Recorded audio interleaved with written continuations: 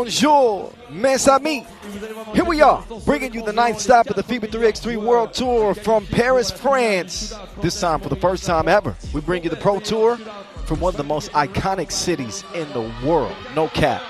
6 of the planet's top 13 ranked teams will lace them up for a shot of 40 grand and a chance to improve their standing with the World Tour final quickly approaching.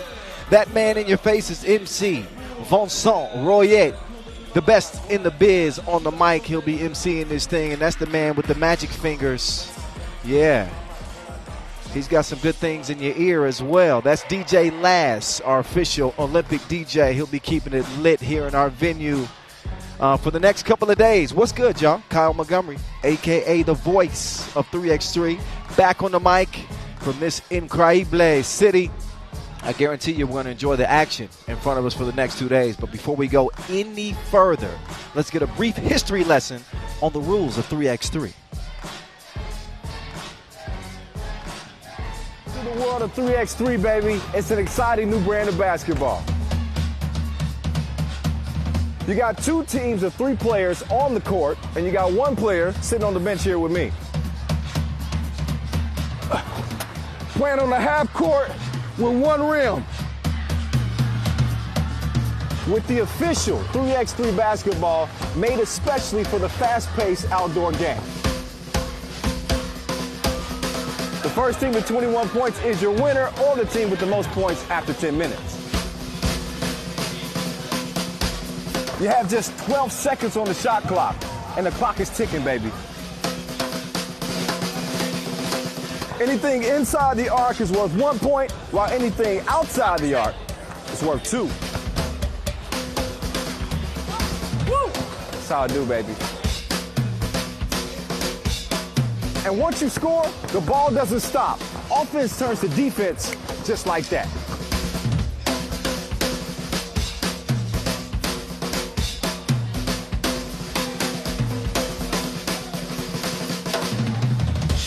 It's a 10-minute sprint.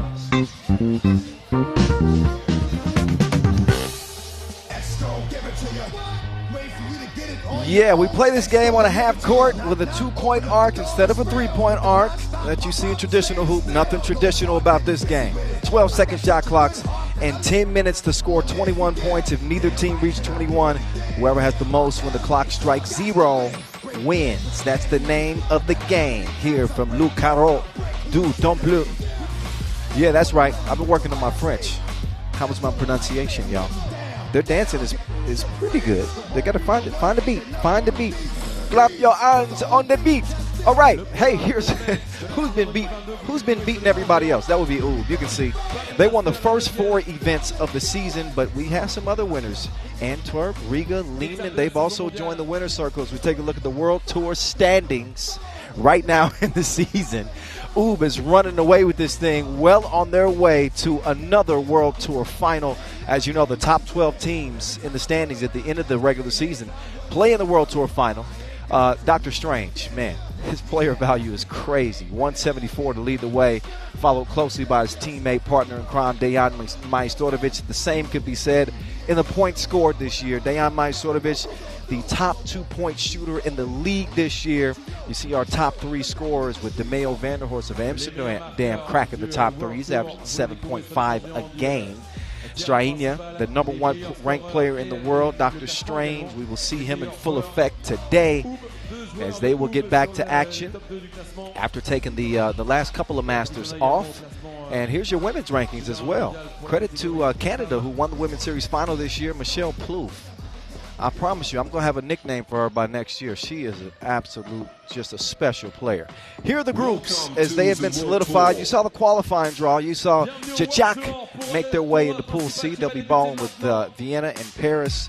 I think Group A is the group to keep an eye on. We're going to see what Worthy de Jong is really going to bring as he's lacing them up against Oob and Danube in that group. And speaking of Oob and Danube, they're going to get us started to start the day. Some other orders of business before we get to the action. Of course, we have to thank our ball and apparel sponsor, Wilson. Without them, it would not be possible. Our official timekeeper, Maurice Lacroix. And our official suppliers for this one, Inleo, Baudet, Skelda Sports. Thank you very, very much as we bring you again this 9th Masters of the 2022 season. I'm hearing Serbian music. Dun, dun, dun, dun, dun, dun. That means Oob is taking the court. Uh-oh. They have been nearly unbeatable. That's right. These dudes have been balling on Hall of Fame this year. They've won 4 of 5 events. They came up short in Debrecen to Antwerp in the final.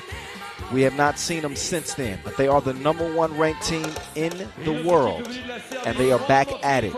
Their first Masters since Debrecen, and they are hungry to get a 5th event title of the year. They're going to go against their compatriots of Danube.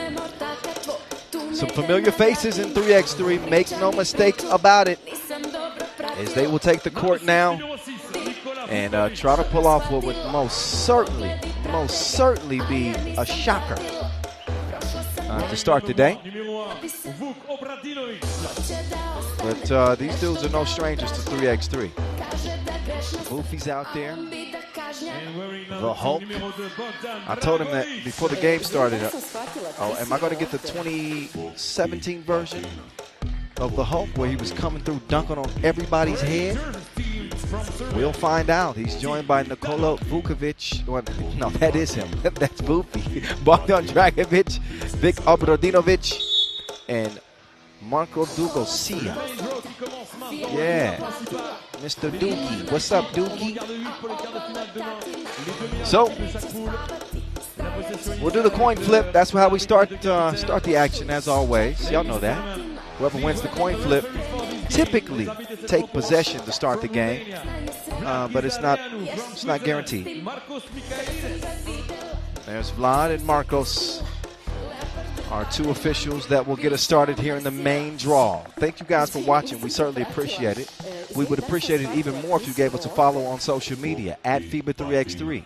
Use the hashtag 3x3WTParis if you want to get involved. I don't know if anybody wants to get involved with that man. That is Doctor Strange. They're getting warmed up. These are the previews before you watch the movie Doctor Strange. This is a whole new series that he's starting himself. This dude is incredible. We're going to see what he brings here game 1 against the Dragon. Bogdan Dragovic, World Tour winner in 2017. One of the most iconic shots in 3x3 history against Novi Sad to steal it. That was incredible back then. I was there. We were in Beijing, China, and Oob has won their only game against Danube on the pro circuit this year. So they'll get back to it. And, you know, a new event may bring new results. I don't know. We're going to have to find out. But it is a Serbian clash. Once again, the Serbians are dominating this 2022 version of the World Tour. Much the same as we've seen in years past. It used to be Novi Sad, but man, here is Oob kind of taking the mantle, and they're challenging some of the things we saw Novi Sad do back in the day with Dejan Majstorovic rewinding the clock. This dude is shooting over 40% from 2-point range this year. And here he is with the rock to start off day number 1 here in Paris. Let's go. Kyle Montgomery, a.k.a. the voice in your ear, and that's a lot of oxygen for Dr. Strange. His first shot attempt touches nothing as the ball will go over to Danube. These 2 teams met at the Poitiers Challenger. A win for Oob. They didn't win that Challenger, though. One thing on near everything else. There's the Maestro. He didn't have the stroke that time. Long rebound goes to the Beast. Marko Brankovic. Here comes Strahinja. Strahinja driving, taking it right at the chest at the Hulk. Do some push-ups. 1-1. Dookie. Oh, Dugosia got his pepper picked. And Dr. Strange will reset from the logo. He's waiting for a screen. He takes it. Now he's going to move left. He's getting on the baseline. He's going to finish with a scoop-de-doo. Oob would assume a 1-point advantage early. The Dragon drive it.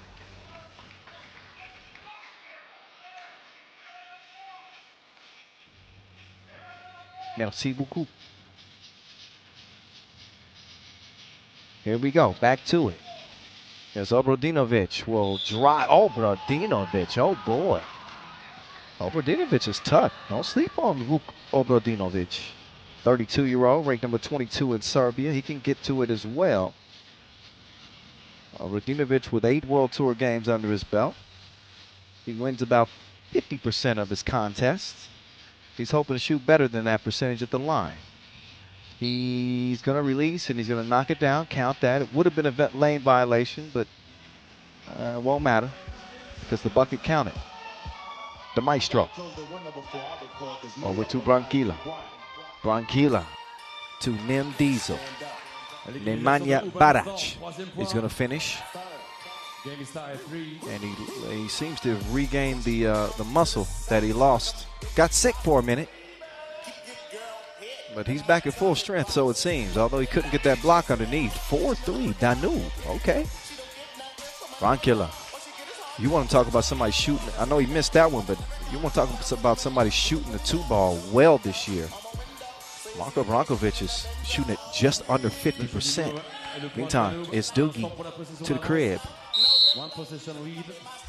Minute and a half in, and Danube is leading here early. I say it all the time. I'll say it again.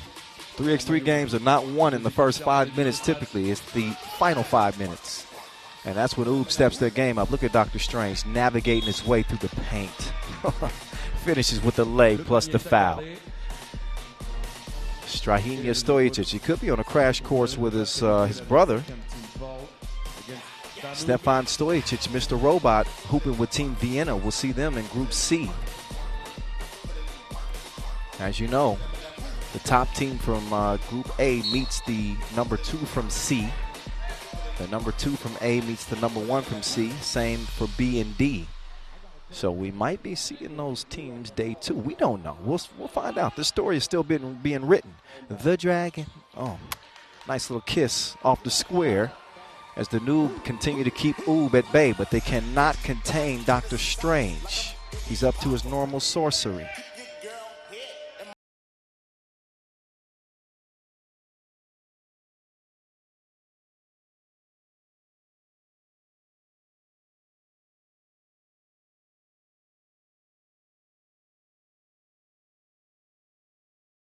I have been wrong before, but I'm not wrong this time. Obradinovic to Doogie. Doogie Hauser to the Dragon. Oh, it's a push. Offensive foul. You got to be careful. So much to look forward to today. I mean, obviously, Oob is back in action. Liman, the other Serbian power, we'll see them hooping in Group B. We got Princeton and New York, Harlem. We got Vienna. We got 6 of the top 13 teams in the world. As I mentioned, string music. He's getting comfortable as Majstorovic connects on his first 2 of the game. Dugosia, though, battling in the paint. He's going to score right back as the Noob trail it by 1. Branquilla will clear it, taking it at Doogie. Oh, what a pass right there. Maybe an underrated part of Brankovic's game. I think he's become one of the better passers in 3x3. He's had some sick dimes this year. Dr. Strange takes Woofy out to the deep end, but he can't connect. That shot is still searching. Oh, there's the Hulk right there. He's going to get the score plus the foul. And up steps Nikola Vukovic. Vuki. One free throw annoncé franc pour le joueur numéro 6 de Danube. Yeah, haven't seen Danube on the tour. Not even once this year. We've seen him in challengers, but first appearance on the World Tour as we bring you the first FIBA 3x3 World Tour ever from Paris. We had the Europe Cup in 2021 right in front of the Eiffel Tower, but we have never had the FIBA 3x3 World Tour here until now. Dr. Strange taking the screen from Barac, threaded the needle. He's a seamstress. 9'8". Is there a masculine version of seamstress? Is that seamster? I don't know. Somebody tell me. Broncula down to the post office. He doesn't have nail yet, but he does have a trip to the free throw line, as he will step up to the stripe after a TV timeout. So both teams get their first breather. It is absolutely necessary in the game of 3x3. The Dragon showing the touch right there, and Dr. Strange sharing the cookie. Why not get it to the maestro? So nobody's made more free throws than Oob. They're shooting it at 78% from the charity stripe this year. As Marko Brankovic will step up himself to the line. He's made 18 of 23 free throws. True to his team's percentage at 78%. You can count on him. Not just the Pro Tour this year, but the Serbians have been dominant in the national competitions as well. Gold medal winners at the Europe Cup. Oh, thank you very much. Abradinovic off the window. It is 10-10, just like that. World champions as well. European champions, world champions. I'll tell you, Serbian 3x3 and that coaching staff and what they're doing is something special this year. Got a new sponsor with Huishan NE. I'd say their money is paying off. Speaking of money, there's Majstorovic giving his 2 cents. One flick of the wrist. He gets a 2-for-1 discount. As Oob lead this thing 12-10. Take another look. And this is shooting 101. Quick trigger. And he's going to find his mark more times than not. Dugacia and Barac with a collision. That's an offensive foul called on Mr. Doogie. 5 fouls on Danube, 4 on Oob.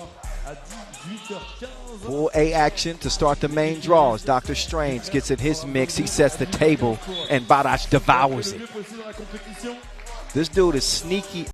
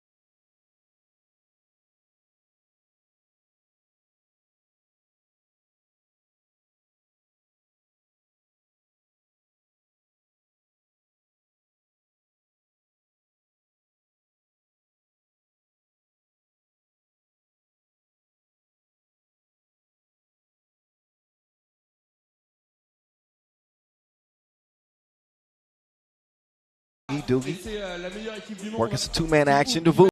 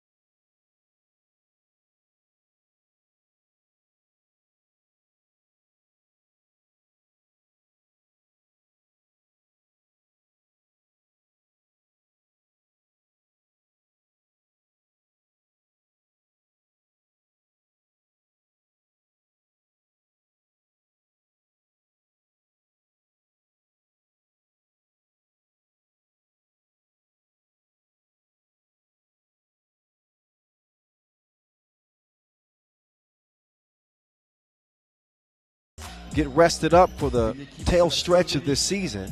Only 2 more Masters remaining, regular season Masters that is. We'll have a stop in Riyadh, and we'll have a stop in Hong Kong before we get to the World Tour Final in Abu Dhabi at the beginning of December. So a good test for Oob to start things off. And that Utrecht game is not going to be an easy one either. We're going to see how this one plays out. We still got 3:55 and counting left, as the Dragon didn't have to touch that time.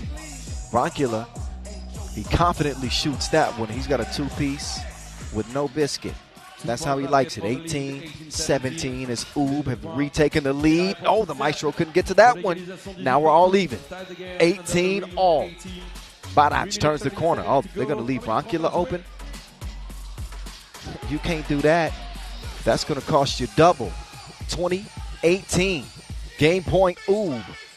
The Dragon streaks in for the layup.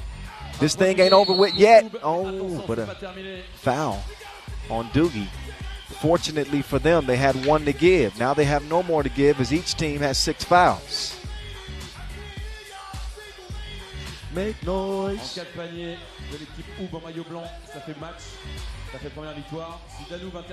Dr. Strange, he's been so good with the game in his hands. He's attacking the rack. Missed it. Dugosia, I think he took an inadvertent elbow to the top of the dome piece when Strahinja came down. But he's got a hard helmet. He's going to be okay. Timeout on the floor in a 19-20 game. It's been back and forth between these two Serbian rivals, I guess you could say, friendly rivals. There's that last feed on the inside to Bogdan Dragovic, MVP of that 2017 World Tour Final. Got an out-of-bounds challenge, it looks like here. So we'll see who this possession who will get this possession. Sometimes you'll see these late challenges because teams want to get some extra win. Can't be mad at them for that. But a nice game to start the main draw. Top 2 from each group advance to play tomorrow. $122,000 in total prize money is what's at stake. And, of course, the $40,000 grand prize, which we've seen Oob win 3 times in the regular season. The Utsunomiya opener was $50,000. Not too shabby. Take another look at that last miss, and that's where you see Dugosia, who took the shot. As that one went out of bounds. That was the play that was contested. That challenge is lost. So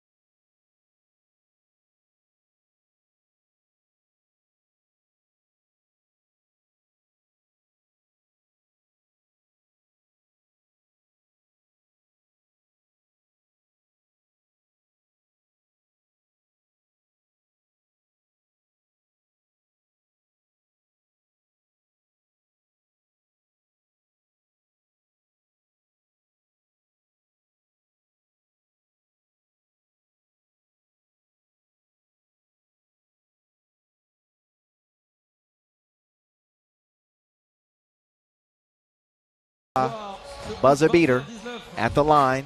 A little bit anticlimactic, but yet and still, it is what it is. 21-19, Oob over Danube. And again, a nice test to start the day. So obviously Oob have a big target on their back. And they got the best from Danube. And they were able to withstand the storm. They're late as we swing it over to our senior communications manager and reporter extraordinaire, Julian Above, who's with Dr. Strange.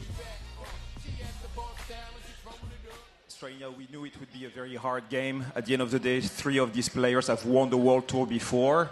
How big of a test was it for you and your team? We come in this game. We know today are a great team. They have great experience. And we know it was a tough game. But we have luck in the end and we win this game. You won the first 4 Masters this season. Since then, other teams have won. Antwerp won 1, Riga won 2. What did you think about those 2 teams starting to win Masters as well? I just have to say only Antwerp win when we play on Master. Thank you. Trainja stojačić for the post-game interview team Huishan Eni. Strahinja Stojačić. He is a unique individual. I don't know what he said, but it sounded like it had some extra spice to it. What did he say? I'm going to get complete confirmation on that. But it sounded like he made a statement that was worth listening to again. This game was worth watching twice. This was a hell of a game, wouldn't you say? And if you're from Serbia, who do you cheer for? I guess it's a win-win situation. Oh, I think Dr. Strange said that only Antwerp beat them. So they're not too concerned with Riga. And let's not forget about Liman, who are Masters winners as well. So listen, they're here. Riga's not. Riga's probably watching right now. They can't wait to tangle with Oob again. I'm certain of it. Meantime, nobody there to tangle with Barac as he got up above the rim and threw it down. As I mentioned, Brankovic is shooting the heck out of the 2-ball this year. And he helped lead the way. Got the fortunate bounce right there. One of a trio of 2s for him. And his team comes out victorious. Victorious in game 1. How about we go to Pool B action? I mentioned Liman Huishan Eni. They're sponsored by they got the same sponsor as U, but they're a different team, obviously, representing Serbia. They'll be going up against Prebold. First time seeing Prebold on the World Tour this year. I personally am anxious to see what they bring. Liman, who won it all in Utrecht. This is a team that's trending upwards. They've won 25 straight in the challenger phase, 5 straight challengers. And we finally saw it translate to the World Tour level in Utrecht. That was a competitive tournament. Really enjoyed that Utrecht Masters, the first time ever there in the Netherlands. So Liman now take the court.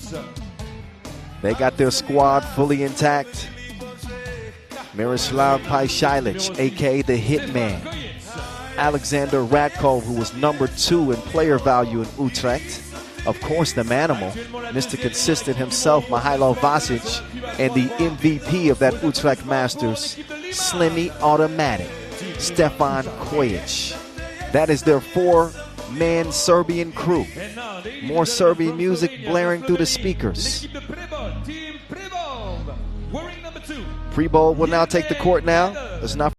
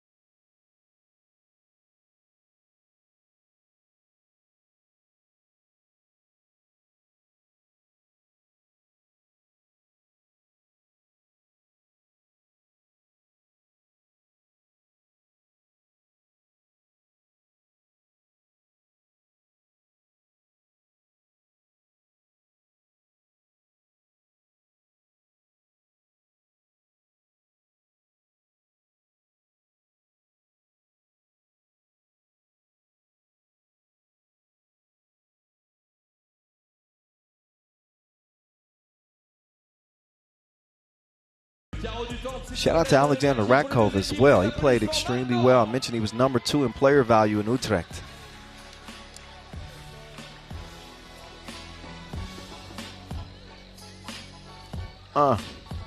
Yeah. They're about to make me flow. Oh, okay, never mind. DJ Lash changed the beat. I think he saved us all. So Kojic leading the way for this Liman team. He's their top scorer on the season, averaging 7.1 points per game. They start with the rock. Vasic trailing him by only 1 point in terms of the scoring this year as the hitman makes his move, a quick foul. That one called on Prebold.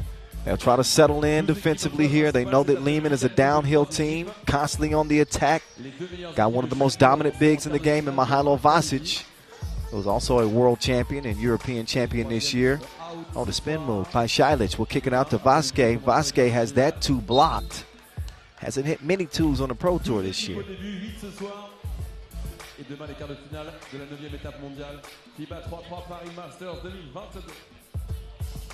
Prebold trying to pull off an upset here in Pool B action. I was going to say nice action on the slip, but an offensive foul is called. That's how we got so free. Pajsilic opening up the possession. The hitman will give it up to Slimiotto. The bearded bandit doesn't come away with a shot, but he does get the rebound. This time he tries it from the corner. He's billiards balling. 2-ball corner pocket, 2-0. Rakov lost some rubber on that move. Meantime, Kojic, nice tip out pass to Pajsilic. He couldn't connect. Now Prebold. Oh, Prebold. Beautiful spin move by Pajsilic. No choice but to foul. You want to talk about a dominant post player. Andrzej Prebold was, I'd say, top 2 or 3 in terms of interior scores. He's got 3 World Tour wins. He won it in 2014 in Lausanne. He won in Chengdu in 2017. Now remember, we went to the Panda Museum. And in Saskatoon 2019, that was their last win. He was with Team Piran then.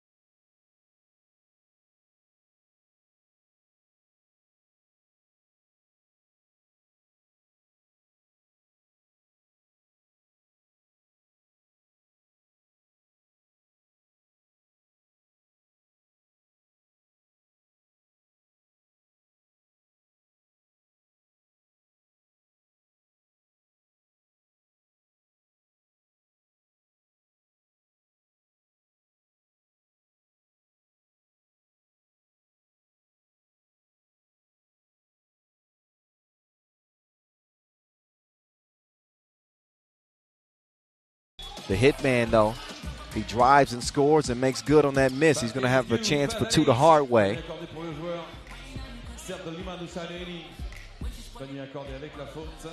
Miroslav Pajsilic, we saw him really catch fire last year, MVP of the Europe Cup 2021. He also was MVP of the Debrecen Masters last year as well. And he's good at the line. It's a 7-4 game, 3-point difference. Oh, looking for another. That double was missed.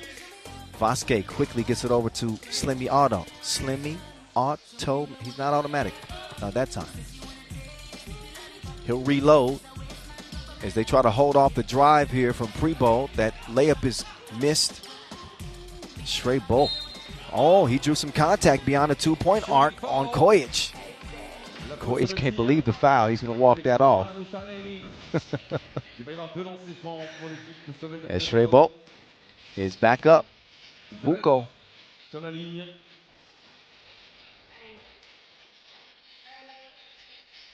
Prebold. Good working on those free throws, huh? Knocks down the first of 2. And the second one, no. Splits a pair. But Prebold is within striking distance. We saw a good game to start today between Danube and Ub. And it looks like we got the makings of another good one. Slick pass. Rakov is hacked. I was speaking of all the accolades of the members of the Serbian team in particular. Let us not forget we got 2 Olympians on the court in Vasic and Rakov. That's an honor that they won't ever forget, either one of them. Rakov only 30 years old, too. Bronze medalist at the Olympics, gold medal winner at the Europe Cup, and good at the free throw strike. 3-point game is the result. Prebold moving well. Prebold, he's licensed to shoot. He misses, and whoa. Now he's destroying company property.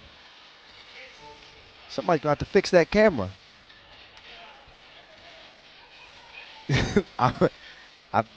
Somebody let him know. We got to get the technical staff on this. Look at the camera. We need that view for some of our athletic players that go to dunk later. We like the bird's eye view.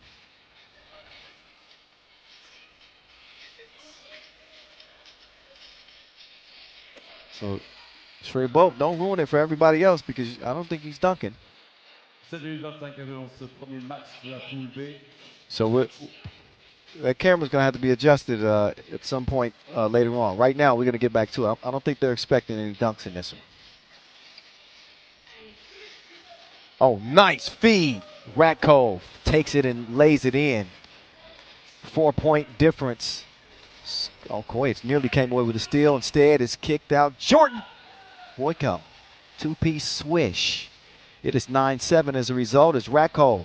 Oh, crossover, but lost the handle on it. Had the butterfingers that time. Vincent Royer is coming and stealing cookies from us. Get the mic and go back. Huh? He says cookie time. Clap your hands. 2 more. That's my best Vincent Royer impression. Nope. Wipe that one away. That foul's on the floor. And a timeout on the floor. TV timeout, that is, with 6:53 left in this one. A tight game between the Slovenians and the Serbians. I mentioned those 5 challenger wins for Liman. So they're on a hell of a streak at the challenger phase. Meantime, Kojic continues to fire at will. They won the Novi Sad Challenger. I was there for that one. They won the ING Hamburg Challenger. They won the Lepic Challenger. They won the Energy Shukbatar Challenger. They won the Penang Challenger. And, of course, they won the Utrecht Masters. I'd say a pretty dang good season so far for Liman, who are locked in and ready to head to the World Tour Final and defend their crown. They're number 2 in the World Tour standings. Top 12 make it. I'd say that they're in. Vasic taking his time. Decides to get it out to the hitman. Oh, by Shilic. He's got another gear. Taste the vapors. Make that, matter of fact, taste the rainbow. How about that 2-piece from Černic Ledl? Vasquez to Rakov, back to Vasquez. Teamwork, making the dream work. It's Liman back out front by 2. Ooh.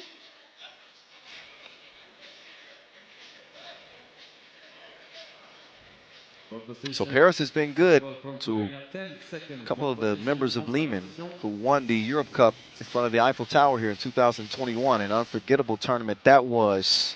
Oh, that was deeper than a diver goes. Lettle is settling in. Lettle is firing the lead. Good contest there to prevent Kojic from the layup. It's 11-11. 5:48 and counting. The hitman on the move. He's got Ratkov on the cut like Neosporin. Y'all got Neosporin in Europe? 1 point game.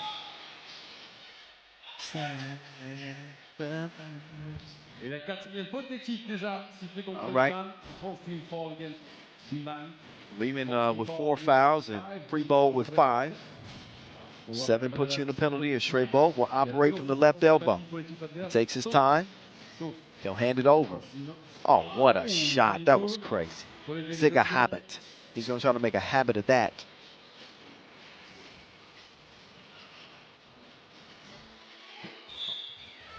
Oh, call for the reach-in foul. That means no more to give for Prebold, as Habit will have a seat.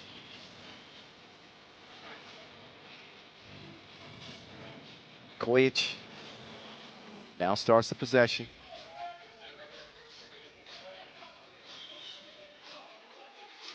Oh, that good defense.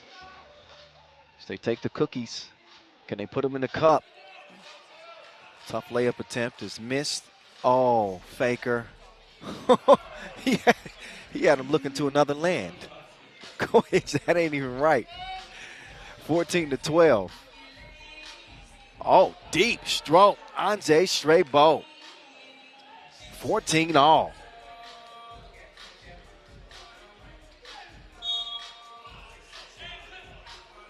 Block and foul, that's number 7. On Prebold, couple of free throws upcoming.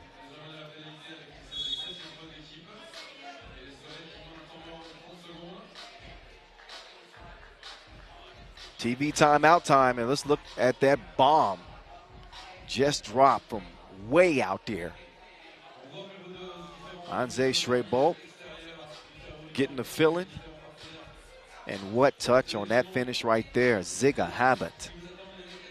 There's Kojic coming off a 43-point outburst in Utrecht. And MVP honors for him. I gave him 38 earlier. I shorted him 5 points. My bad.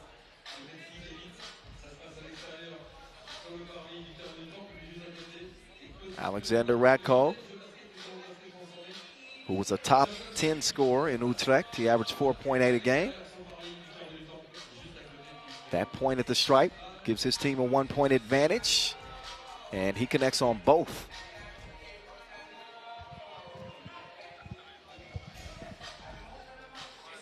Oh, loose ball. Oh, Paishailis can't come away with it. Now he does come away with it. The hitman whips it to the corner. Ratkov all day long. On target like an infrared dot. 2 from the corner makes it an 18-14 game, and Paishailis just trying to hold his ground against Buko. That's a tough ask. He's whistled for the 5th foul on Liman.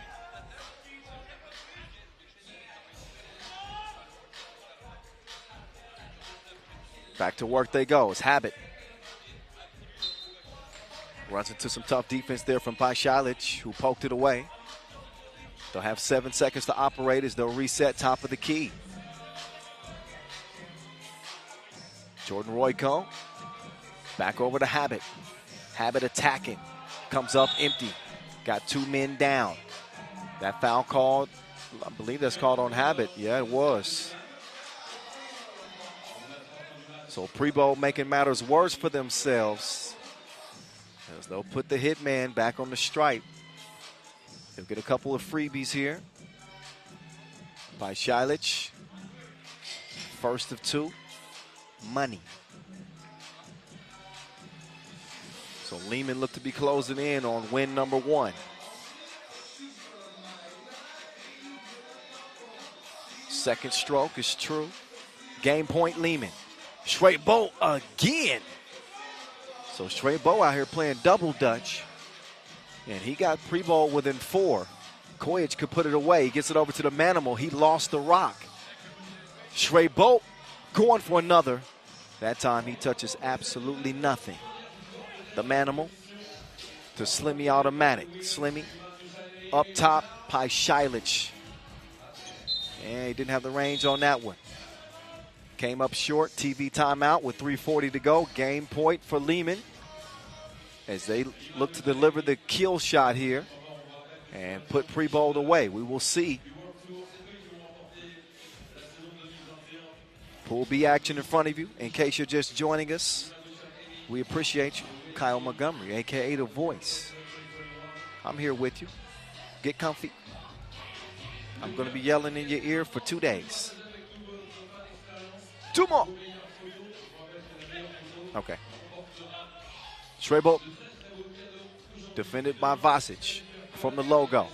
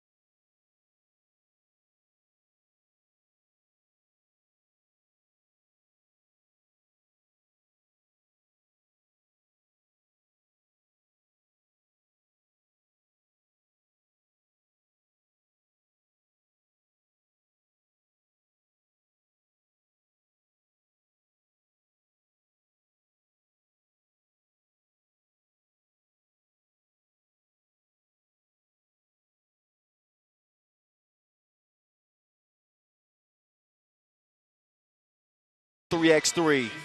They shake hands. Thanks for playing, but this one's a done dilly.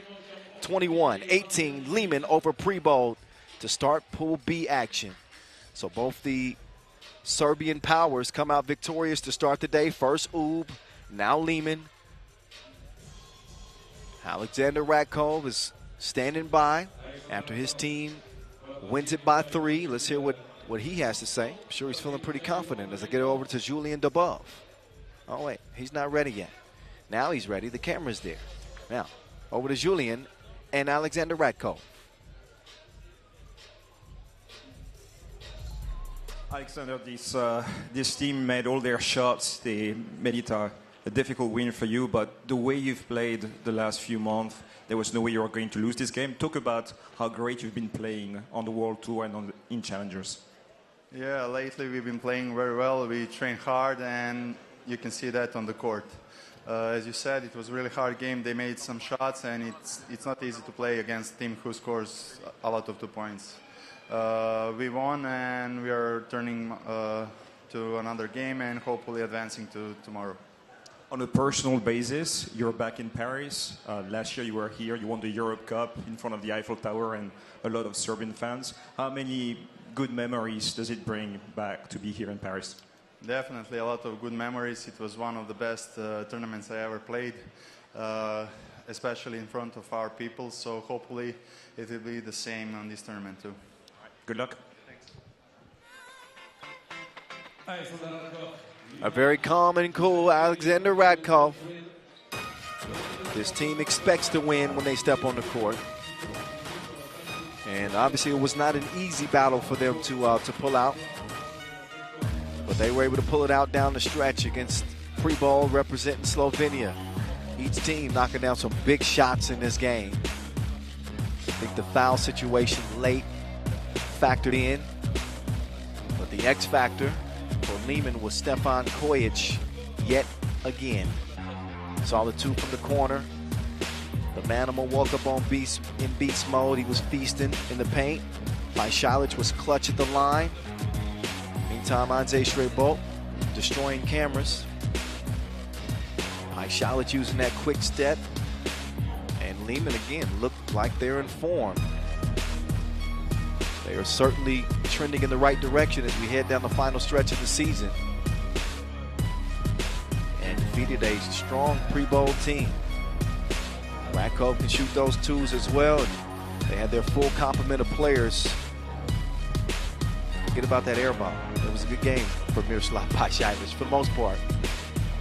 As his team again, they win it 21-18.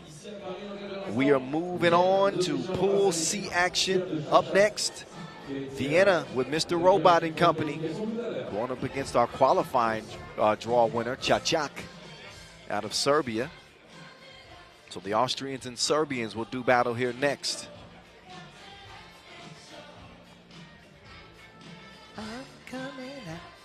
About 4 minutes away from getting that one underway. But Vienna come in with high expectations. They've been looking to take that next step this year. We saw them in the Utrecht Masters. They finished 6th. We saw them in Montreal as well, where they made it to the semifinals. Their 3rd time on the tour this year. An 8th place finish in the Utrecht opener. So they just been chomping at the bit.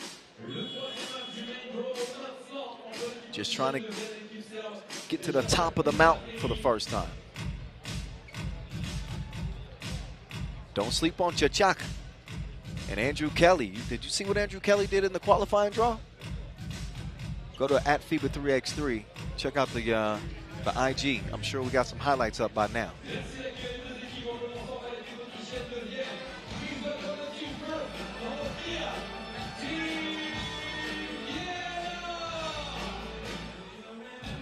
Team Vienna, they'll be taking the court first.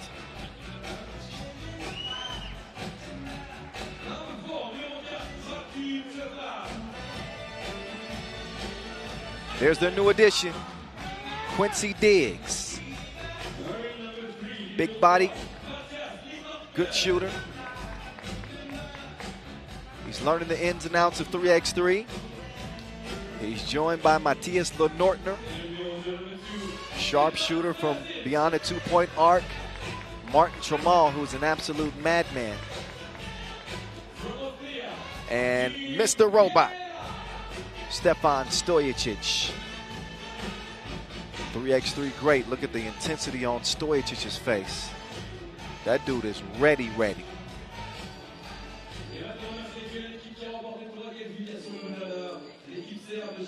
So Vienna currently 10th in the World Tour standings coming into this contest. They're the 3 seed here. So right now they have a shoe-in to the World Tour final. And if they make a deep run here, I think they're going to put themselves in great position to be one of the final 12 to play in the World Tour final. They got a chance to scout Chachak, who came out of the qualifying draw with 2 big wins. They got a 14-point win over Athens, and before that, they beat Bielovar by 9. Now as they enter the main draw, obviously the competition is going to step up a notch. Will they be up to the test? We'll find out in this next 10-minute sprint. Andrew Kelly, Hairan Huang, Milos Milovanovic, and Vladimir Djerdjovic.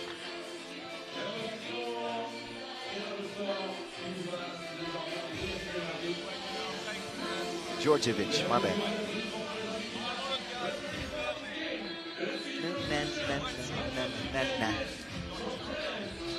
Marcos Michalides and Najib Shajidine. They will officiate game number 3.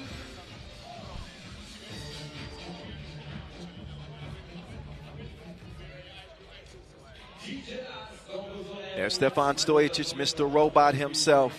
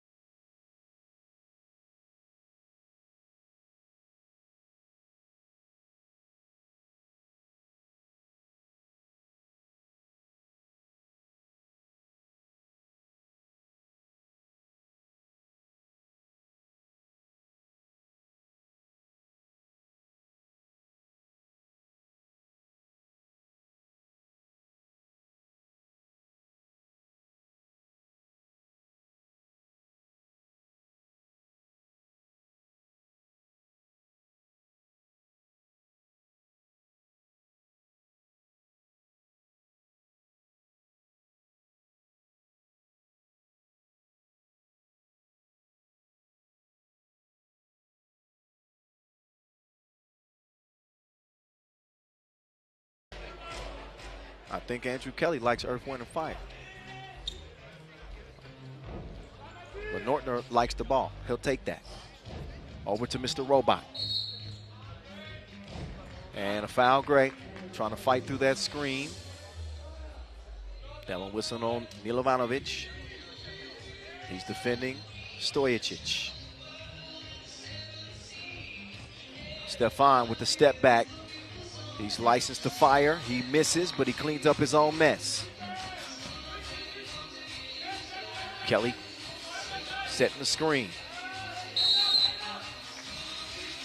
Kelly is able to draw the foul on Stojicic. He had his hands on his waist. So rebuilt Mr. Robot will defend the top of the key. So get it over to Kelly. He's being harassed by Lenortner. Kelly on the attack. He'll scoop it out. Huang. That shot is contested well as Lenortner will get the rebound. Kelly is whistled for the foul.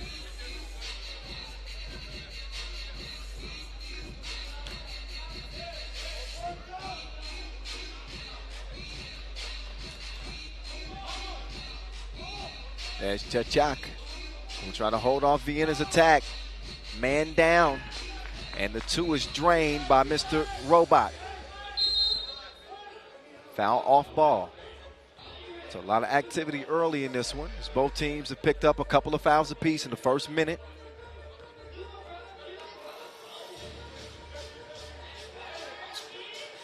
Chachak still looking for that first bucket. Kelly hands it off. That's a good look from two shooters. Touch as that one trickles in. Vladimir Djordjevic. So Djordjevic is a capable shooter. We saw Huang connect from two-point range as well. This is a team that you got to respect beyond that two-point arc. Things could change very quickly if they get some good looks. Stojicic to Q. Q-Dow, back to Mr. Robot. He looks opposite. Martin Tremont missed it.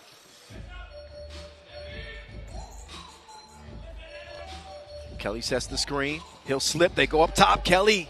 He's going to deliver that package air mail. Quincy Diggs down to Tremont. Tremont, he wants to look at two. That's a wild shot from the wild man.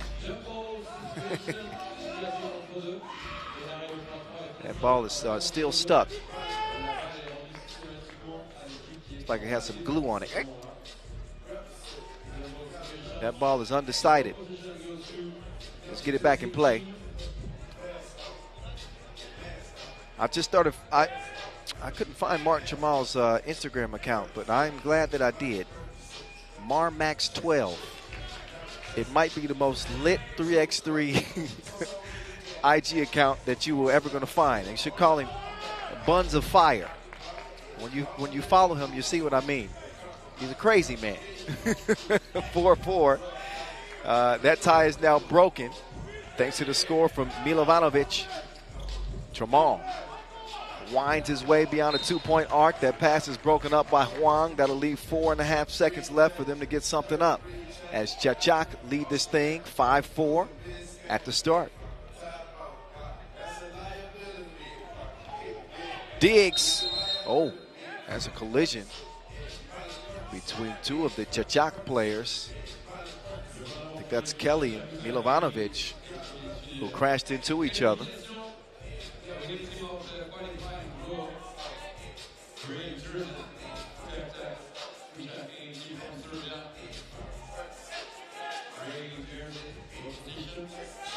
Milovanovic to Djordjevic, and this time look at Stojicic. He cannot believe it. He's whistled for yet another foul. That's number 4 on Vienna now. Diggs defending. Mr. Robot in hot pursuit. They got Kelly on the slip. He doesn't get the package. That shot is missed. Loose ball goes to Vienna for the moment. Diggs will recover. Diggs going to the spin move. He blew a tire, then it's blocked at the rim. Good defense there from Djordjevic.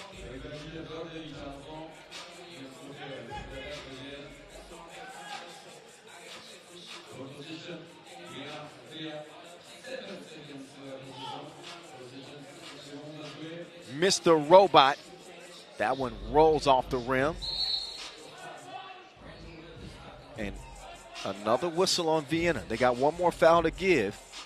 So 2.5 minutes in, they have not played their best defensive game in terms of the fouling.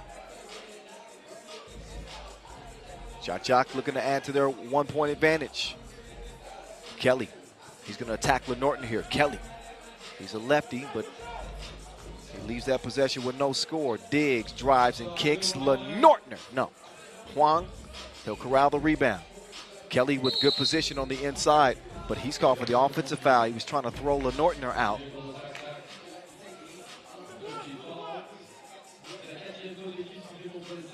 And make no mistake, Lenortner is a strong defender.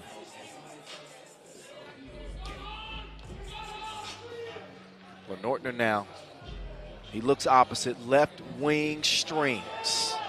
Tramal.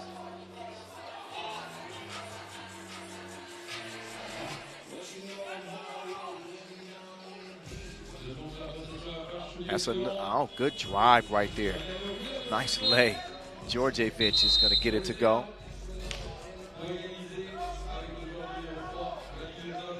So we got a 6-6 game, y'all.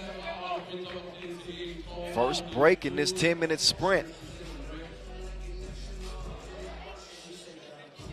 And so far, so good for Jacek.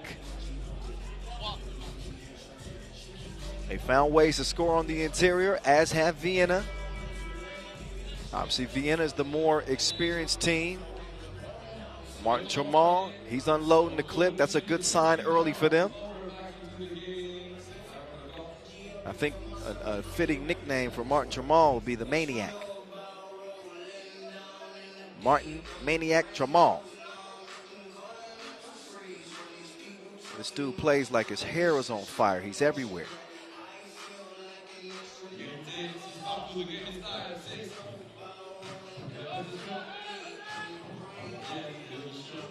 Diggs to Lenortner. 6-6 after the miss. Kelly, I don't think Kelly's got a bucket yet. So much attention is being paid to him. Is getting other opportunities. No, they wipe it away. Official Najib says that foul was on the floor. In fact, a double foul.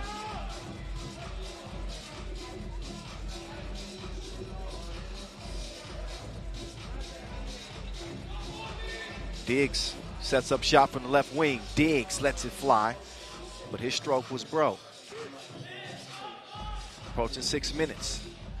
Behind the back move. Oh, dime time. What a setup to Kelly. Diggs with a strong drive left. He reroutes. Goes east this time. The fake. Oh, that is thrown out. Andrew Kelly.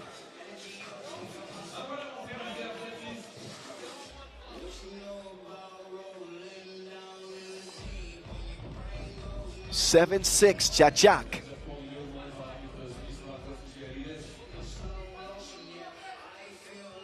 So that's only going to leave 0.5 for Quincy Diggs to get a shot in the air.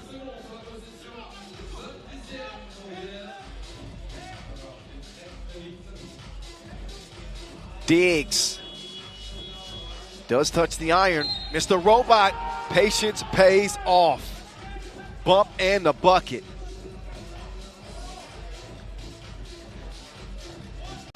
So Stefan Stojic can make it a two-point play and could put Vienna in front here as they find themselves in a battle with the Serbians. The Serbian puts it in from the stripe. Oh, that's a grown man drive right there. 8-8. Stojic operating from the Inleo logo. He's gone. Kicks it to Diggs. Diggs with a good look. He's starting to cook. 10-8 as the two-piece falls through. Oh, he's a cookie monster as well. He's got a sweet tooth. Now he's on the drive. Sweet lay. 3-point advantage here for Vienna. Look at the arc on that shot. Nothing but air. So Vienna will take over. 5:14. Oh, maybe not. Spoke too soon. That ball was actually tipped. That's why it was an air ball. Okay. So Čačak. They'll have it with nearly a fresh shot clock. 8 seconds to work with now. Oh, nobody there. Uncontested layup. That's easy breezy for Djordjevic. One possession game as Diggs will give it up. Tramal. Tramal now. The drive, the score. Good touch. Now Tramal might be in trouble. And the athleticism of Kelly just too much. Kelly now using those long arms to poke that one away. So the shot clock chopped in half for Vienna. They got 6 seconds. Past the midway point, 4:39 left. And Čačak won a timeout. They want to talk things over. So we've seen all the top seeds really tested so far today, from Ub to Liman to now Vienna. Both Ub and Liman were up to the challenge, and they came out victorious in their contest. We're going to see if Vienna can hold off Čačak. High expectations for this Austrian team as they are the 3 seed. They won the Edmonton Challenger. Finished runners-up in Chuk-Batar. Made it all the way to the semifinals of the Montreal Masters. Mr. Robot on the drive. 13-10 now. Oh, what a pass. Man, he had the right measurements on that delivery. Now Stojacic to Lenortner.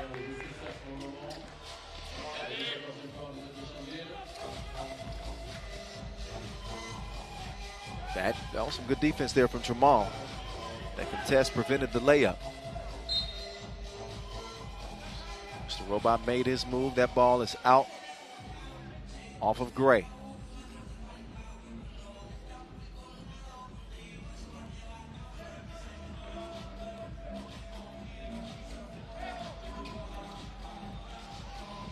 Mr. Robot couldn't connect that time. Quick clear from Čačak. They're doing a good job moving the ball. Not such a good shot there, but a ticky-tack foul on Nortner, who got caught reaching in underneath. That is the 7th on Vienna as we reach a TV timeout. There'll be 2 free throws to follow once we come out of this break.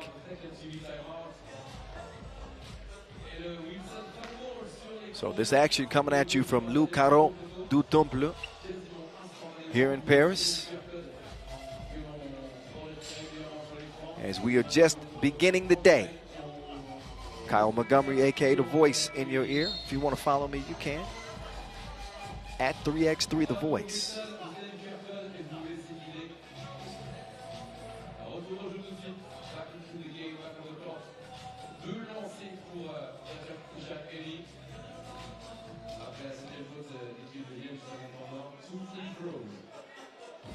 Kelly, good on the first of 2.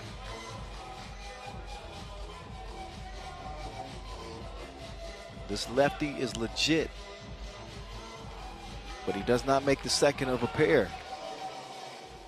So the lead still remains at 2. Diggs with the move.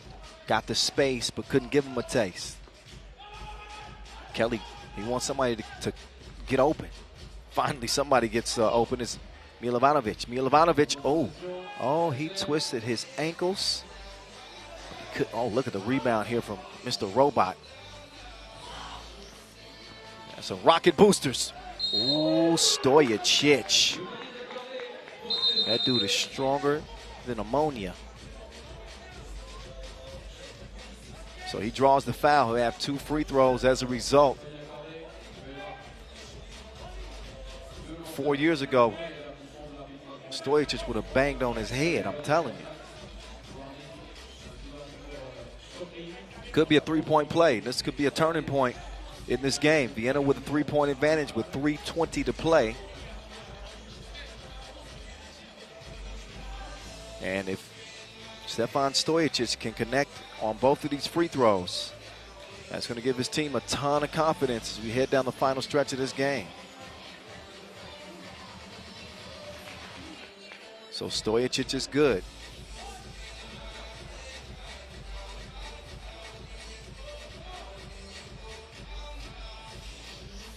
Second one, yes, sir.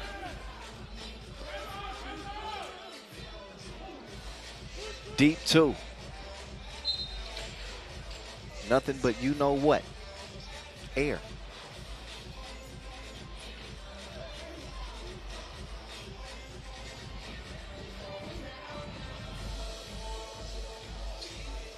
Mr. Robot resets with a 5-point advantage. LeNortner left by himself. Now he, couldn't connect on the two. That one goes a miss. Oh, nice pass. Kelly with the vision. Giving Mr. Robot no space. Oh, in and out. No finish at the rim. LeNortner, he follows up.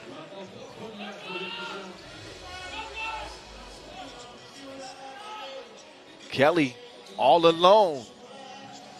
Still missing. Chachak, they got to find a way to put the round thing in a round thing, and that's an easy way to do it. So the layup from Djordjevic makes it a 4-point contest. Stojacic was thinking about the two. Instead, he's going to let LeNortner pull the trigger. He fires a blank. Tramal will recover. Mr. Robot back over to the Maniac. Back over to Mr. Robot. Mr. Robot. He got range like a Texan. 20-14. Game point. Vienna. They've reassumed the lead.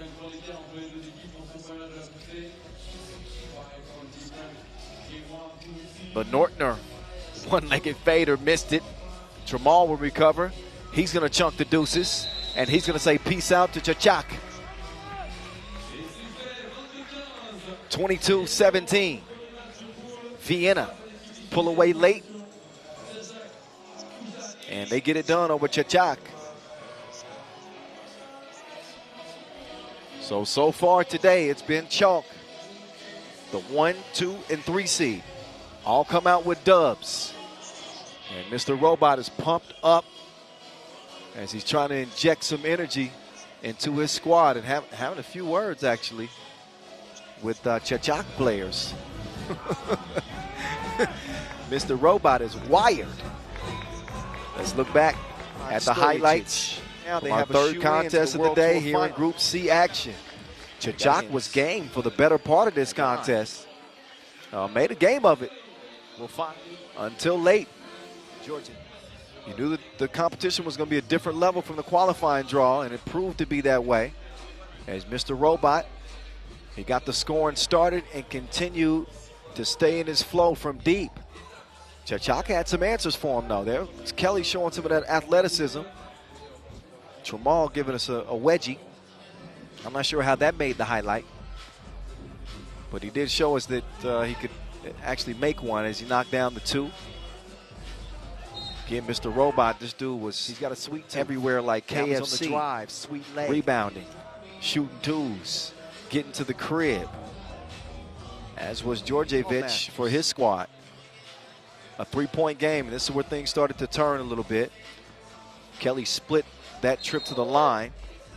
A foul and a score from Stojacic as the lead started to open up for Vienna at that point. And Chachak had their backs against the wall.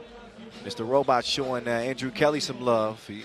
Deservedly so. Kelly's a good player, but his team is going to have to go back to the drawing board as they start off 0-1. Got Paris in this group as well. Paris, who made it all the way to the final of the Utrecht Masters. So Chachak's going to have their work cut out for them their next contest as well. Can't wait for that Vienna-Paris game as well. That's coming up later. Let's get to Pool D action.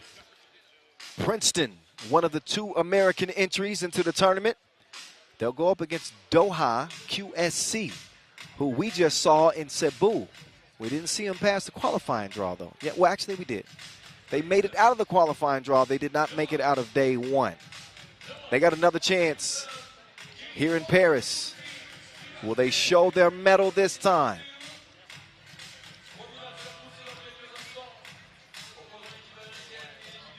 Princeton, they've had a 3-year drought since their last and only Masters win. They won the Los Angeles Masters in 2019. Kareem Maddox taking home an MVP in that tournament. He's back to lead the Turtles into action. There's Isaiah Wilkerson, the Junkyard Dog. He's joined by Damon Huffman. Huff amazing. CB4, Canyon Barry. And the Madman, Kareem Maddox. So you got 3 members of that 2019 gold medal winning World Cup team, and Maddox, Barry, and Huffman. Wilkerson's the new addition. Yeah, he's getting into his groove. I see you. They come in ranked 9th in the World Tour standings. And Princeton is another one of these teams that are kind of on the fringe, as the top 12 will make it to the World Tour final. A deep run, obviously here in Paris, is going to improve their standing and give them a good opportunity to be represented in the final 12 at the end of the year. And that's what you play for, the World Tour final title. Coming out in blue are their opponents. Doha QSC.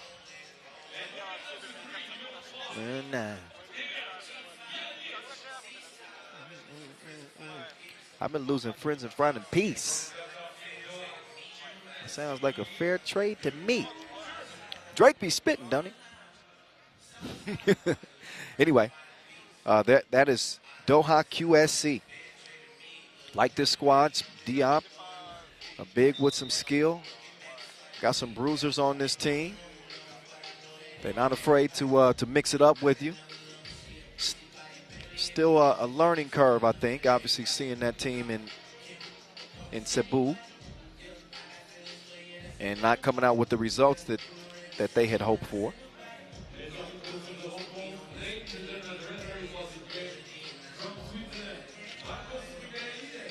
Marcos Michelides and Yasmina Uris. They will handle the officiating duties in this one. Doha's 4 with, again, Abdul Diop, Alaji Magasa, Dejan Janic, and Mohamed Abdelkawi. They are the 12th seed. They got in via the wild card. There's the Madman, stands 204, 32 years old. The multi-talented Kareem Maddox. He's a podcast specialist. Now part of the staff of the Miami Heat. So he's doing double time. Was able to make it here. Hold on to your passport, man. Madman made a mad dash to get here to Paris.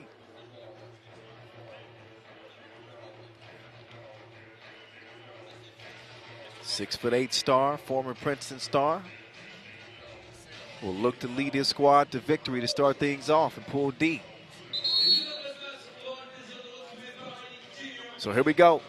Kyle Montgomery at 3x3 The Voice here with you. Going to narrate this Pool D contest between this Doha team making their second appearance on the World Tour this year. For Princeton, we haven't seen them since the Montreal Masters, where they finished 7th, a 6th place finish in Debrecen. And they started off the year well. They finished 2nd at the Utsunomiya opener. But the Turtles slowed down after that. Huffman running the arc. Huffman putting it up from deep. High rebound to Magasa. Oh yeah, that's an offensive foul for certain. Magasa's a high flyer, big dude, 198, 22 years old. plenty of energy. He's going to make things difficult on the interiors. Kenyon Barry sets up. Barry is very good, especially when he puts that ball on the court, drives and scores. The drive and the kick, Diop. Diop swings it out. Off balance shot. Ridiculousness. What a hit from Dejan Janjic. Janjic was a bright spot in Cebu. I know that they lost day one, both of their contests. They came up winless, but Janjic, this Serbian is, oh, this dude is dangerous. He needs to come with a warning label, some yellow tape around him. So that one goes plus the foul. He's going to get a chance for a two-piece combo. Put some salt on his fries. 1 point advantage for Janjic. Make that 2. Oh, and they miscommunicate. Huffman and Maddox.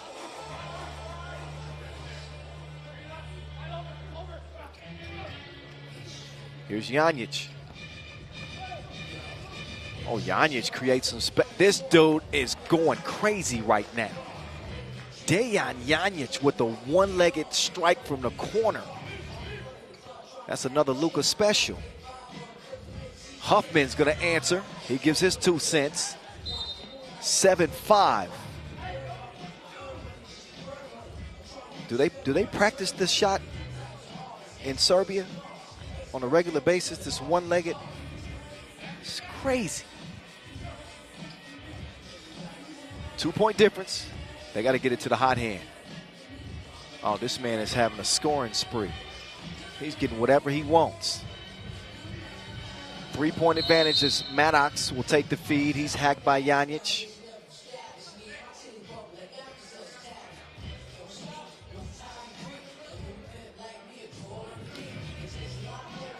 Here's Barry now, assessing the defense. Oh, got his pocket picked. Right place, right time as Janjic delivers the pass that will put Doha up by 4. Now Barry navigating through traffic. Barry puts it up on Diop. Can't get the score. Maddox can't. He can get the rebound. Huffman, good look. That dude shooting with a scope. 9-7 as the second 2-ball for Huffman. Drops through. He'll check out. And Isaiah Wilkerson will check in. Zayde over to the Madman. Zayde wants it back. Up top to Barry. Jab step. Wilkerson now. He'll drive and kick. Sets up the Madman. Touch nothing but glass. So a shot clock violation. Princeton has been a little bit, just a touch out of sync to start this game. Thanks to Huffman's twos, though, they've hung in it. There's Dejan on the run, and he's fouled again. Janjic has been a terror. Janjic, he's been a problem so far in this game. He's got a trio of twos. Knocked down a free throw. Now he's back up to the line, shooting 1 here. I'm trying to think if anybody else has scored. Has anybody else scored for Doha, QSC? I don't think so.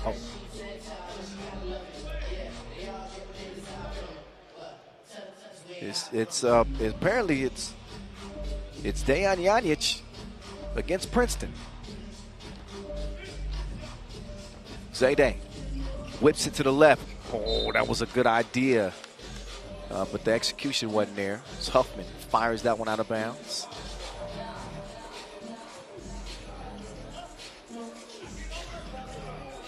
Oh, Diop, offensive foul. He swung that. No, that was Magasa, actually.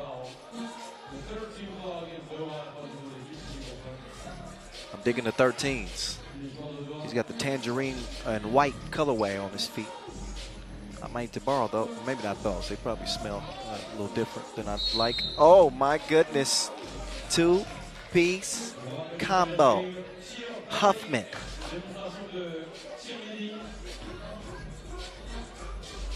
So Huffman has been on fire for Team Princeton. He's looking like that 2019 World Cup final, Damon Huffman.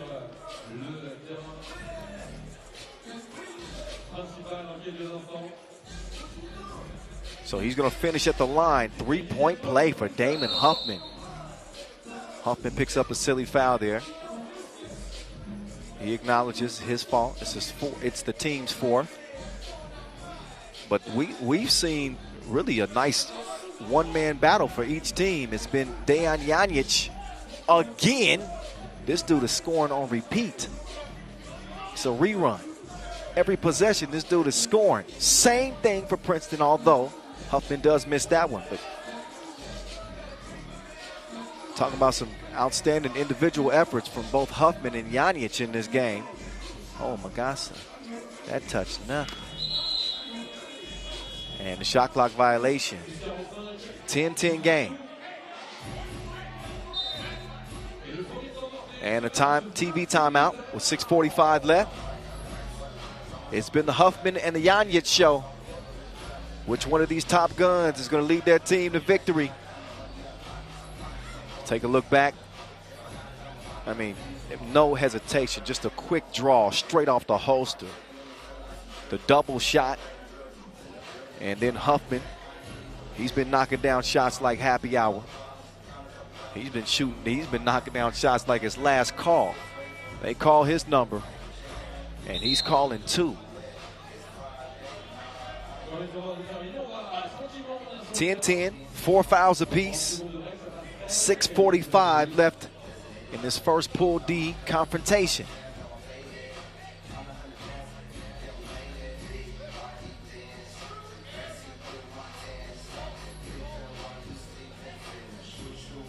Here we go. The Junkyard Dog will open the possession for Princeton. Barry takes the handoff. Back over to Zay. Zay steps right in that two. Get that out the bottom of the net. 12-10. Janjic, no sir. That one defended well. They don't want to give him any clean looks.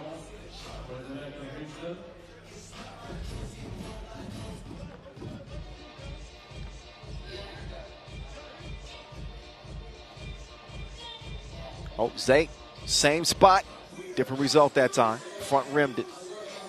Princeton with a 2-point advantage. Janjic navigating traffic. He's going to reset left wing. Takes the screen. Maddox has seen enough. Now Zay driving. Wrong flavor scoop. Kicked out to Barry. Barry. Oh, yeah, that was plenty of contact.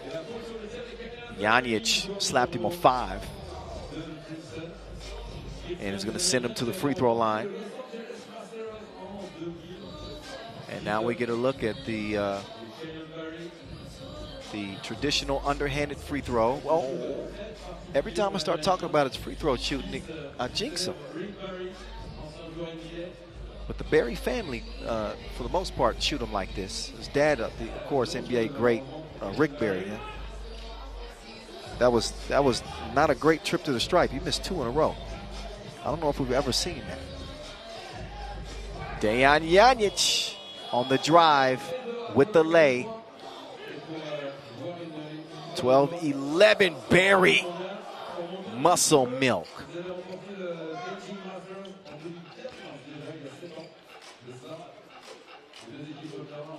Two-point game. Good defense there from Barry. Oh, Magasa tried to save it, but he stepped on the line. Probably would have been better suited if he just let it go out of bounds. They would have probably saved him at least a second or two. Instead, Barry will get the possession from the logo. Madman from the left elbow to the Junkyard Dog. Back over to Maddox. That's bad spacing. Now Zay with 2 to shoot. All oxygen. Stays where it's at, 13-11. They got to find a remedy here for Janjic. Janjic with the up fake. And good defense there from Wilkerson. Magasa's going to spin free. Fakes the pass. And he'll make his way to the line. He's fouled, got Maddox off his feet. That is foul number 5 on Princeton.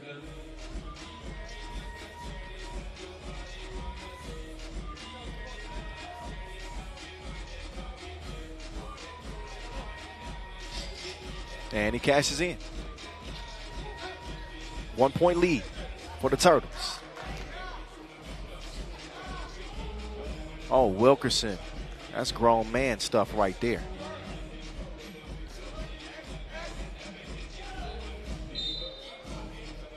That ball lost out of bounds. I believe Princeton touched that last. They did.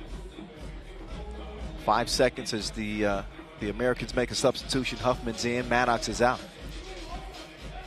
Janjic could knock down the fade away too. Magassa, whoa! Casa almost had a face-to-face confrontation with Magassa. That was scary. 14-12.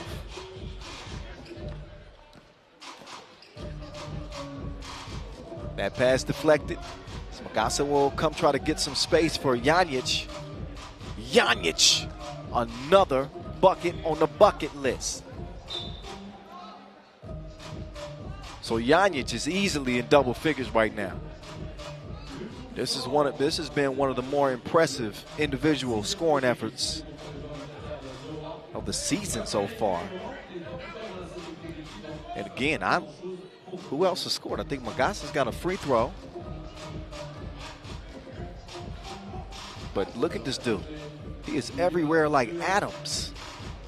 Janjic with the steal and then the deal. 14-14. Nice fake from Wilkerson. Oh, but he missed the shorty. Diop. Ooh.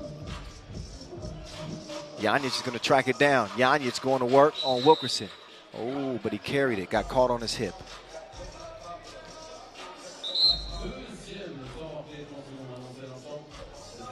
So timeout on the floor. A TV timeout. So we're now under 4 minutes to go in a 14-14 deadlock.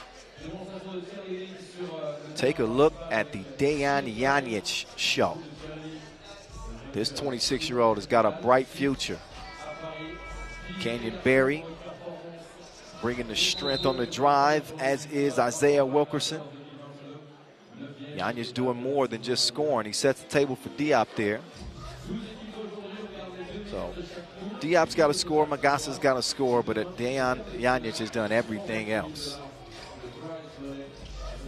Maddox, oh, he got his stuff blocked viciously. Magassa with the hand of justice. Now Magassa, pass is nearly taken away.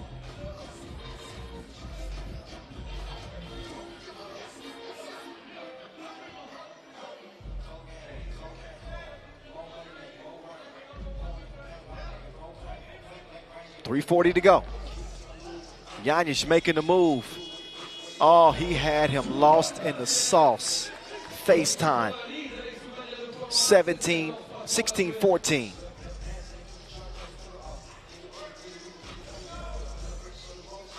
Maddox clears some space, scores it over Magassa. Diop all alone, and he can't land the two-piece. Huffman will swing it over. He and Wilkerson have carried the offensive load so far. Huffman, ooh, misfire. Just rolled out on him. Stays a 1 point contest as we approach the 3 minute mark. Magassa making his move on the Madman. He's going to get it to the hot hand, and Huffman tackles Janjic. He wanted to stop him from scoring a touchdown. It's a shoestring tackle. Huffman looks like he could have played some DB in high school. I'm not sure if he has any football in his history. He's going to take a seat as each team have 6 fouls. Janjic trying to get back in his mix. He's going to loft it to Diop. Diop is going to deliver the layup underneath. Doha up 17-15. Maddox can even things up, and he does with the double dip. 17-17. 2:35 and counting. Janjic with the crossover. Missed it, but Magassa didn't forget to tip. 1 point advantage for Doha QSC. Maddox is thinking about the two. He finally decides to pull the trigger, and that's a good decision. That 2 ball will give Princeton the 1 point advantage. Magassa sneaks past the Madman, and he gets laid. All even. 19.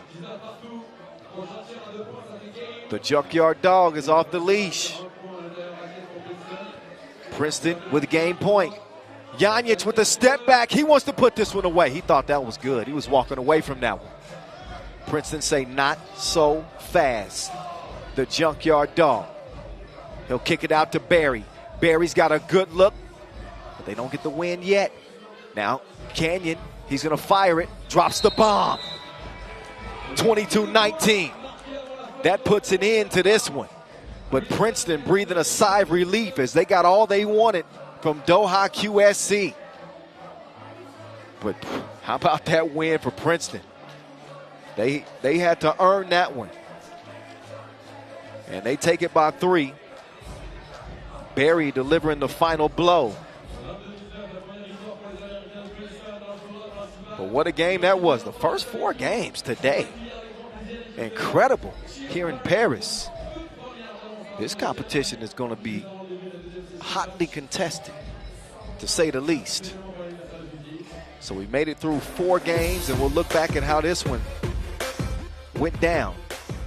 Canyon Barry was the first to score. Then he turned it over to Huffman. Huffman for a stretch was unstoppable. And Dejan Janjic was unstoppable throughout the whole game. Shame for him to waste such a great individual performance. But Huffman wasn't half bad himself. Wilkerson with a solid performance for Princeton. Saw him stroke the deuce.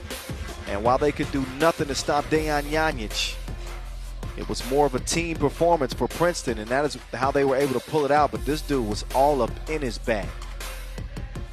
Janjic with a one-legged 2-stroke, and got some help here from Magassa on the tip. A couple of big twos for Kareem Maddox there down the stretch as he carried the weight in those final few possessions to put it away for Princeton. Again, in a 3-point win for the Turtles. So we've seen action in groups A, B, C, and D. Now we'll reset and start from the top one more again. So get it back to Pool A action. Once we get back to it. But it's time for entertainment break. Let's take a look at Strahinja Stojicic's mixtape before we get back to action here in Paris.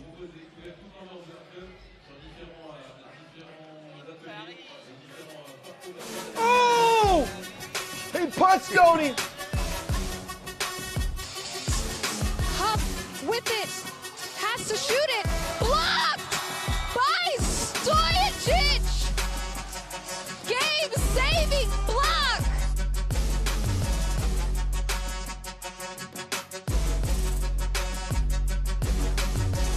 Blow by for Stojicic.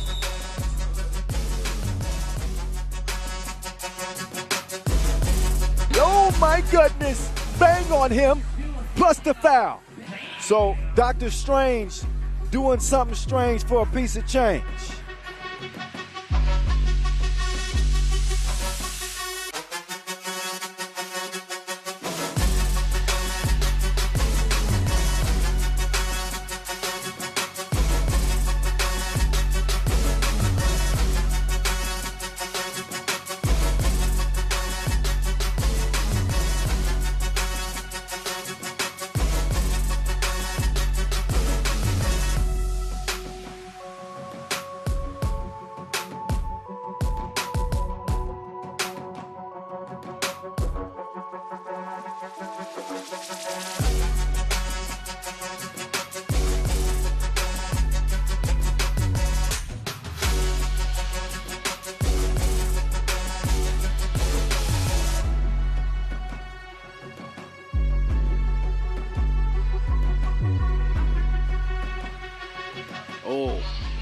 Chunk the deuces. It's me and you, mano y mano. Peace out. They quickly get it over to Strahinja. Again, he's got the step, and he's bouncing. Bang outs.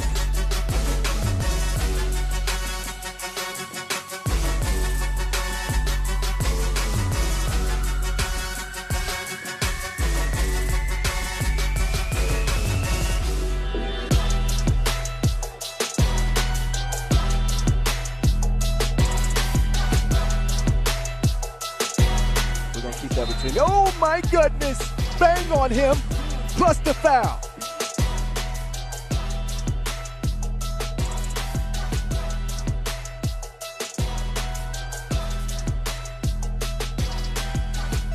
Time is going to wind down on Princeton as there's an exclamation point for you.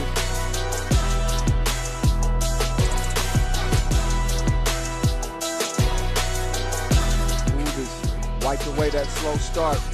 There's Strainia taking them to spin class.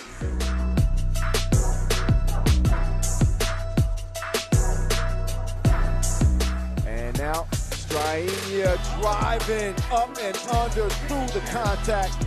And one. Oh, stop and go, red light, green light. Oh, sneaky, crafty, clever pass.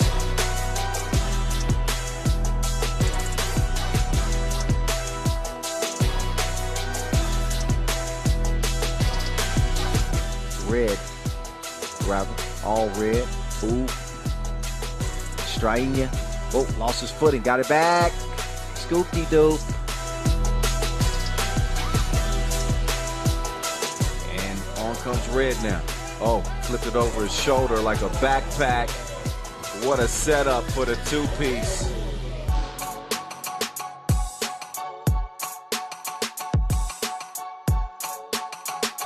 They have been lights out shooting in this game. Fresh shot clock for U. Strainia, he's got the step, making the move on Uzi, and he took him to spin class. Now he's got Strainia. Well, Tarvit is defending. Caught on the switch.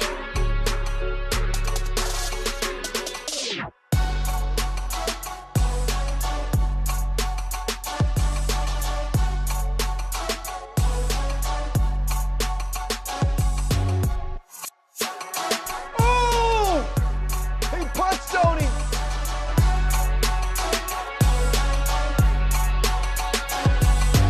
Nice turnaround for Marko Brankovic to get it started. Then the two-handed flush from Strainia.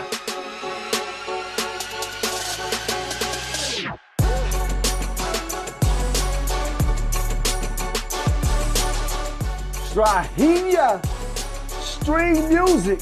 You can see the emotion.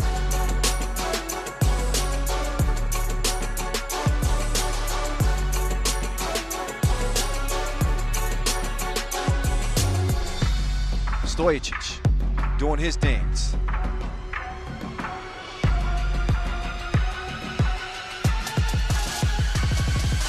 And a 4-point lead. Stojacic reroutes, goes from east to west, and then he heads north. Stojacic turned the corner, got great position. Oh yeah, and finished with a lay.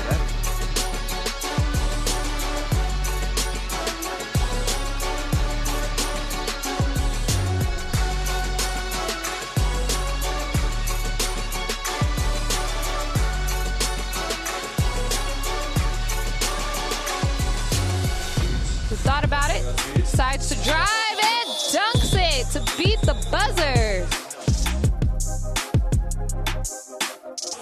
Blow by for Stojacic.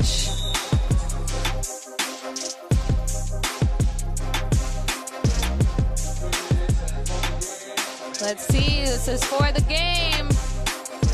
And Stojacic with the winner.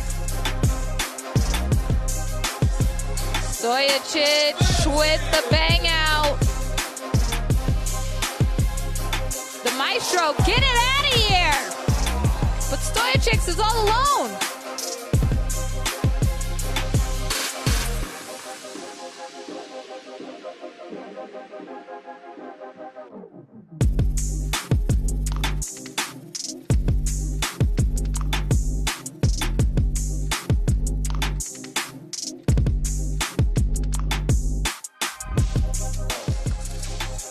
Stojacic off the glass, counted, with it, has to shoot it, blocked by Stojacic! Game-saving block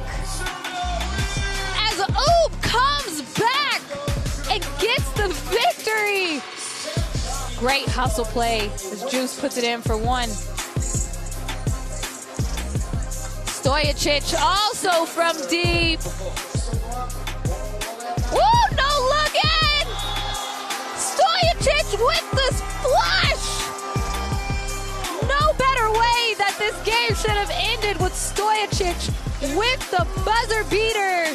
Oob, your Montreal Master winners!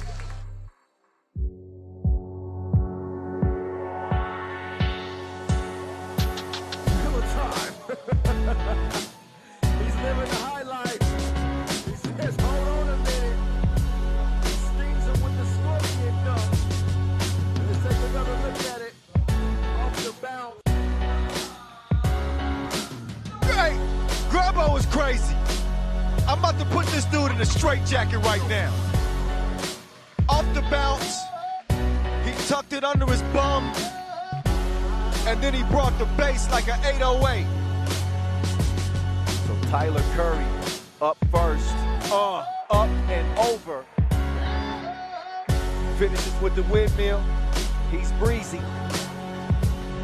and he makes it look easy. So he's gonna do it by himself. He flies private, and he's finishing with filth. Fix the nets, please. Don't worry about the nets, just fix the rim. Amen! The East Bay over Tyler Curry. Hey, this dude is out of this world.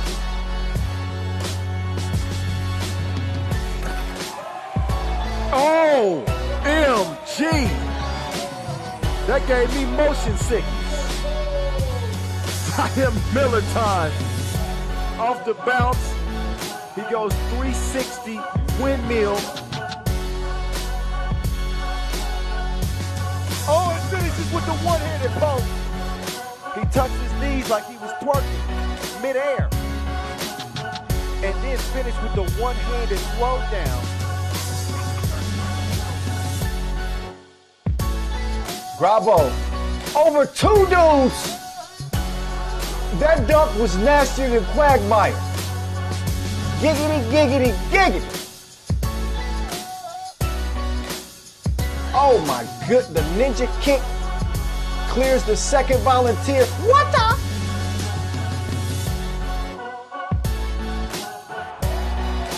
Oh, nice finish there for Miller time. He goes off the bounce. Little swag afterwards. Oohs and ahs from the crowd. Staples, 360 through the legs. And he's still hyped up. He finishes emphatically.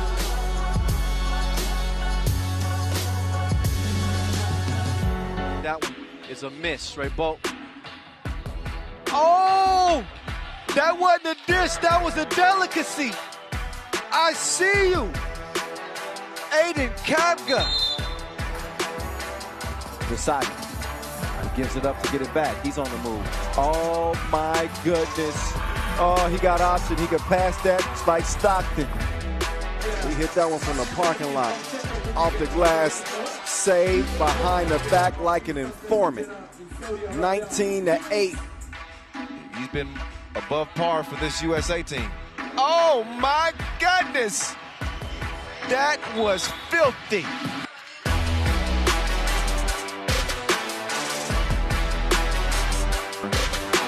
Ball away, hook is a no-go. Paishalic on go mode. He flips it over his shoulder. Sharon is caring. And they connected like a Zoom meeting. 14-1.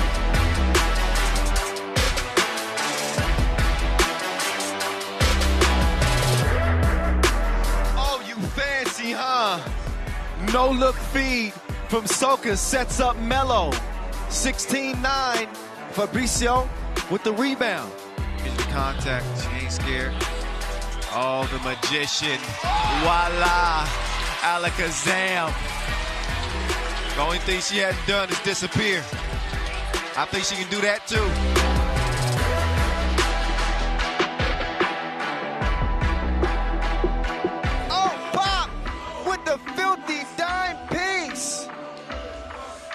won't find a better dime than that. Martin, quelle passe! Oh, la combinaison! Martin pour Liman!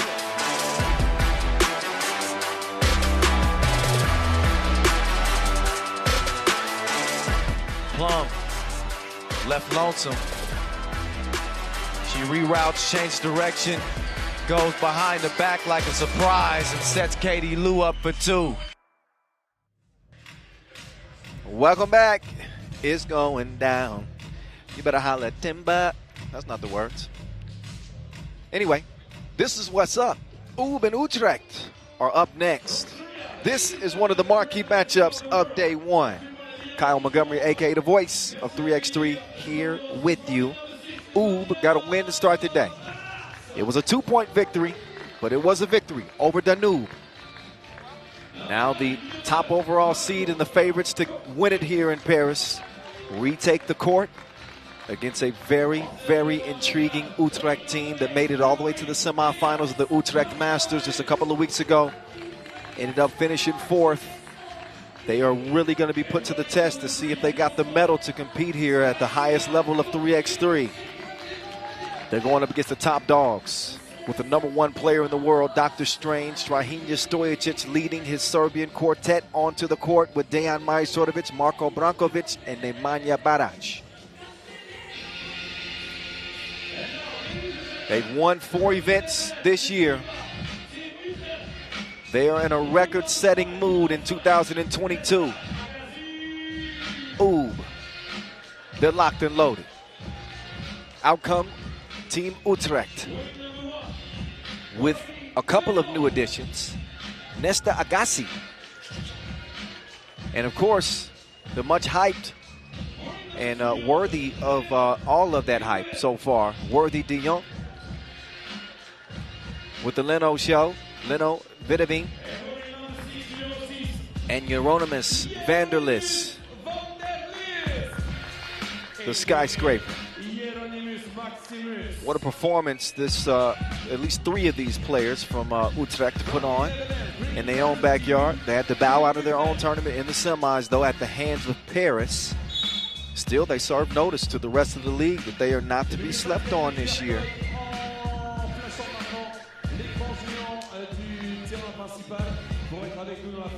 So, official Vlad will do the coin flip. Looks like Utrecht will decide, and we will see what that decision will be. Very likely they will start with the opening possession. First time ever that they will match up against Ube. A lot of questions arose from their first performance in Utrecht. So our 2 officials. There's a smile this time from Vlad. Something is wrong with that thing. I'm just joking, but maybe not. There might be a couple of screws that are just bouncing around up there. No, I'm joking. He's sharp. He's got a fun personality. How about that? But back to Utrecht. I think that they've sparked some attention, obviously, with Worthy de Jong and that deep run in the Utrecht Masters. They are representing the Netherlands. Amsterdam High Pro has been the top dogs coming from the Netherlands, but Utrecht here is trying to stake claim to their own identity. And Worthy de Jong, the 34-year-old Dutch star coming from 5-on-5. He's now made a home in 3x3. The dude was nearly unstoppable. He averaged 7.1 points per game at that Utrecht Masters. He finished tops in highlights. Ube won their only game against Utrecht in the pro circuit. And that came last year, actually, at the 3x3 Unites Challenger. So nothing so far here in 2022. Their first meeting. And this one will have you salivating. I told Worthy de Jong that I got a nickname in my head for him. But you don't just get nicknames for showing up. You got to earn them. See what his team is able to do with him leading the way. They're in green. Ube is in the white tops, red bottoms. The time for talk is over. It's time to hoop. Team Utrecht will start with the rock. A lot of praise for Worthy de Jong, but I cannot go any further without giving props to Euronymous Vanderlis. Right on cue is the tower, dropping it. As Utrecht start emphatically. De Jong trying to feed Vanderlis. That one's broken up. Is Brankovic. He miscommunicates with the maestro. Vidovin will drop it off to Vanderlis. His touch is softer than a mother's. It's 2-zip. Barac. He navigates. He's attacking the rack. He's going to finish with the lefty lay and gets Oob on the board. De Jong will hand it over to Vidovin. Vidovin back to Worthy. Worthy up and in.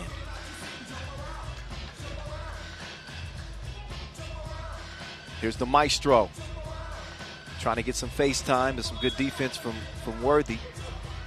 Worthy actually asked me, he says, why don't we keep track of steals, the steal stat in 3x3? Maybe we'll start keeping track of steals. That was his calling card. His 5-on-5 career, he led the league in steals all time. Vanderlis put somebody else on his bucket list. He was an absolute problem in Utrecht as well. As Euronymous.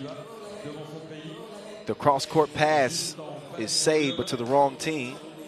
And Worthy's playing the wrong sport. Little football, little footy ball.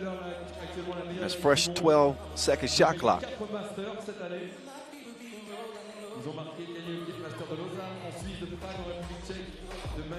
Here's the maestro navigating. Oh, yeah. He's a part of the space program. That one drops from orbit straight through the rim. As Oob trailed it by 1. Oob trailed early against Danube as well. But they stormed from the rear and took the win.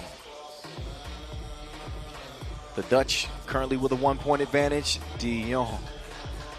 What touch. Oh, Dr. Strange lost his footing. Being harassed here. That ball is going to get tied up. It's a jump ball.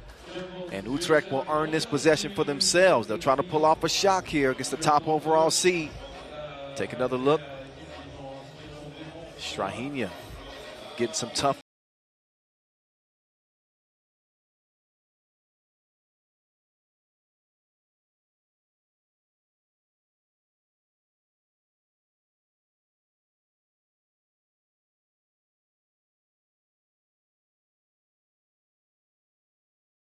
That time. Maestro can tie this game up with a 2-ball right on cue. Knockdown, 5-5. Vanderlis with Broncula defending. And the Beast holds his ground. Poke that one out of bounds. That'll leave only 2 ticks for Vanderlis to get one up. Obviously, he's got a distinct height advantage here, the 7-footer. He's probably going to be able to get a look. Just nicked the rim. Worthy got the rebound, but he doesn't get the layup. That one poked away. And I believe that's going to be green ball. It'll be Utrecht possession. Vanderlis was the top scorer on this Utrecht team. He averaged 8.5 points per game. Oh, Worthy. Euro step me, please. 6'5".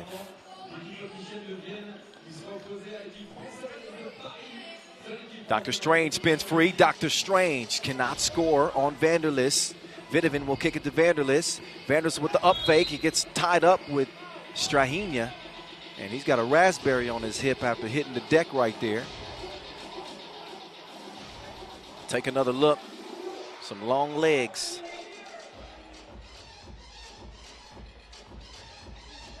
It's like a giraffe running full speed. Vanderlis now from the elbow. He wants to set up Worthy. Worthy getting tricky with it. 7-5.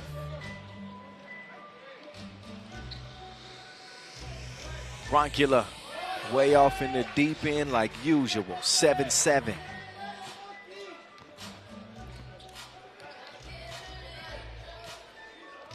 Here's Vanderlis. Oh, 3 seconds back to the basket. That's something new that you'll see this season. A new rule, once you initiate a dribble with your back to the bucket, you get 3 seconds. Take a look back at some of the work so far. So far, so good for Utrecht. They're hanging in here with Ooh, but you heard me say it earlier, I'll say it again. Games typically are not won within the first 5 minutes of a game. But look at Worthy de Jong. This dude's game is sweeter than Dijon mustard.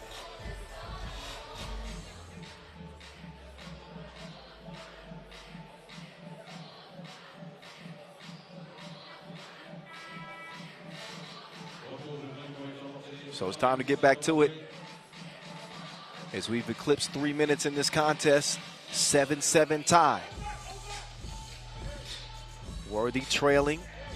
They get the maestro a look, and this dude is assaulting the nets. 9-7. Now Worthy with the move, falling away from the rim. He's going to draw the contact on the foul. On the way up.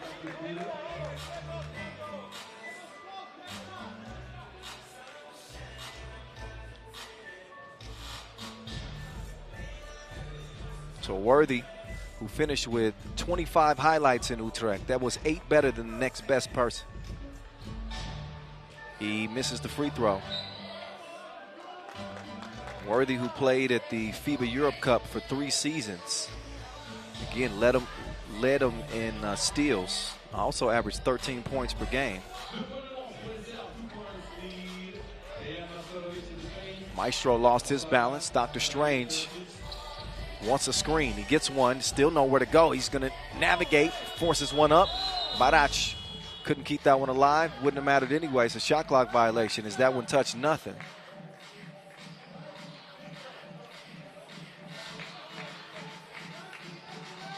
Worthy will reset. Also played in the Dutch Basketball League for 3 seasons as well. Vanderlis. This dude's a scoring machine. 1-point contest, the Serbs. Holding serve right now. Oh, that's using your head. Barac couldn't make the layup though. Vanderlis, he can shoot those. Decides to give it up to Vidovin. Vidovin attacking the beast. Vanderlis says nothing. Back rimmed it. So out of bounds. That is going to be Utrecht ball.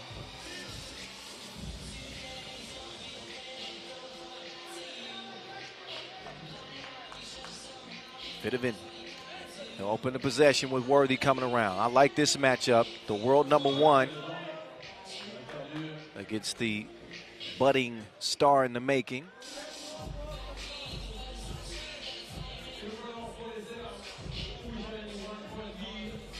Worthy will start again. He's got Vanderlis down in the post. Oh, Vanderlis missed the shorty.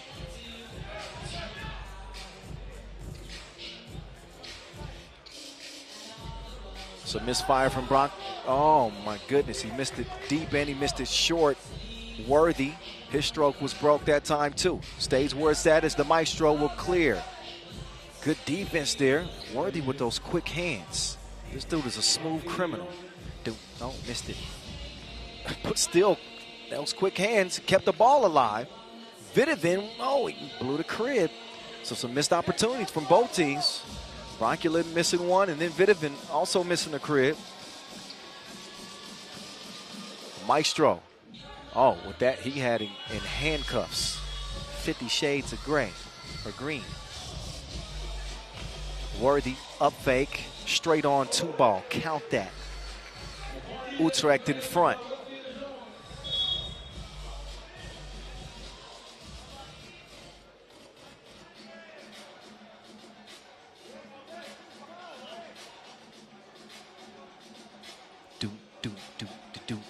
Good one here.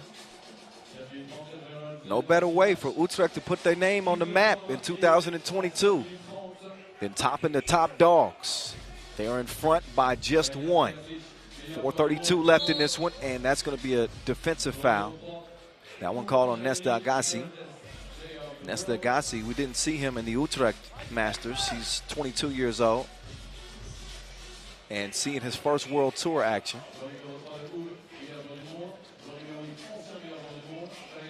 Oh, Dr. Strange couldn't get the shooters the friendly bounce. Vidovin up to Vanderlist, couldn't get the tip.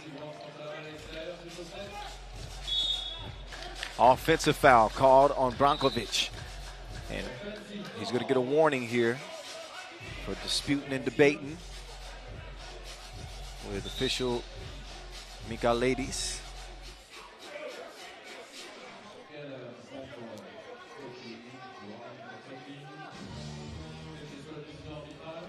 Worthy to Vanderlist, and there's the maestro getting whistled for back-to-back fouls. So Oob is now up to 4. Utrecht with a single foul. Just a few ticks over 4 minutes left, excuse me. Vanderlist to Vidovin. Vidovin spins, gets to the rim. Rebound goes to Oob as Barac clears. Brankilla with Worthy on his hip, bump and the bucket. And that's one of those fouls right there. And Worthy is admitting not the best. If you're going to foul the man, then foul him. Certainly don't want to give him a chance at a layup. So that's going to cost him 1. It might cost him 2, depending on what happens at the free throw line next after this TV timeout.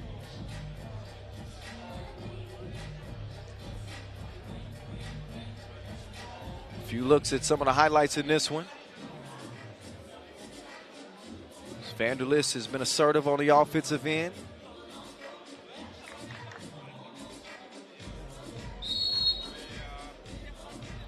Deadlock at 10.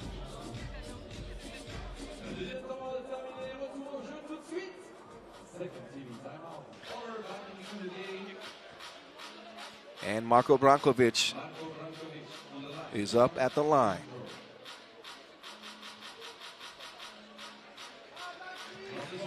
Puts it through and puts the Serbians up by 1. Oh, Worthy has it poked away. Dr. Strange cleared on the right side. Dr. Strange looking to go to work. Dr. Strange drops it off to Barac. Barac looking up top. Worthy nearly gets a steal. And the Serbians run out of time. So some suffocating defense here from the Dutch. They are not respecting Oob's personal space. Shadowing the Serbians everywhere they go, especially Stojacic. Trying to make things as difficult as possible on him. They'll sneak it down to Worthy. Worthy looks to the corner. Vidovin with a nice dribble move, drops it off to Worthy, and he puts it up and in. 11-11 game. Here's Barac now, trying to use that strength underneath. Worthy's going to get whistled.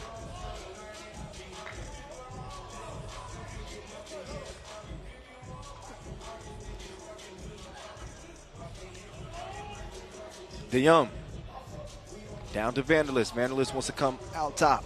Worthy couldn't get faded that time.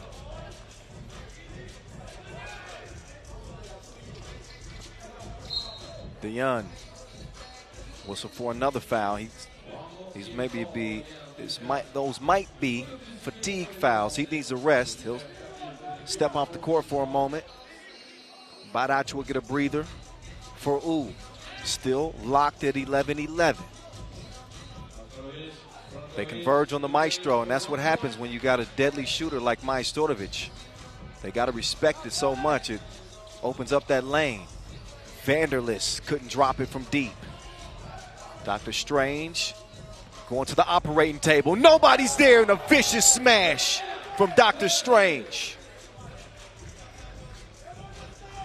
So Dr. Strange may be a little frustrated with the defense in this game. He took his anger out on the rim. That man brought the bass, no treble. Worthy, filet mignon. 13-12. Oh, threw that one into the maestro's knees. Although Dejan says that was his fault. Maybe he just mishandled it. In any case, that ball's going to go over the green.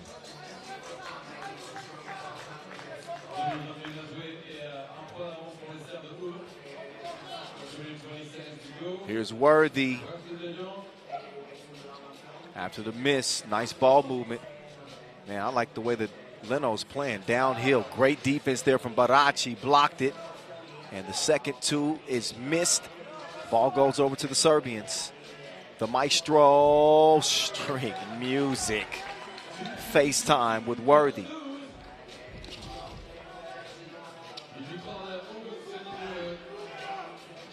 Worthy with the jab and the cash. Dinero, dinero, dinero. 1 point contest. The Maestro didn't have the stroke that time. Oob with a 1 point lead. Worthy with another score. The Greens gaining power like the High Towers. 15-15. Oh, you can't give Maestro that type of space. They got lucky he didn't knock that one down. Stays where it's at in a 15-15 tie.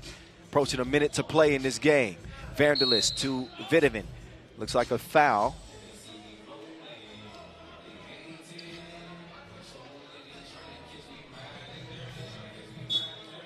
And I'm not certain if that was called on Oob or Utrecht. I think that was called on Oob. But another look at Worthy on the drive, finishes with the scoop. But then Maestro teaches him that 2 is better than 1. So the lane has been open. Worthy has been creative on the drive. See some nice finishes for him in the paint.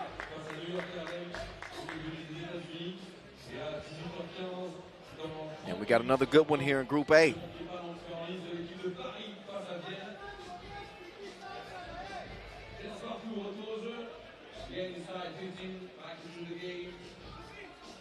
Vitamin will get it over to Worthy de Jong. That one's kicked.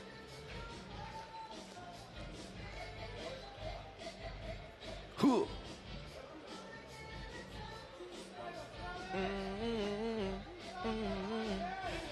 Leno. Here comes Worthy. There goes Worthy. There's Worthy on the baseline, guarded by Dr. Strange.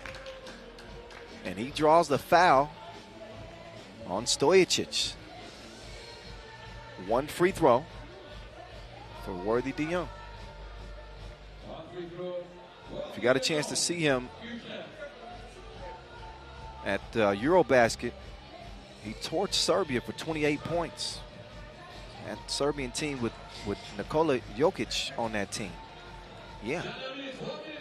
He ain't afraid of the Serbians. 1 point lead for the Dutchman. Oh. So we're seeing some miscommunication here for Oob. And Strahinja showing some frustration as he heads to the bench. Ball back over to Green. You know they're going to get it to Worthy quickly. Oh, Worthy. That one fell through the nets from the top of the rafters.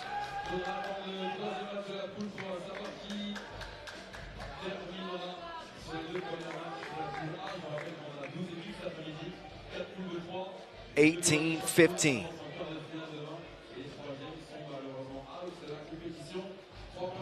Worthy with the rock back. Now they're going to let Vanderlist go to work. Vanderlist's pass is broken up by Dr. Strange. Dr. Strange taking the scenic route. Lost the rock, the Maestro. Plenty of time to shoot. They fell asleep. And Stojicic played possum on them. Got up and got the score. 2 point lead with under 20 seconds to go. Utrecht trying to pull off an upset. And that time, nothing but oxygen for Worthy. But 12 seconds left. And a timeout White. So, we're going to try to draw something up here. I would not be shocked if they try to run an action for Dejan Majstorovic here and get him a look at 2. If he doesn't get a look at 2, look for Brankovic to potentially slip to the 2 point arc. Those are the 2 most consistent 2 point shooters on this Oob team.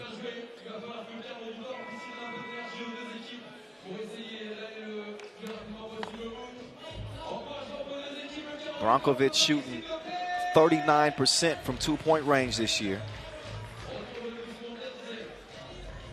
And Majstorovic shooting at 34%. 12 seconds left. This possession will likely determine the game. Dr. Strange makes his move. Here comes the Maestro. Oh, And Leno Vidovic, he gets called for the foul. That is number 5 on Utrecht. So by virtue of them doing a really good job defensively so far in this game, they're in no jeopardy of the penalty right now. So they have a couple of fouls to give. They want to take a look at this foul and make sure that there was a play on the ball there. And what Utrecht could ill afford right now is any type of unsportsmanlike foul or technical. That's a common foul. So if the Dutch can D up one time, they might pull off the stunner of the day. Back to Dr. Strange. The show is his. He's going to cruise in for the score, but that's not going to be enough. Utrecht is going to come out victorious in this one, and Oob will split their 2 games day 1. How about this? Utrecht serving notice. Do not sleep on these dudes.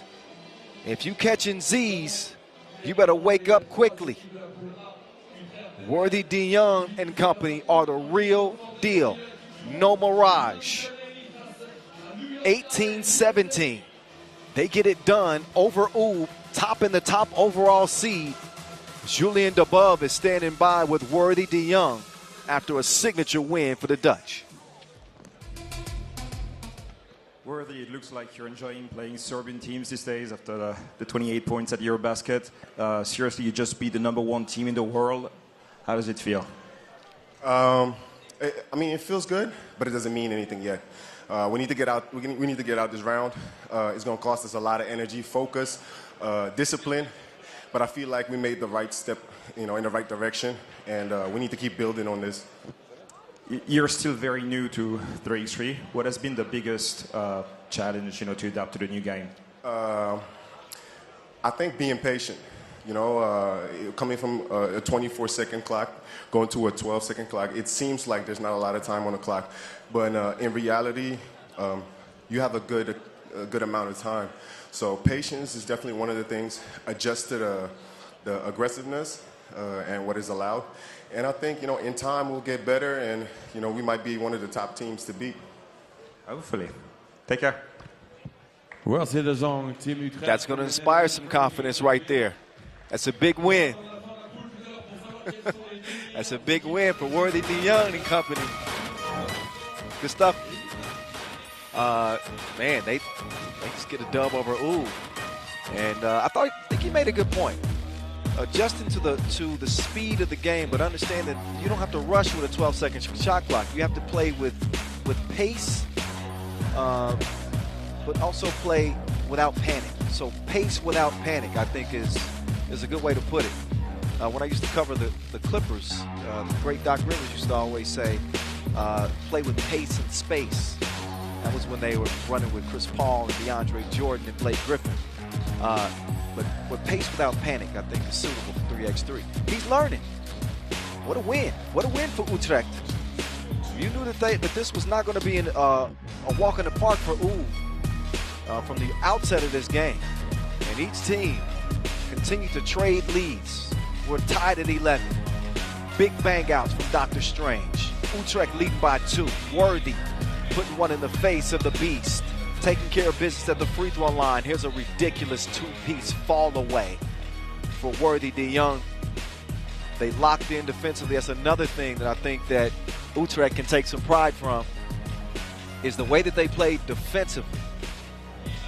That victory, they can attribute their defense and just how suffocating it was, making things very difficult on the Serbians. And Utrecht could be in the driver's seat to take the top overall seed out of Group A. How about that? We'll get it back to Pool B now. The Liman fellas are back. The other Serbian power. They take aim at a 2-0 record and at their second Masters title of 2022. Got off to a little bit of a slow start. Not in the Challengers. They've been doing their thing at that level. But on the Pro Tour, it took them a little while. They finally got it done in Utrecht. And again, here they are, setting their sights on Masters win number 2. We'll see if they can wrap up the day undefeated with Miroslav Pajcic, Alexander Radkov, Mihailo Vasic, and Stefan Kojic.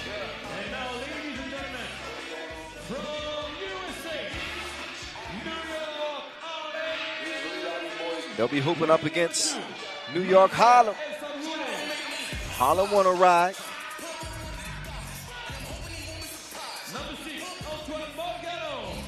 They come out with Marcel Esenwune, the Minister of Defense, cell block himself. He's joined by Antoine Morgano. We call him Cat Daddy.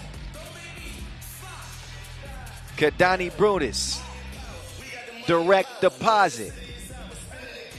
And the man with the dancing shoes, Dominique Jones, a.k.a. Disco Damo. New York Harlem. Can you believe we have not seen them on the Pro Tour yet this year? Only at the Challenger phase. First time here in 2022, we see them here at a World Tour Masters. Disco Damo. This dude put on an absolute show the last time we saw him in a Challenger. Not often that you see a player score 17 points in a game.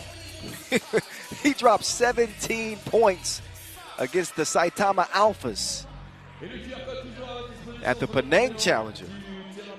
So Disco Damo is playing with a chip on his shoulder as big as an iceberg.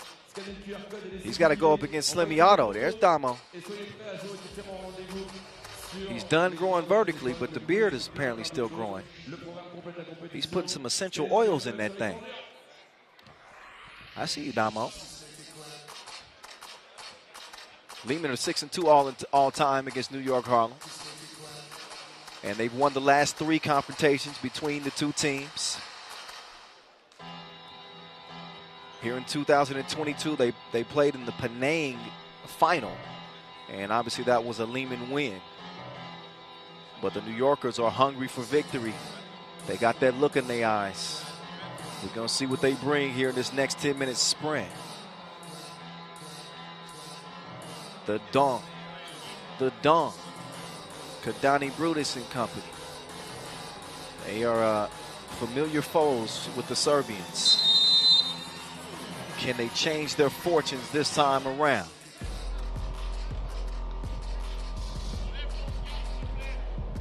Damo Jones. He's the alpha dog of this New York Harlem team. Long-time 3x3 veteran, been in the game for almost 10 years now. And he's going to draw the assignment of guarding the hitman to start things off. The Manimal with the rock now. The hitman coming around. The hitman gets a clean look, but the stroke was broke. Esenwune will grab the rebound. He wants to get it to Damo.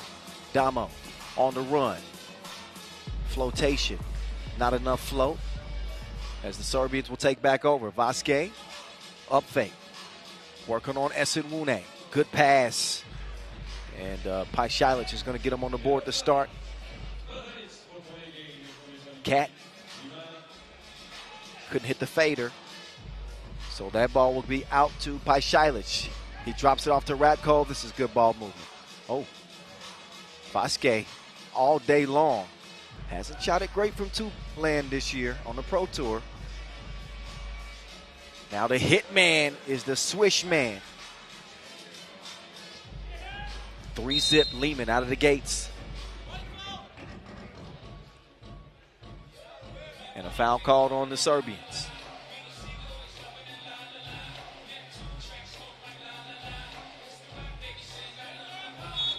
That one poked away from Damo. Long arms of Kojic can make things difficult. There ain't many players that can stand in front of Damo Jones without hitting the ground. He's going to hit the bench for a moment. He and Pajcic getting a rest. Radkov. He's going to screen away. Kojic gets just a glimmer of a look at the rim. Missed the two-piece. Lucky that one. Well, I was going to say lucky that one didn't go out of bounds. That pass hit Vasquez's back. When Kojic got the loose ball, his foot was out of bounds. So ball over to New York Harlem.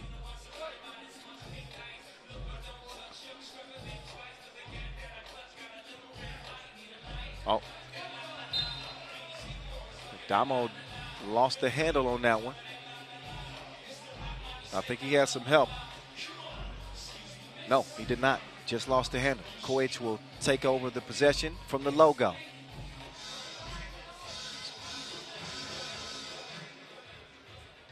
Here's Kojic. Spins to the right. Kojic. Oh, defense by Cat. With a quick pause. Reached in and deflected that one off of Kojic's knee. Ball over to the Americans. Still looking for that first bucket in the game. Direct deposit looking to cash in. He goes down to the post office. Too much protein on the shorty. Slow to close out on Paishilic. His stroke was broke anyway. Esenwune is in.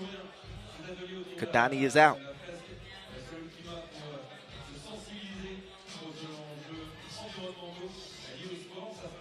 Cat Morgano will open this possession. Damo. He puts it up to Esenwune. Esenwune going to the one-legged fade. He knuckleballed it. Rakov. He'll assess the defense for a moment. Kojic will set him the screen. Rakov, quick crossover. Euro step, kick out to Slimmy. Automatic. Bang, bang. 5-zip, Liman. Oh, Cat. He gets hit on the elbow.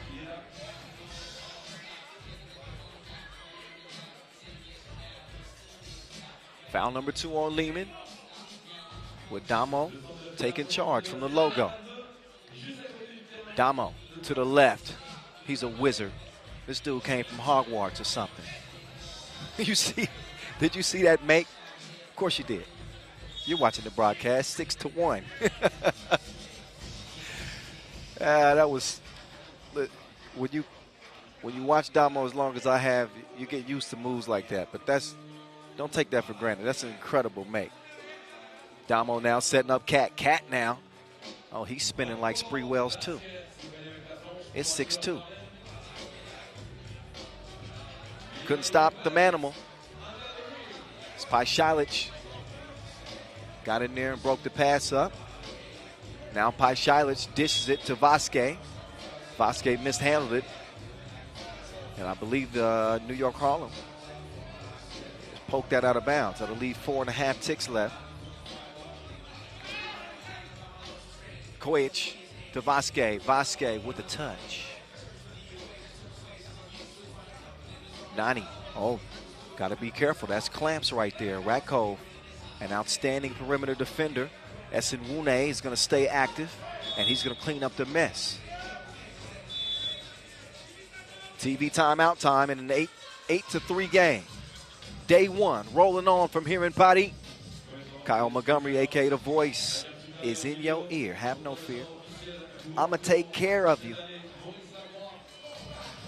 From here in Le Carreau du Temple. Playing indoors for a change. Last year, we were here in Paris as well. There's another look at that Damo make. Don't you turn your back on me.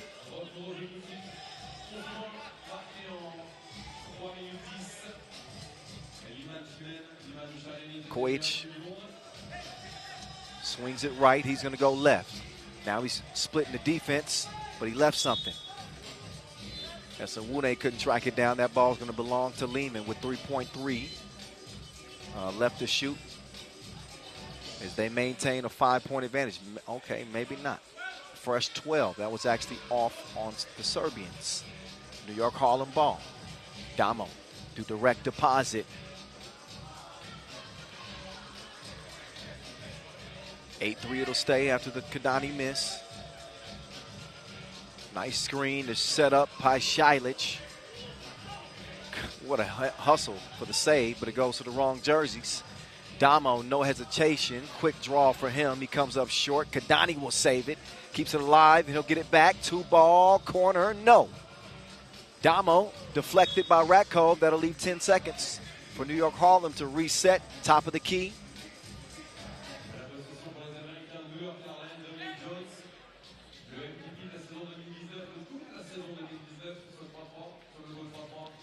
Damo with a defender on his hip. Somehow he navigates through traffic and gets to his destination. Still a 2-possession lead as Ratkov takes Damo to the hole. Kadani working on Kojic now. Kadani trying to get in his bag. Look at the defense, though. He ain't going nowhere. Esenwune goes down to get it, but he's out of bounds.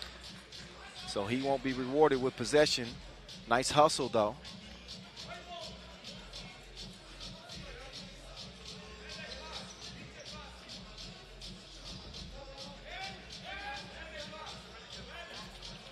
Oh, oop to Kojic. Couldn't finish it. Cat to Damo. Oh, offensive foul. Morgano is called.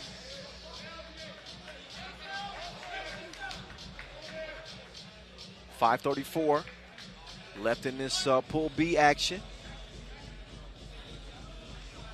Almost at the midway point here of day one. It's been a fun ride so far. I like it. No defense to speak of as Ratkov slipped by him. So a warning on Black. Too much debating.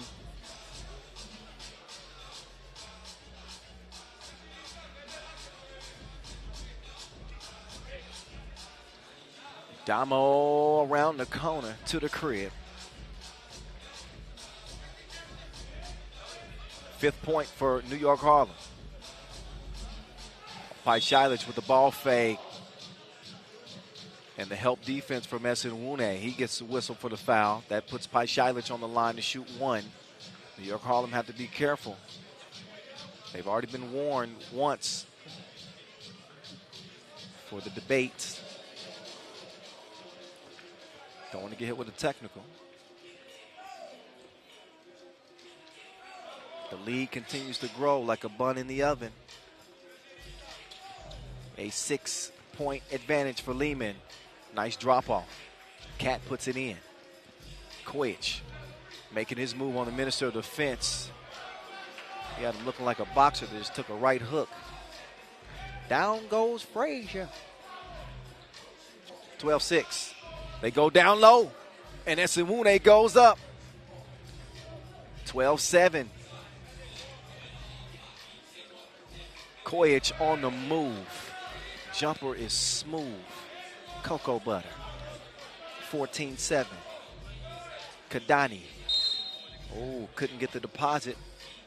That's because he was fouled on the shot. So Kadani will shoot 2.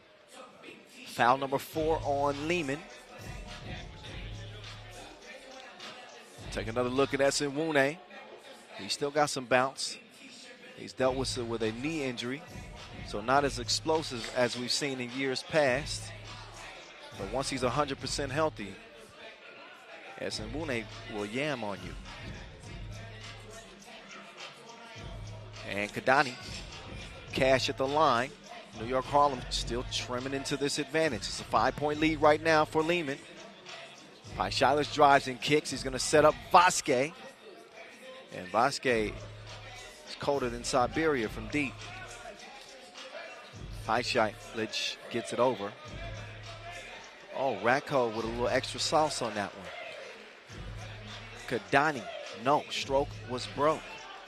Kadani, again, the stroke is not stroking. Stays a 6-point game. Paishalic can't get the score.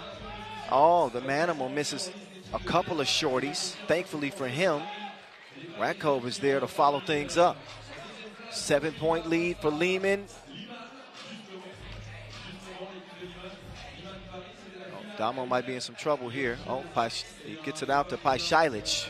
Oh, Paishalic connect 2. 18-9. Liman is running away with the baton in this one.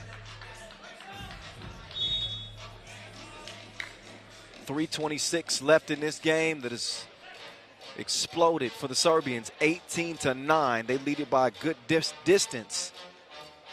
So New York Harlem, they're searching for answers here. Damo's had his moments, certainly in this game. Getting to the rim, finishing there. Pajcic with the unselfish play and maybe a little bit of a defensive breakdown there for the Harlem boys.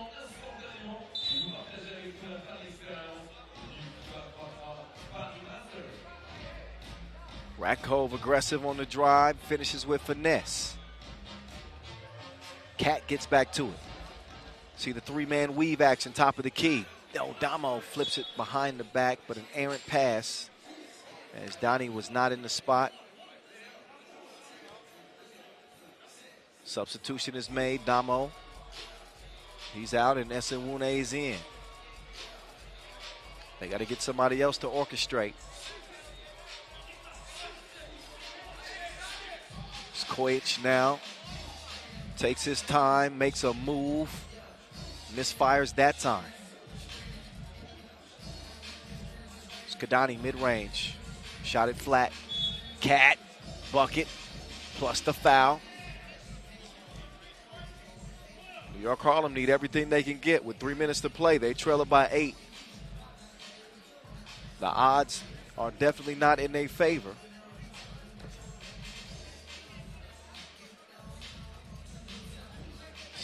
But a 7-point game.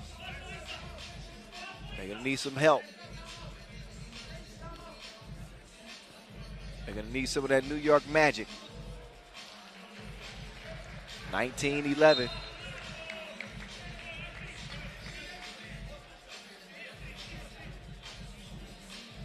Liman will take back over. Hitman checks it up.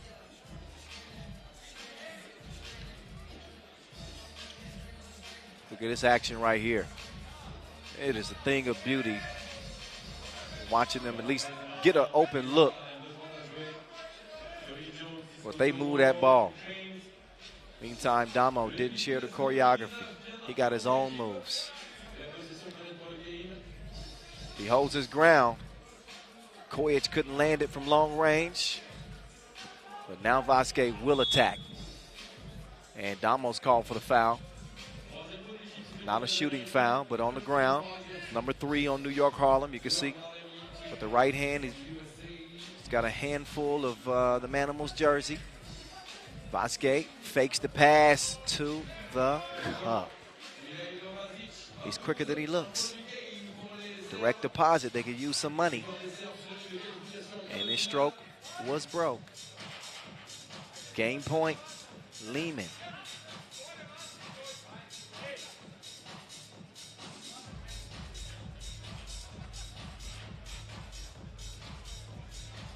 Not a whole lot of positives to draw from this contest.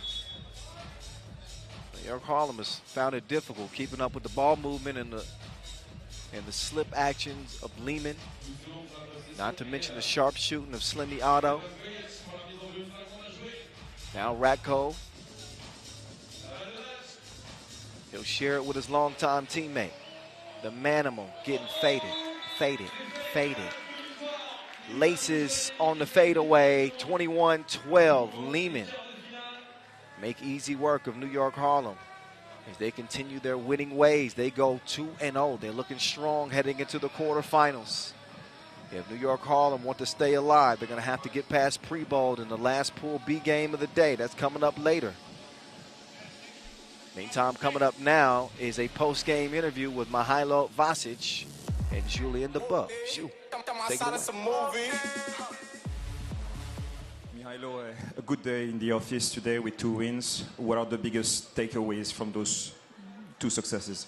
Yeah, I think like in tournaments before, we realized our form throughout the games, throughout the tournament. In the first game, we didn't play that well, especially on defense. We let them shoot 3 points. Now in this game, we knew what are we doing from the start, in offense, in defense, and I think we play very good game both ways. You know, you're the reigning World Tour champs. You know, you could have just kept the same roster, but you decided to make one addition with Miroslav Pajcic. What does he bring to the team? I can see he's bring a lot, especially with his energy and with his lucid shots and lucid game in offense. And I think we are very good, especially offensively, with him in our roster. Congrats. See you tomorrow. Liman Huishan, 2 victoires, 2 matchs, qualification directe pour les quarts de finale. So their work for the day is done. Clean record for Liman as they win it by 9 over New York Harlem.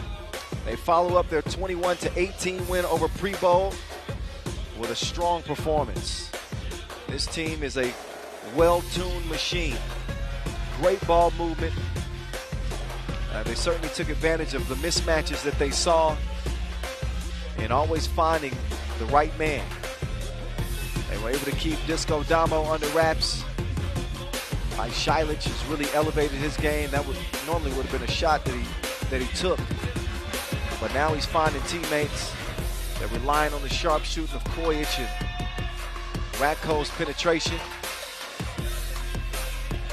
And that's how you come away with a big win.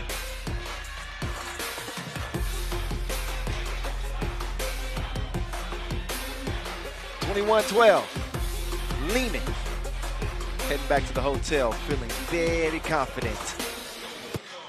Up next, it'll be Vienna and Paris, I believe. That's right. Yeah, Vienna and Paris. They are on deck. So Paris playing in their own backyard. They made it all the way to the final of the Utrecht Masters. And they'll get a Vienna team looking to go 2-0. Vienna with a strong performance against Jeddah, 21-15, as they re-enter the lines of battle. Quincy Diggs,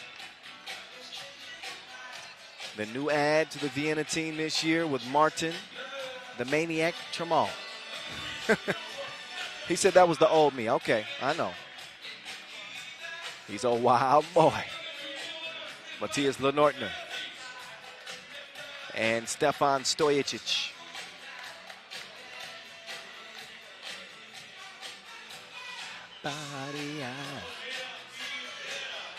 September by Earth, Wind & Fire is a classic.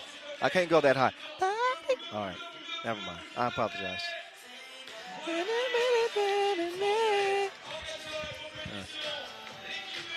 I said I was done and I did it again. I can't control myself sometimes. So out comes Paris. Strong squad. Paris Jeddah. With Paul Joko, the Joker. Franck Seguela. Alex Villarreal and Sylvain Sautier. Again, this team finished runners-up in Utrecht. They did away with Utrecht, that same Utrecht team for the most part, 3 of their 4 members here. They beat them in the semifinals. Paris is playing some good 3x3 right now.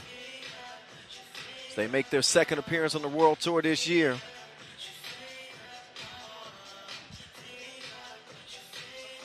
Two officials, Yasmina Yuris and Marcos Minkalides, representing Serbia and Switzerland, respectively.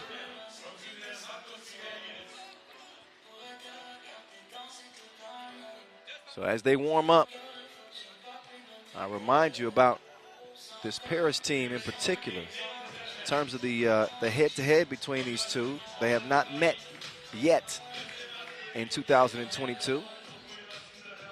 Stefan Stojicic, Mr. Robot. A lot of people don't know that he actually outscored Steph Curry in the 2007 U19 World Championship final. Yeah, that's an old little nugget I used to share all the time, but I have to remind y'all. Of course, you might know who Steph Curry is. Things have changed since then, by the way, since 2007. Steph Curry is an all-time NBA great. I think Steph Curry is actually a top 5 all-time NBA player. I would say so. Argue with me if you want to. Mike, Kobe, Steph, Shaq, Kareem Abdul-Jabbar. Ooh, that's hard to beat. Okay. I'm just testing the waters. What y'all think? Who'd I leave out? Don't you come telling me, oh, I'm sorry. I know who I left out. Hey, get Kareem out of here. I'm sorry. LeBron James. Come on. How did I not say LeBron James? Come on. All right, that's my 5. Shaq, LeBron, Mike, Kobe, Steph. I'm judging by players that I actually saw. Kareem I was too young then. Wow, look. I'm not talking NBA. We're talking 3x3. Let's get back to it.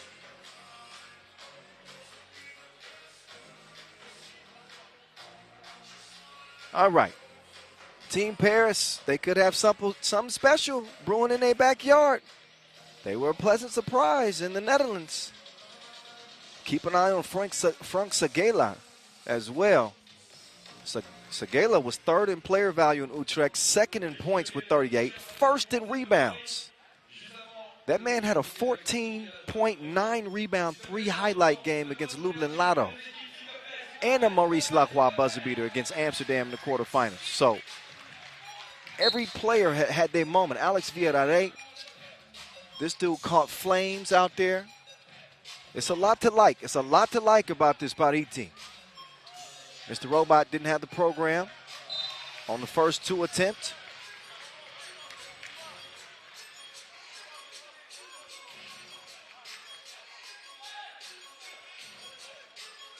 Alex Villarreal to the Joker, to Frank Segela.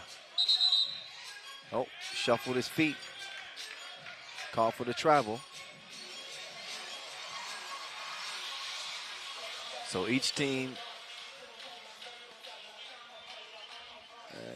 make a couple of mistakes to start the game in the first 20 seconds. Quincy Yedigs, 2-piece. Vienna on the board. Frank Segela. Oh, missed it. Don't worry. That mess is cleaned up. Sylvain Sautier.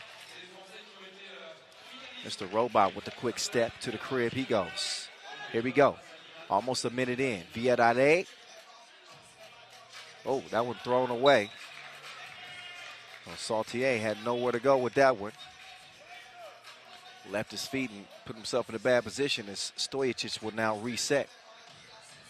Martin Tremont. Mr. Robot. Oh, yeah. You knew that call was coming. He was trying to stop all that momentum, and he just slid. Travel's called. Ball over the green. As Paul Joko will open the possession. Villarreal. Oh, trying to connect with Segela, and he mishandles it.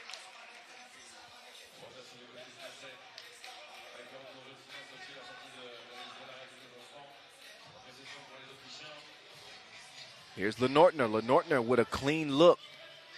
Misfires it. Long rebound is tracked down, and Tramal, he fires a brick as well. And now Lenortner gets that one to drop through. Vienna with a 4-point lead. Segela quickly over to the Joker. Oh, the Joker with the crossover move. Missed it.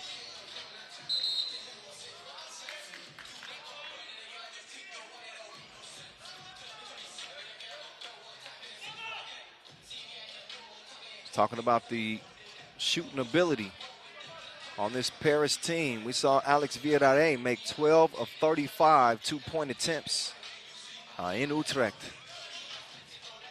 We'll see if he can get into his groove when they get the rock back. Right now is Lenortner. He can't make back-to-backs. Villarreal has it poked away. Jamal with the stolen goods. He'll get it back to hand it over to Mr. Robot. Mr. Robot. Missed it short. Rebound. Good effort there from Jamal. Jamal is that type of player. He's the glue guy. Oh, Lenortner sticks that one. 7-1 Vienna. All over Paris. Here in Paris. Joker missed it. Vienna will reassume control of the possession. Stojicic being guarded by Segela. And they're getting too handsy. That's a foul on Green. Number 2 on Paris.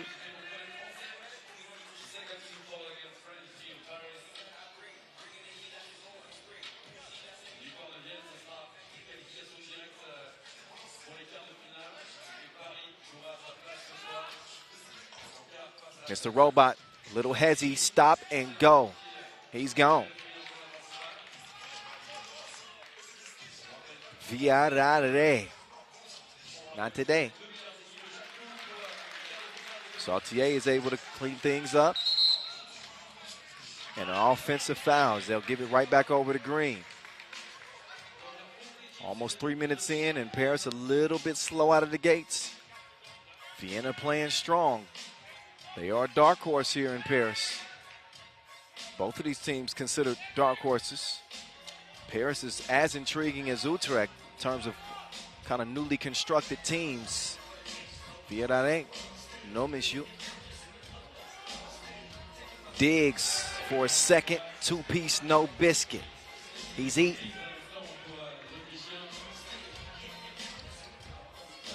Now to Joker. Joker needs to get to it. 3 in the key.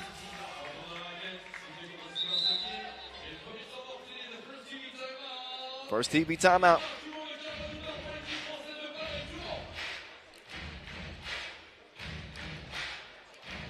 It's been all Vienna so far. You ain't got to believe me. Just look at the score. 10-2. Quincy Diggs has had a lot to do with that. That was one of two balls from him. And it would do Paris some good if they can start answering with some long-range strikes themselves.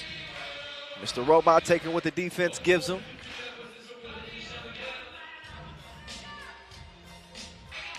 He'll give it up to Lenortner to start this possession for Vienna. Here come the Austrians. Their new addition, Quincy Diggs, has been leading the way. He goes to the spin move. That's a foul called on Segela.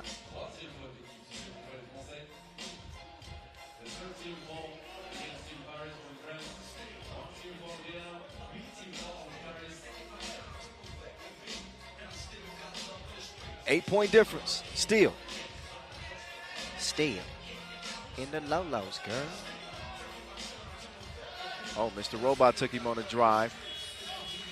No score for him, no. As Frank Segela.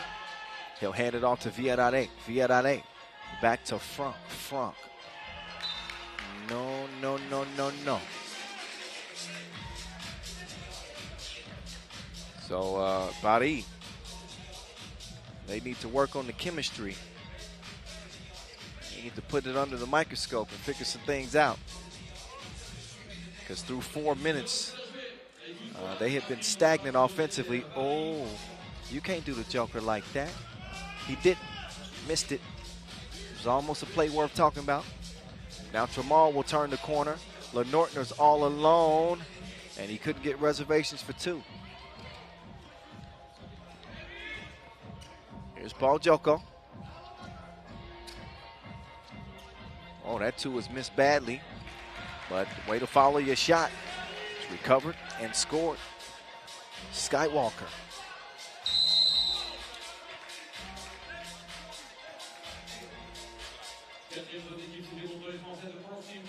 Slywalker, my bad.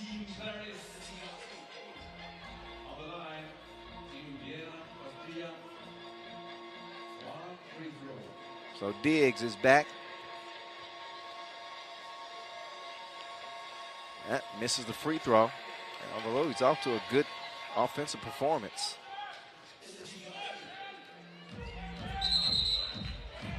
And the travel is called.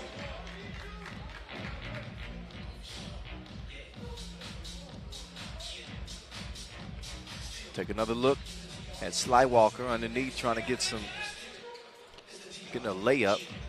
Oh, that one was double blocked.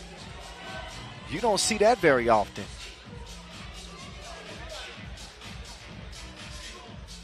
Drive and kick, Segela to Villarreal.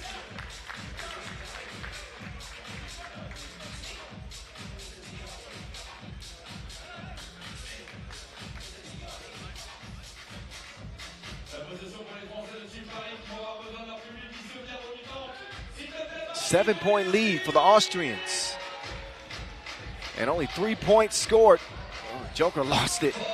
Fortunately, he's able to recover and put it up and in. A 3-possession lead as his answer right back. He's shooting his shot like he's trying to get a date, Mr. Robot. An 8-point advantage.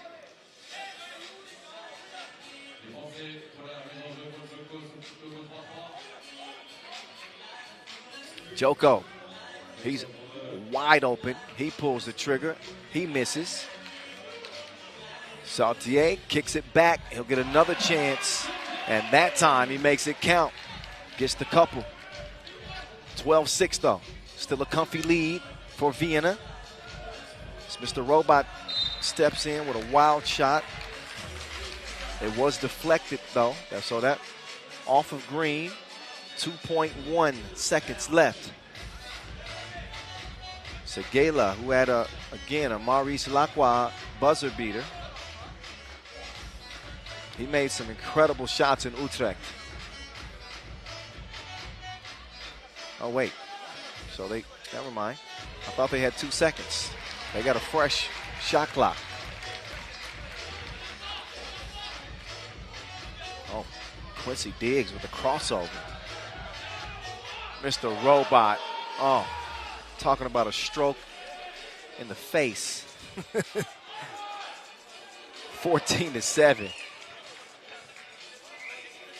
Tramal, look at the distance on that one. Still could knock it down. Segela. He casually goes to the corner and knocks down the 2. All of a sudden, Paris is starting to wake up now. Mr. Robot.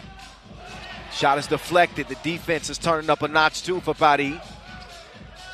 Segela's down, so Villarreal will have to take it himself. Villarreal, ooh la la. So we got a 3-point game. Vienna was leading this thing by 8, remember. And a forced shot from Stojacic. And they want a timeout as Vienna has come unraveled. And Paris is picking up steam.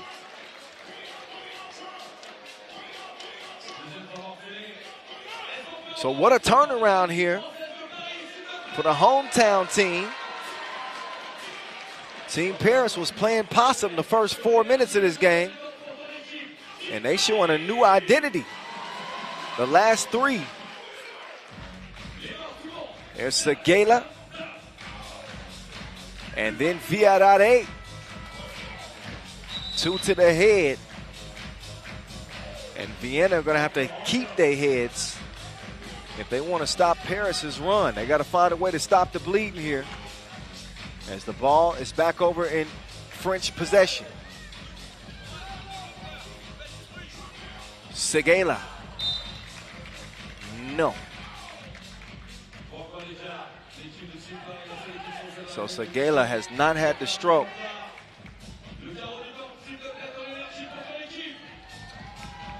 Now Vienna, can they stop the bleed?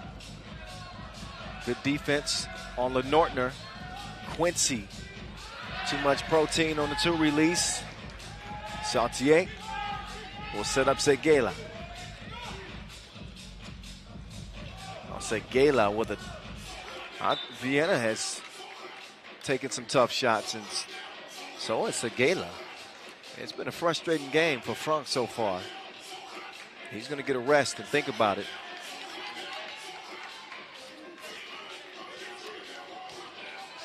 QD.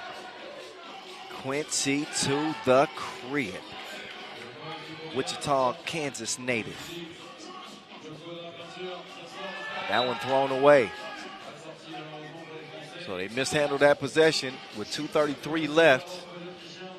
Every possession is so important here for a Paris team that is still trying to climb back in this one, down by 4, pending this possession right here. Oh, Lenortner got plenty of contact. He's going to shoot 2, as Paris will pick up a 5th foul.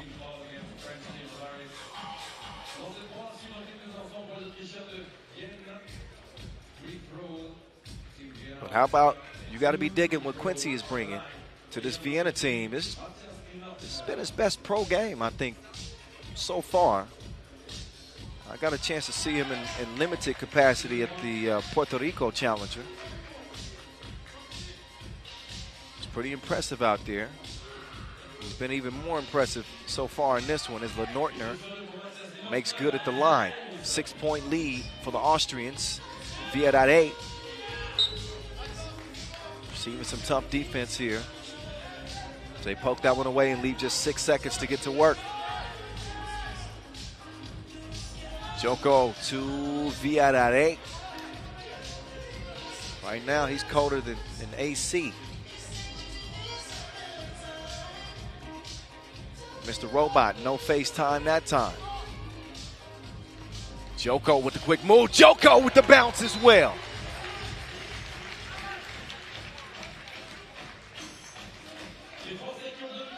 This ain't no laughing matter.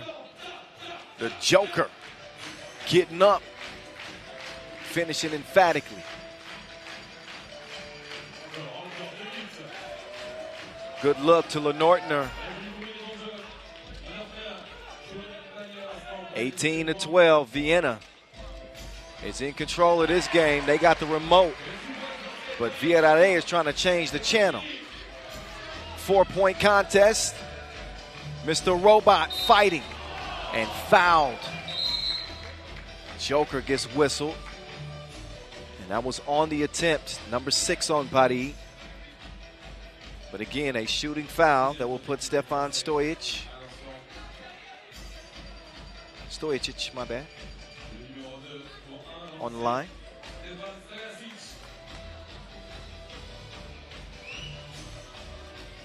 Stojic swish. 19-14. Down to Slywalker. He might have got away with a walk right there. Nonetheless, it counts. 4-point cushion. Tramal to Lenortner. Tough shot. Ricochets off the rim. He follows it up with a score. And a whistle underneath. I think our officials are going to discuss whether that should be any type of violation. They want to take a look at it. I saw a ball fake on the rebound, but we'll see. They're going to review and whether or not that should be an unsportsmanlike foul or not. It's all going to depend on whether or not that ball fake was intended to hit the opposition in the face or if it was a legitimate ball fake. I'm not privy to that video yet, but let's take a look. So off the miss, you see Lenortner come in for the layup, and then this is where the action happens after the rebound. Oh, it is. It is, and it's going to be whistled an unsportsmanlike foul called on Segala. Segala, who, when he got that rebound, he essentially just bounced to Wilson into Lenortner's head. So that'll put Matias on the line, who could put this game to bed.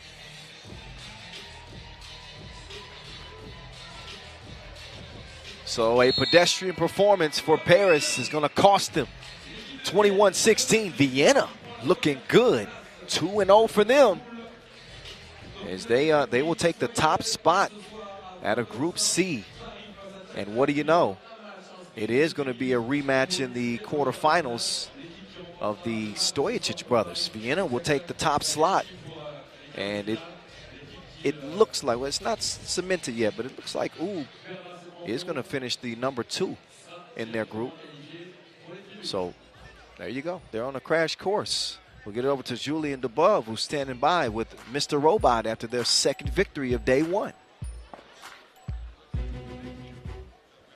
Stefan, this Paris team was really impressive in Utrecht, and you beat them at home. It's a big win for you. Yeah, it's big win every game that we play with Team Vienna. You know, we started as total underdogs at the beginning of the season. Now we are kind of favorites sometimes, so it's nice to play with those guys.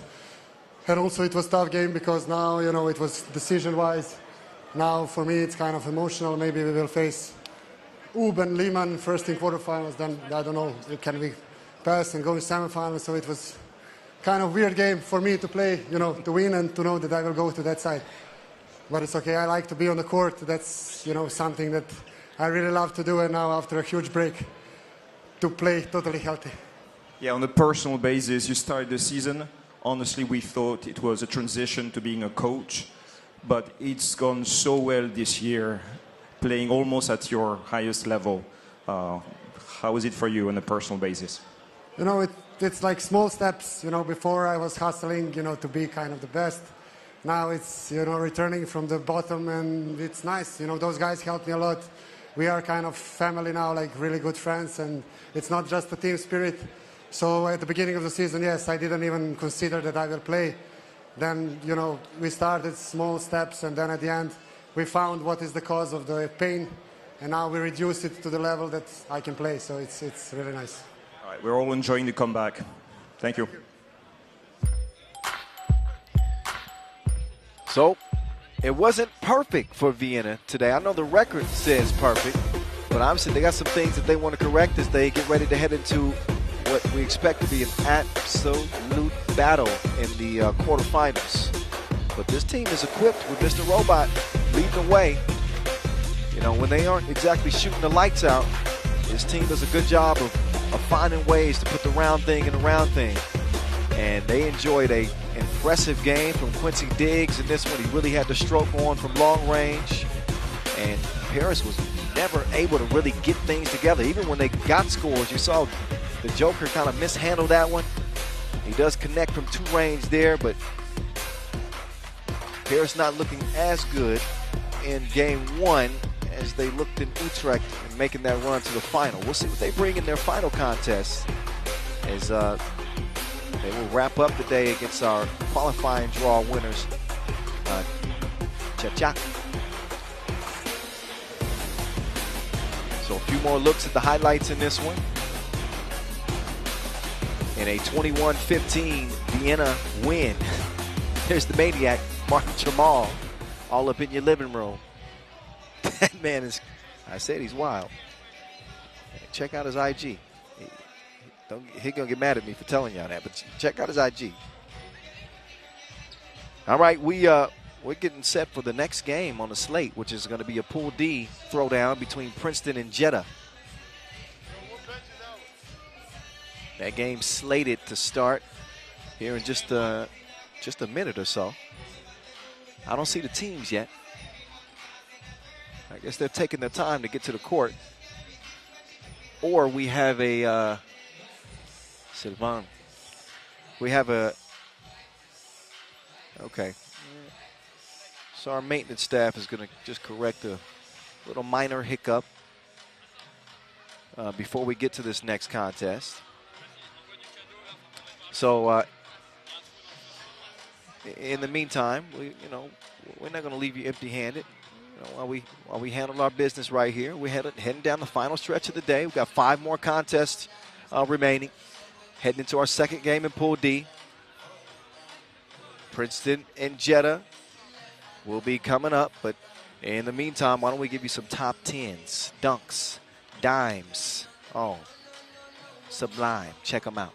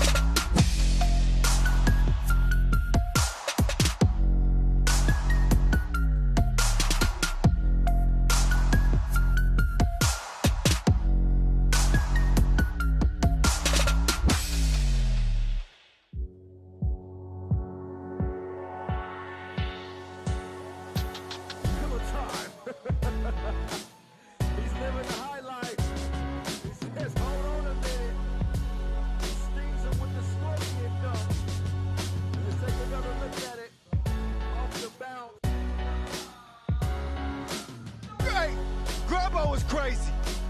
I'm about to put this dude in a straitjacket right now. Off the bounce, he tucked it under his bum, and then he brought the bass like an 808. So Tyler Curry up first, up and over. Finishes with the windmill. He's breezy, and he makes it look easy. So he's gonna do it by himself. He flies private, and he's finishing with filth. Fix the nets, please. Don't worry about the nets, just fix the rim. Amen! The East Bay over Tyler Curry. Hey, this dude is out of this world.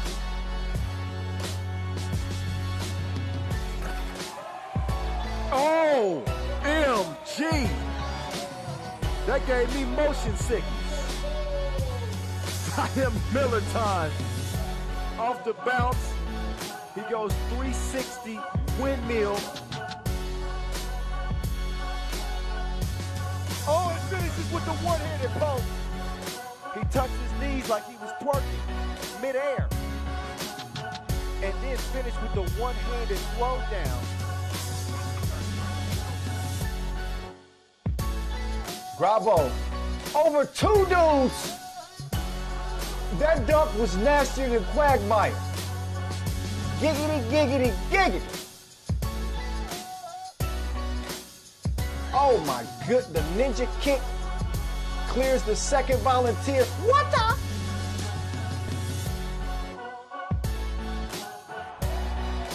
Oh, nice finish there for Miller time. He goes off the bounce. Little swag afterwards. Oohs and ahs from the crowd. Staples, 360.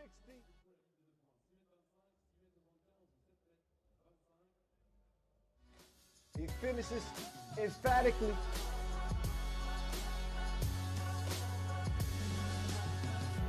That one is a miss, straight ball. Oh! That wasn't a dish, that was a delicacy. I see you.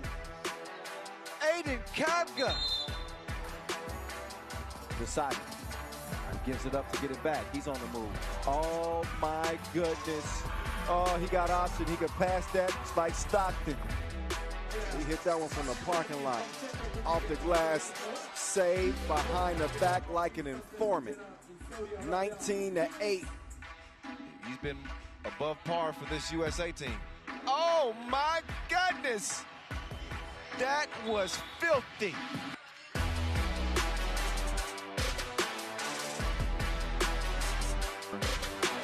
Ball away, hook is a no-go. Paishalic on go mode. He flips it over his shoulder. Sharon is caring. And they connected like a Zoom meeting. 14-1.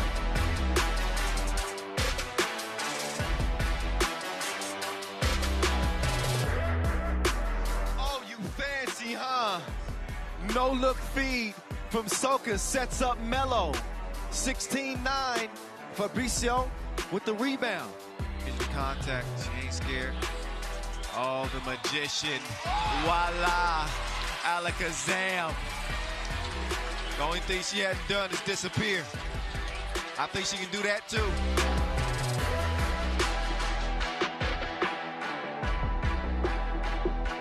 Oh, Pop with the filthy dime piece. You won't find a better dime than that.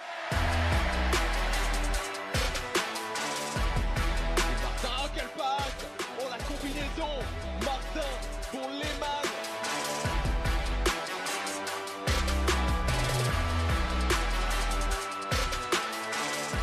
Plum left lonesome. She reroutes, changes direction, goes behind the back like a surprise and sets Katie Lou up for 2.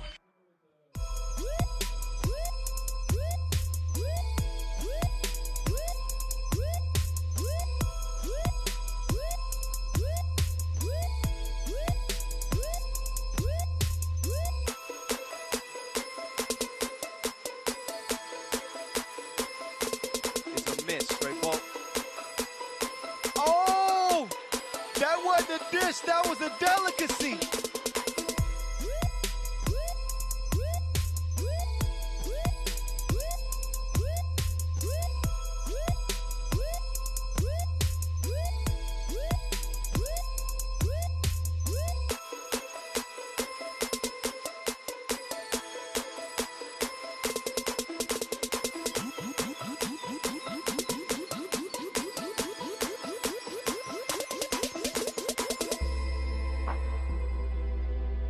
He hit that one from the parking lot. Off the glass, saved behind the back like an informant. 19-8.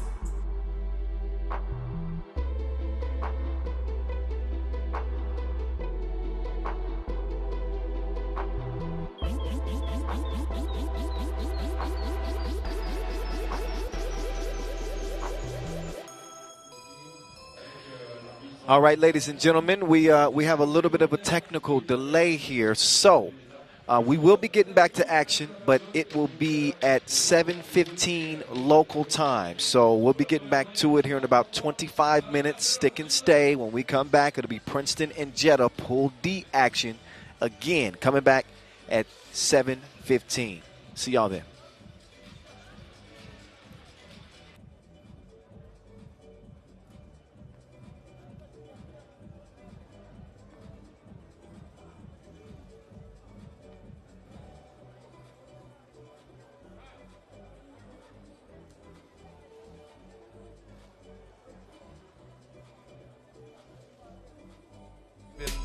Above par for this USA team.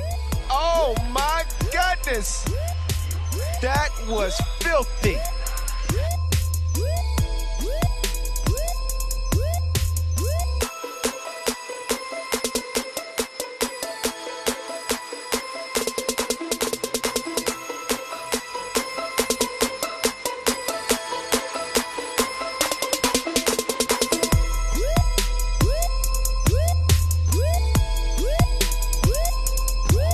Fall away hook is a no-go. Paishalic on go mode. He flips it over his shoulder. Sharon is caring. And they connecting like a Zoom meeting. 14-1.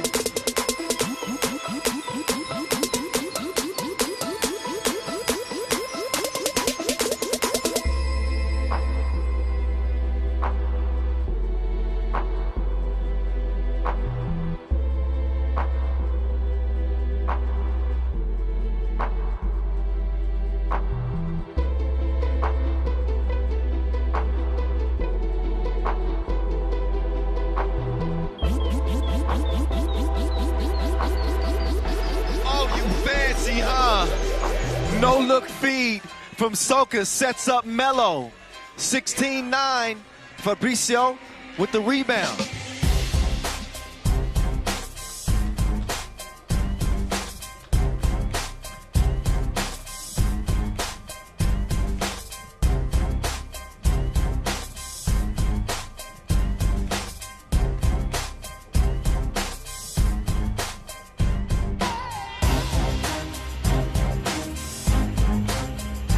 Contact, she ain't scared. Oh, the magician. Voila, alakazam. The only thing she hasn't done is disappear. I think she can do that too.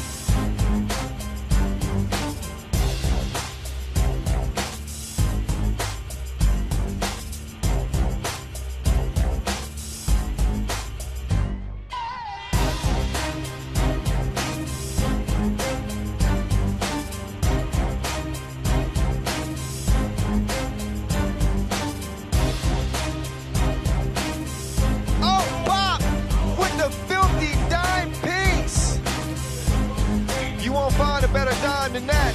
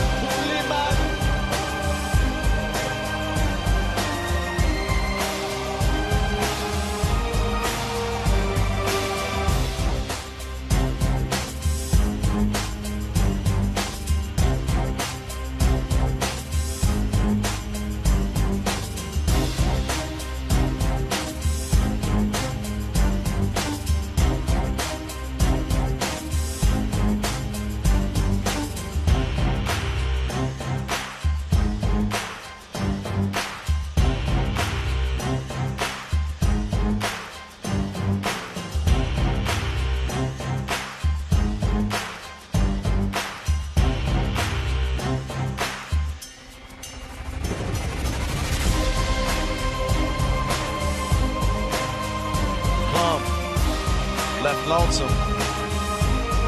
She reroutes, changes direction, goes behind the back like a surprise and sets Katie Lou up for two.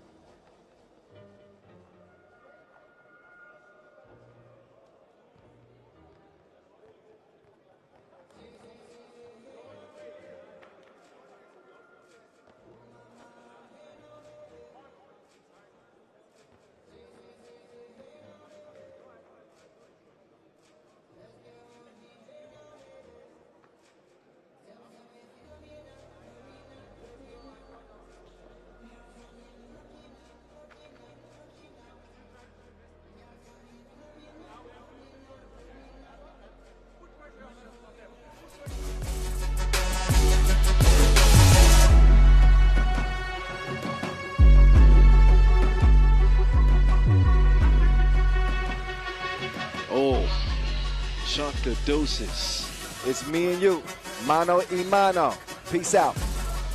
They quickly get it over to Straini. Again, he's got the step, and he's bounced bang outs.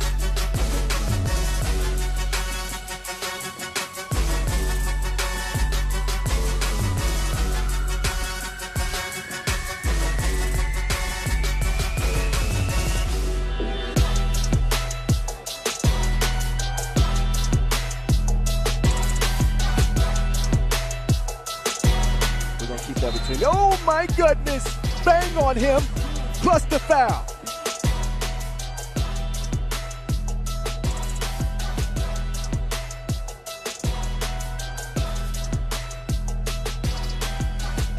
Time is going to wind out on Princeton as there's an exclamation point for you.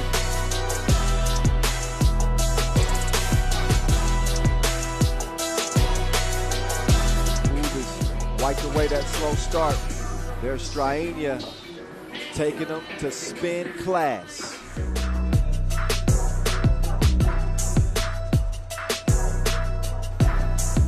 And now Strainia driving up and under through the contact. And one. Oh, stop and go, red light, green light. Oh, sneaky, crafty, clever pass.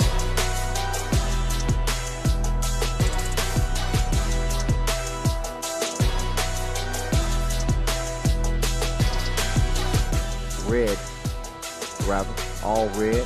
Ooh. Strainia. Oh, lost his footing, got it back. Scoop-de-doo. And on comes Red now. Oh, flipped it over his shoulder like a backpack. What a setup for the two-piece.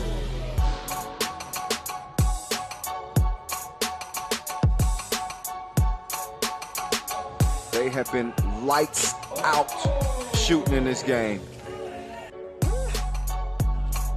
Fresh shot clock for Ooh. Strainia, he got the step, making the move on Uzi, and he took him to spin class. Now he's got Strainia. Well, Tarvit is defending. Caught on the switch.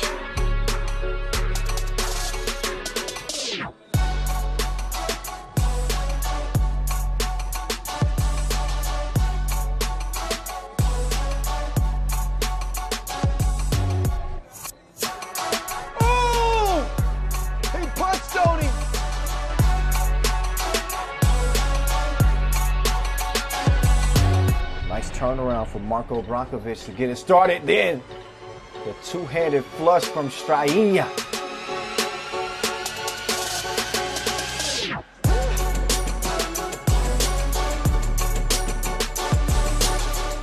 Strainia, string music. You can see the emotion.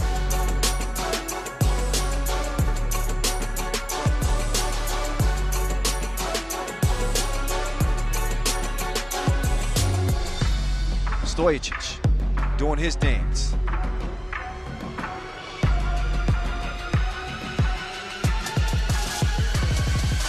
And a 4-point lead. Stojicic reroutes, goes from east to west, and then he heads north. Stojicic turning the corner, got great position. Oh yeah, and finished with a lay.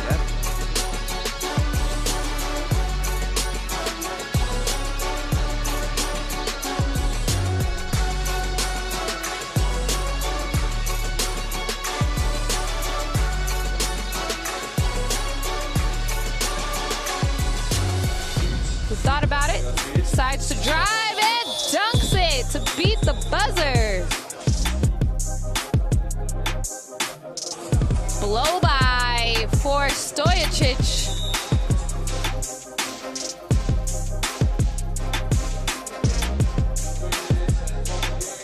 Let's see, this is for the game. And Stojicic with the winner. Stojicic with the bang out. The maestro, get it out of here. But Stojicic is all alone.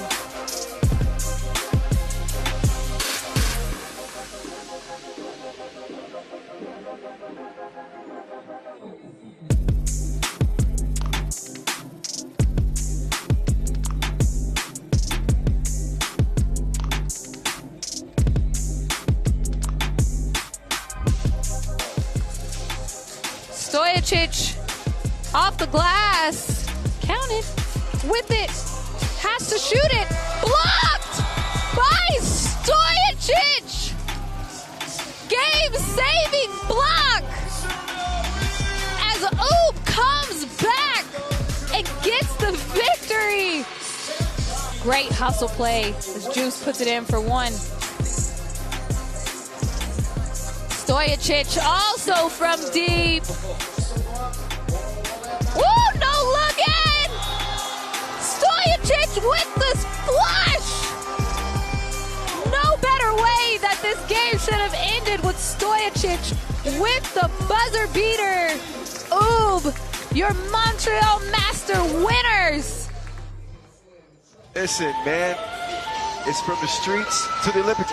Oh my goodness, he is that man. Major league, 8-point game. Worthy, he's a smooth criminal.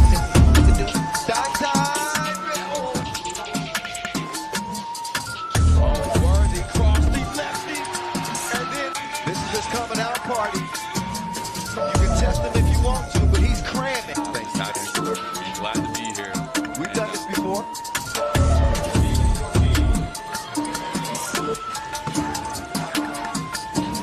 Worthy with the adjustment. Oh, yeah.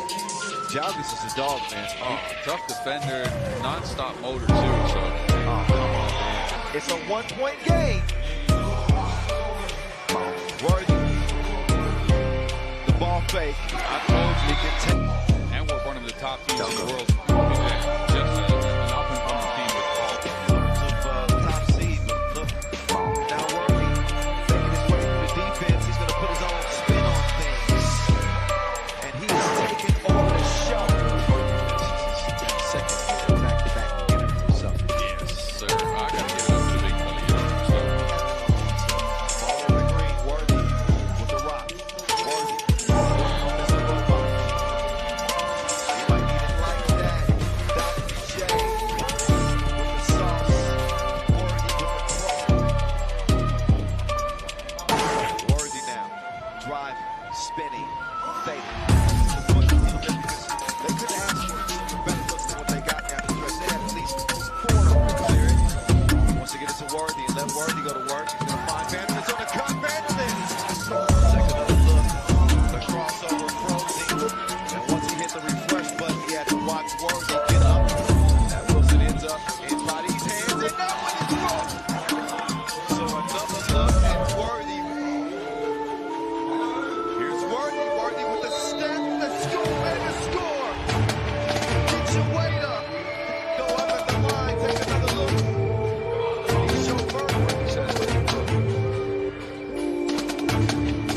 Worthy. Big shots, big plays like Joker just said no. I got him. the Joker said this ain't. They get it to Seguela. I think it's either him or Vienna. Seguela with defense all over it. Doesn't matter. Maurice Lacroix, buzzer beater for front Seguela. And he's like the Jackson 5. Take another look at your Maurice Lacroix buzzer beater. Boz called it, and Seguela called game. Yeah. Trades it. Steps through, scores easily. Oh, the whip and the lay. Instead, he gets it over to AV. AV. But he can keep attacking. He's not moving a lot over. I gave a couple of 1 points through the Giant, but always in the mix. So competitive with them. They got close so many times, but and meantime, official Alex was holding up 2 fingers. Yeah, looked like he was given the go on the score there. And so you can kind of feel the defense and see what you have. Yep. So 2 games where you come together as a unit, and you have everybody bringing some confidence. He's going to work from the corner. Hands it over to Vienna. Meantime, Seguela. Moment, he didn't quite know where to go. But again, look at this shot from Frank Seguela. I mean, it's going to be great 3x3 the rest of the way. It's been outstanding thus far. It is on and popping. Joker pocket pass sets up Seguela. Oh, great defense. And it's the unpredictable plays like this. You don't expect to put him on the bucket list. Now it's the Joker's turn. Joker, he left him and banged on him. As Seguela skips it to Joker. Getting it to Vanderlist. Vanderlist. Oh, no. Final, and I've never played one, right? I've been in a World Cup final. It's something completely different, but it has to be one of the hardest games you'll ever play. Because the offense is missing. Where has it gone? Well, that one, but the Dutch fans still rooting for Paris. A 10-point lead. Oh, what a shot. Such a great shot. And it's such a high degree of difficulty, too, and he just gets it to go down. But what a valiant performance from him. He's going to have reason to flex if he can somehow manage to even. Yeah, that man's on fire right now. Hitting shots from all over the court, finding his teammates for easy layups. So. Lipinski! That's bad in a good way.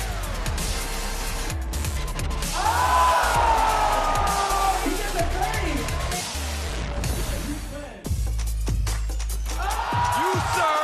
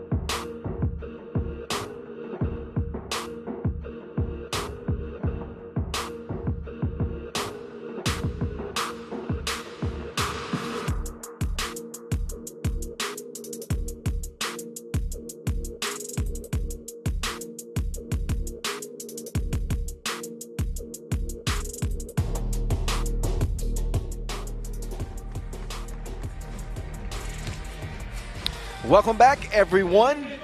Sorry for that brief delay. Had to handle a technical issue here inside the venue, but we welcome you all back to Le Carreau du Temple. This is where it's going down, day one of the FIBA 3x3 Paris Masters. We are to game number 2 in Group D. We saw Princeton earlier in a 22-19 win over Doha QSC. They were able to outlast some sharp shooting from that squad to come out victorious. They had some sharp shooting themselves. Damon Huffman. This was a man on fire. We'll see if he's got the hot hand in this one, as Princeton will take the court first with Isaiah Wilkerson among the staff members. There's that man I was talking about. Tough man, Huffman. Canyon, Barry, and the madman Kareem Maddox. Princeton trying to end that 3-year drought without a Masters win. They got a chance to go 2-0 here in Group D play. They'll go up against a Jeddah team that's got all the ingredients to be one of the better teams, but they haven't been able to put it together yet here in 2022. Saw them in Cebu. They only played with 3 players out there, and they finished 9th. But when you have 3 players, you don't typically get good results. They'll come out with their squad, though. And this is a fully manned team. They got 4 players, very, very good players. There's Simon Finsgar, the Sphinx, a.k.a. Vino. He only gets better with age as the 42-year-old takes the court first for Jeddah. He's joined by Nemanja Traskovic, a.k.a. Draco, Darius Tarvidis, the Viking, and Ovidius Veranauskis. The last of their forwards. We'll get our first look at Jeddah. They're the 5 seed here. They are 17th in the World Tour standings. They need not only to win, but they got to make some deep runs. They're going to have plenty of opportunities. We've got a couple of Masters left in the regular season. A stop in Riyadh. They'll be there. I believe they qualify for Hong Kong as well. Maybe not, but they'll definitely be in Riyadh. So they'll have their chances. They'll have their chances, and they got a big one in front of them right here, right now. Get your booty on the floor now, make my day. Vincent Royer made me sing that. Y'all didn't see he had the microphone in my face. Sorry. Najib and Yasmina, our 2 officials for this one. Princeton, the 4 seed, 9th in the World Tour standing. They're just trying to maintain their hold on a spot in the World Tour final. And they want to get past the quarterfinals. We haven't seen them do that since the Utsunomiya opener. There's Huffman, the leading scorer for his group coming into this one. Princeton, the top 2-point shooting team on the tour this year. Although, again, we haven't seen them a lot, but still shows that they're shooting it at a high clip. Kareem Maddox is even stepping out there, knocking down some twos these days as well. He's the second leading man on this squad. And as I mentioned, Huffman leading the way with 7 points. He hit 3 of his 6 two-point attempts in their first game, as he's going to try to outgun Ovidius Vedanauskas. Vedanauskas, a 3x3 vet out of Lithuania. So they've mixed players from all over, Slovenia, Serbia, and Lithuania, to comprise this Jeddah team. Vedanauskas, who won a bronze medal at the 2014 European Championships. He brings toughness. He brings a quick offensive game. He's a tough player when he's playing at a really high level. But this group from Princeton is going to try to outthink him. They certainly feel like they have an advantage down low, feeding Kareem Maddox. Isaiah Wilkerson coming off a strong performance in their first game. He had 6 points, the second leading scorer behind Huffman. And Zayde will start the possession. We are back to action here in Paris. Let's go. Wilkerson to Barry. Barry throws it in reverse. Use the rear view. The Viking to OV. OV going to the crib. Good defense though. Forced the miss at the rim. Zayde now to Huffman. Huffman quickly over to Barry. Barry up top to Wilkerson. Wilkerson making his move on the Viking. And he can't land it close to the rim. Donovan now with Zeke at his back. Wilkerson's going to get whistled for the first foul on Princeton. They've also got the first score in this game. I want to thank our ball and apparel sponsor, Wilson, our official timekeeper, Maurice Lacroix, before we move any further. Oh, Wilkerson is down. Give him a 3 count. Matter of fact, give him a 2 count. Draskovic drains it. Jeddah in front. And now Draco gets whistled. He's going to sub out as Vedanauskas will sub in. They got an extra workout in Cebu, playing with 3 players. They were absolutely drained. Vedanauskas and Tarvidis, as Huffman makes use of that screen and gets to the crib. Vedanauskas will pull the trigger. Face time. He painted Kareem's face with the stroke.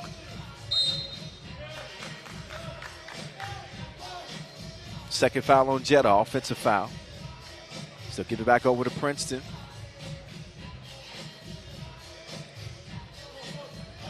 One of 2 American teams in the field here in Paris with New York Harlem. Huffman, tough bucket on the lay. Draskovic to Finsgar, back to Draskovic. Draskovic on the drive. Draco to the hole. Rolled off the rim. Barry with the fake. He's going to get to the teeth of the paint. Goes to the Euro step.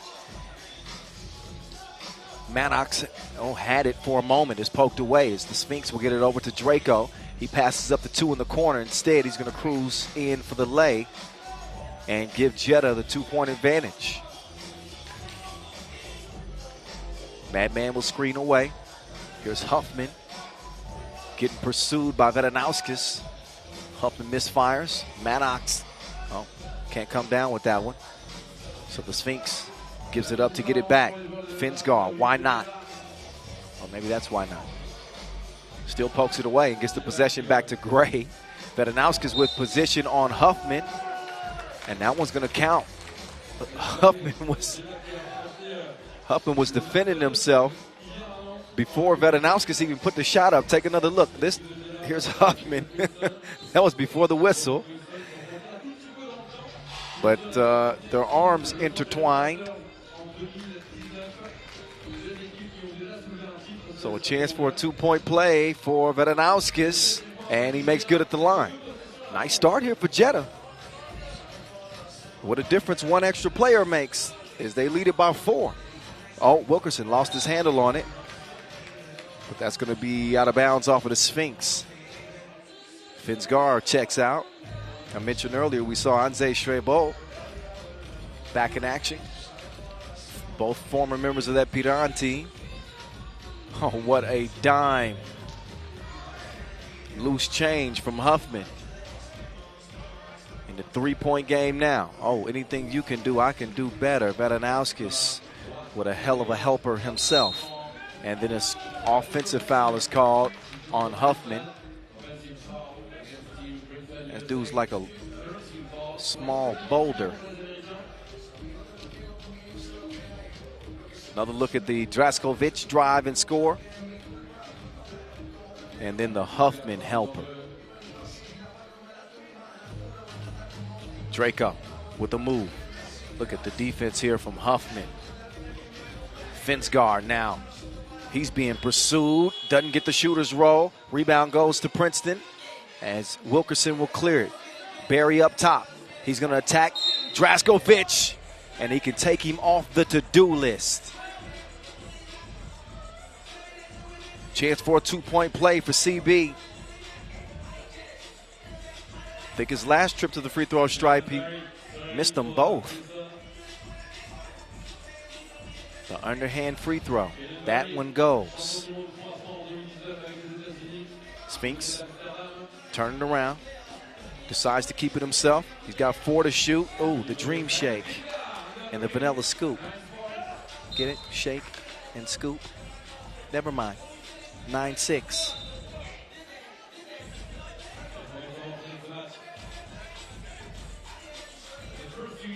Three fouls apiece.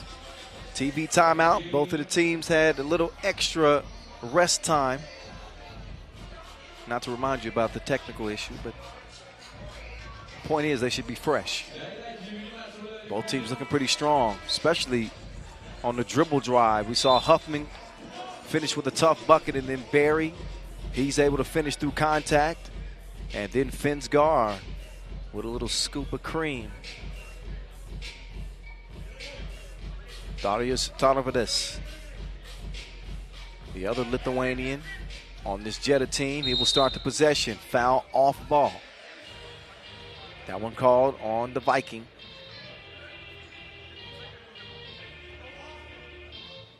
Substitution is made.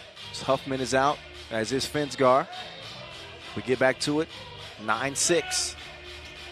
Barry with the step. Tarvidas reaches in and pokes that one away. Oh, but Barry is holding his, looks like his shin. You can tell that he kind of misstepped. You see, plants, yeah, yep. Planted with that left leg. Just kind of stepped on it a little bit awkwardly. As you can see again, the close pursuit from Tarvidas made that bucket tough. So Barry will get arrested. He'll let the junkyard dog get loose. Travel call. He mistimed the Euro step. I think we 7 hours ahead over here. Offensive foul, so the whistles are active. So each team is struggling to get a free flow into their offense. Draskovic will hand it over to official Najib, who will now let Huffman check it up. He's barking orders at his teammates, trying to get folks in the right spot. Maddox, he's got the Wilson in hand now. Here comes the Madman. He's got 2 to shoot. Goes to the hook, missed it. Maddox will track it down. Now Huffman. Oh, Vadanauskis took a shot. So foul White. Princeton's up to 4. Jeddah's got 5 fouls, and Vadanauskis is still shaking it off.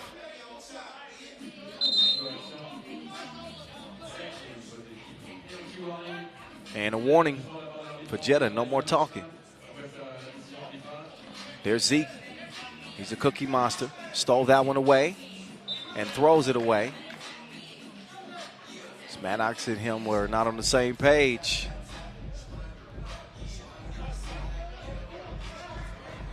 So we'll see first if either team can hold on to the possession.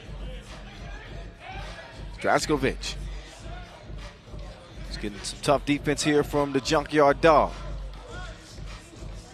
Wilkerson followed Tarvidas all the way to the rim. Probably still should have made that layup. Instead, it's a miss. Mishandled initially by the Madman, now Huffman. Oh, that dude is on a mission. Good move, but he missed the shorty.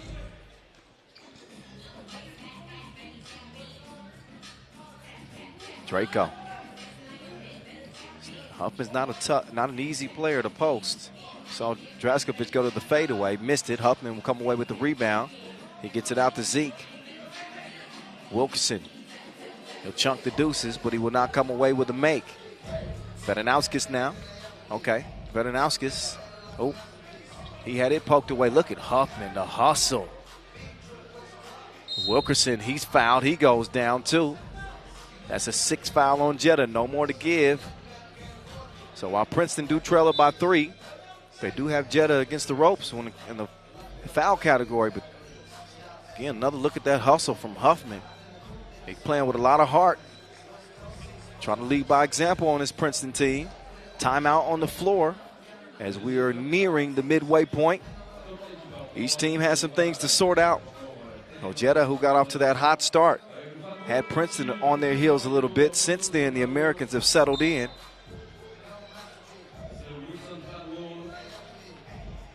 And Finsgaard, Draskovic, and Tarvidis will take the court for Jeddah. It'll be Barry, Maddox, and Wilkerson who are on for Princeton.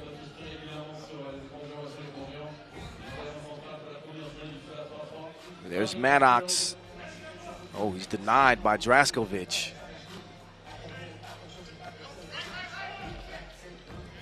Tarvidis steps back. Good contest there from the Madman. Maddox. Oh, that is a hamburger helper. Good eating for Wilkerson. Slow on the closeout. Finsgaard makes him pay double.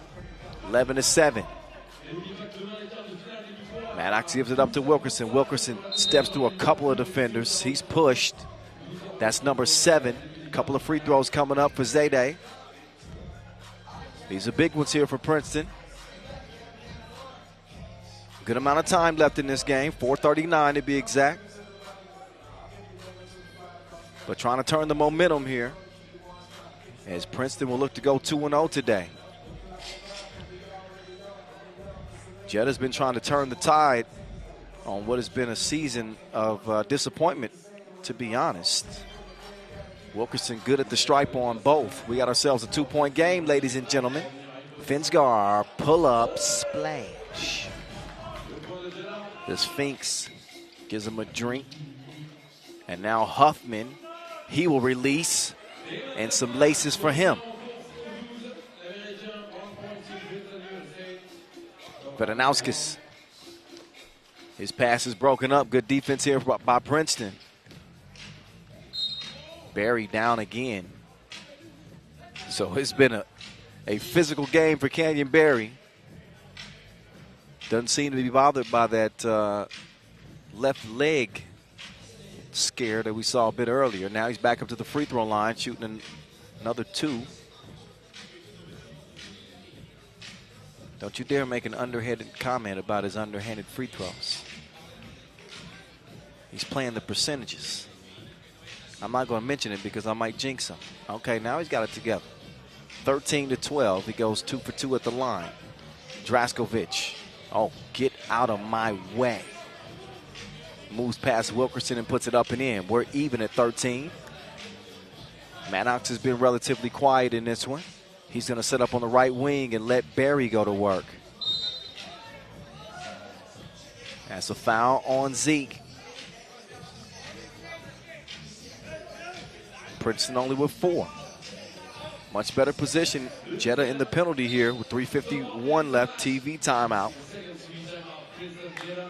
So Princeton, they've been playing downhill all game long. I think that strategy is going to work to their benefit. If they continue to put pressure on the defense, the more they attack, the better chance they have of drawing a whistle and scoring points at the free throw line.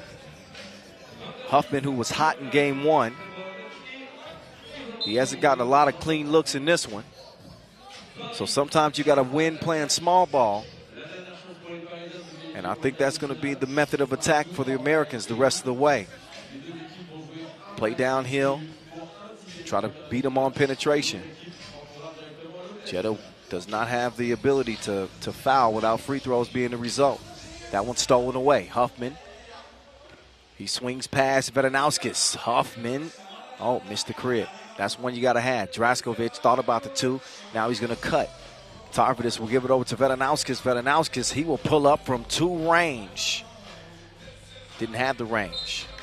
Out of bounds it'll go back over to Princeton. Princeton doing some unique things this year as it relates to their Dow project. So an interesting approach to 2022. Hasn't boded results, not yet. Still a lot of 3x3 left to play as Barry comes up empty on the shorty. Had the right idea on the drive, though. Can he hold his ground against Tarvidis? 3 seconds in the key. He's camped out there just a little bit too long.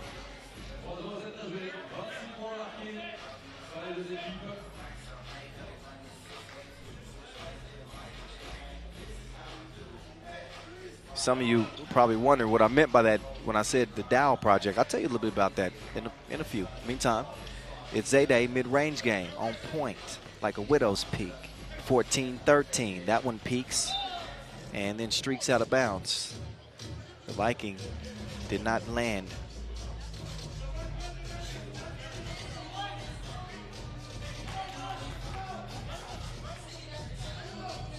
One-point lead for Princeton as they resume their attack. Junkyard Dog going to the post. Throws up a wild shot. 1-3 to play as Vedanauskis moves left. Slick pass to Draskovic, who missed it at the rim. Wilkerson to Maddox. Maddox attacking Finsgar here. Now Maddox, he got great position, but he missed the layup. He's going to get a second opportunity. Maddox turns around, puts it up, and the Madman is struggling. Draskovic right past the defense. Oh, but they didn't clear it. 2:18 to play. I think they want to challenge this. They do. So a clearing challenge is issued by Jeddah. They want to see if they can save themselves or gain themselves a score. If they do, it'll be 14-14. But that one was initially wiped away, so we'll take another look. First at the Wilkerson pull-up mid-range. Oh, that is close. I don't think he cleared it.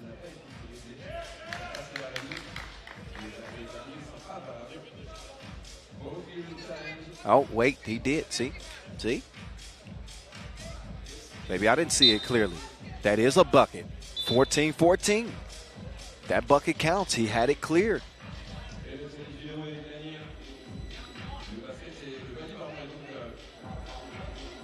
There we go. So the score has been adjusted. We're back even again, 14-all. One foul to give for Princeton. And as you know, Jeddah's already in a penalty. Princeton take over. Wilkerson patiently getting into this possession. He will let that fly, but it ricochets off the front iron. Draskovic lost it momentarily. Vedanauskis now, he'll try his hand at it. The left hand needs some work. Barry has it cleared. Nice ball movement here from the Americans. Huffman fakes the pass and can't get the splash. Cross-court pass taken away. Wilkerson with a bullet pass down to Barry. Barry missed it point-blank range thanks to the tough defense from Tarvidis. The Viking making the move on Huffman, and he took him on a drive. Chauffeur, 15-14.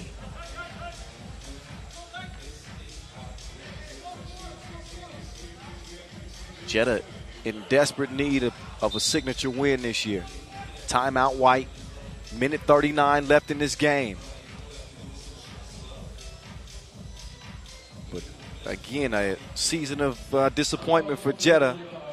I don't know if there's a team that's hungrier to kind of get their groove back together. They understood the expectations of the team this year, and what many people felt like put together like an all-star squad. Each one of these players has played at a really high level. Think of Darius Tarvidis and how he's looked for Lithuania in the national competitions this year. The World Cup with a silver medal, and they played really, although they came away medalists at the Europe Cup, they played outstanding. Vedanauskis, former player with Team Vilnius. Of course, the Sphinx as well. Draskovic, who was an MVP in Prague last year. Oh, there's a foul. And CB4, he'll try to connect at the line. He's missed 2 free throws today, maybe 3, which is a rarity. But he's had it going in this game. Look, Ma, 2 hands. Barry with NBA G League experience under his belt and a pro pedigree in his family. He's a hooper representing at the stripe 16-15 as the Sphinx weaves his way through traffic. He's going to go to the one-legged fader on Huffman. That ball is kept alive, but Princeton will come away with it.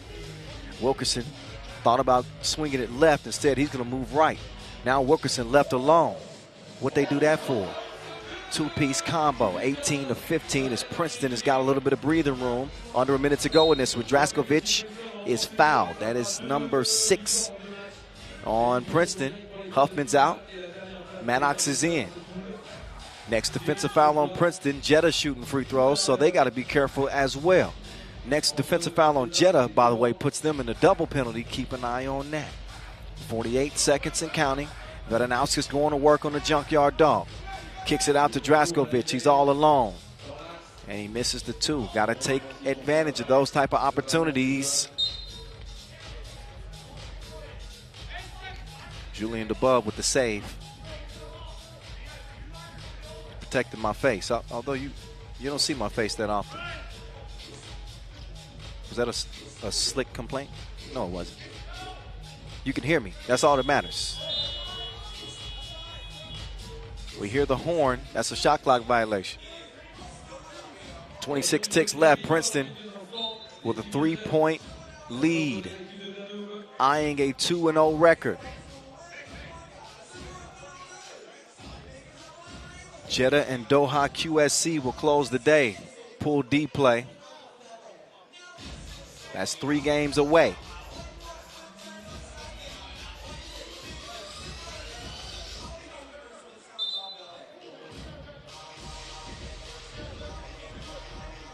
So Vedanauskis is instructed to get behind the logo for the check-in.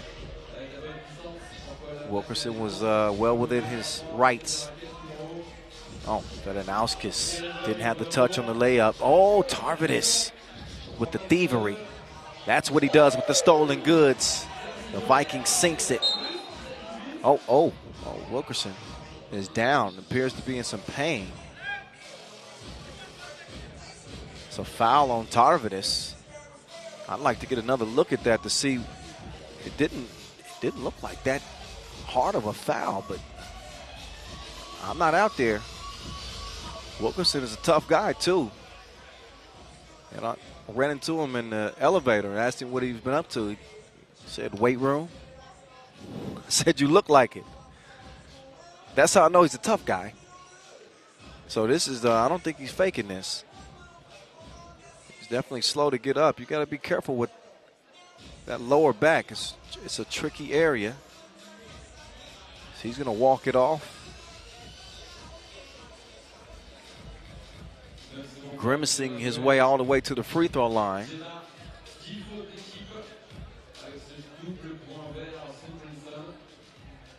Two shots in possession. As I was saying, that next defensive foul for Jeddah was going to be a problem, and they find themselves only a point down.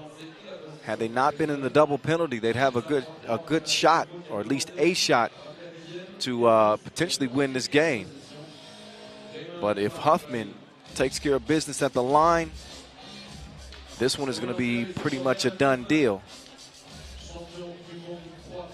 Great day for Damon Huffman. Huffman, back-to-back free throw makes. That'll give him a 3-point difference. And this one is going to be a Princeton win as they could just run clock. Jeddah don't want to foul.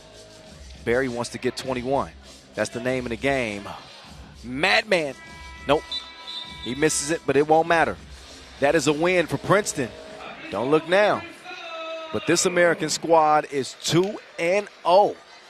Found a way to get it done. It wasn't always pretty, but a win is a win is a win, as they say. And they're able to hold off Jeddah. So Jeddah will be left to fight it out with Doha QSC for the last spot out of the group. 2017, Princeton. Let's get it over to Julian above. He's standing by right now with Kareem Maddox after his team's 2-0 record day one.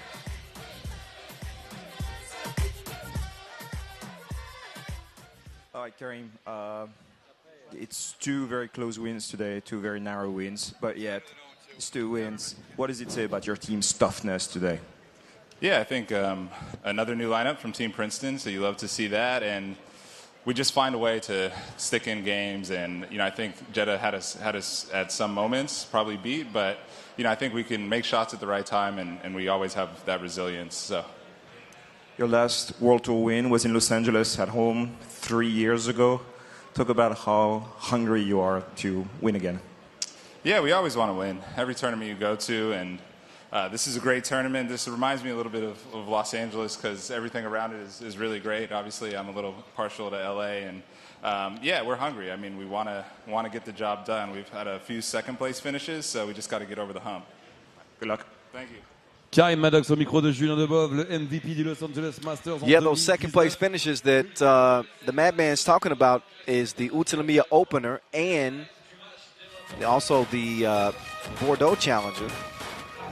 So a runner-up finish at a Challenger and a technically not a Masters. The opener, though, is high level. It's the best teams in the world. So the point is they have been to the top of the mountain before. Can they get back? Well, if they continue to find ways to win like they did in this one, then they're going to be a tough out in the quarterfinals. They earned the top overall spot out of Group D. And they did it by just finding a way, defensively and offensively. You heard Canyon Barry, maybe you heard him, as he walked by. He says 2-0 is better than 0-2. You dang right about that. He handled business from the free throw line. How about the day they got from Isaiah Wilkerson? Yeah, Zayde played well. He and Huffman really set the tone for him, and Barry as well. Those three played at a really high level. Maddox struggled on the day, but you better believe he's going to bring his A game tomorrow, and that's going to make Princeton an even tougher squad as they get ready for the quarterfinals. Bonsoir. We here in Paris. Kyle Montgomery, a.k.a. The Voice. I'm with you. I ain't going nowhere. That's right. We still got, let's see, 4 more games to go. That's right. Coming up next, it's Utrecht with that man, those men in green. But that's the man I was talking about, Worthy de Jong. He's the next coming in the Netherlands. This is a well-rounded team.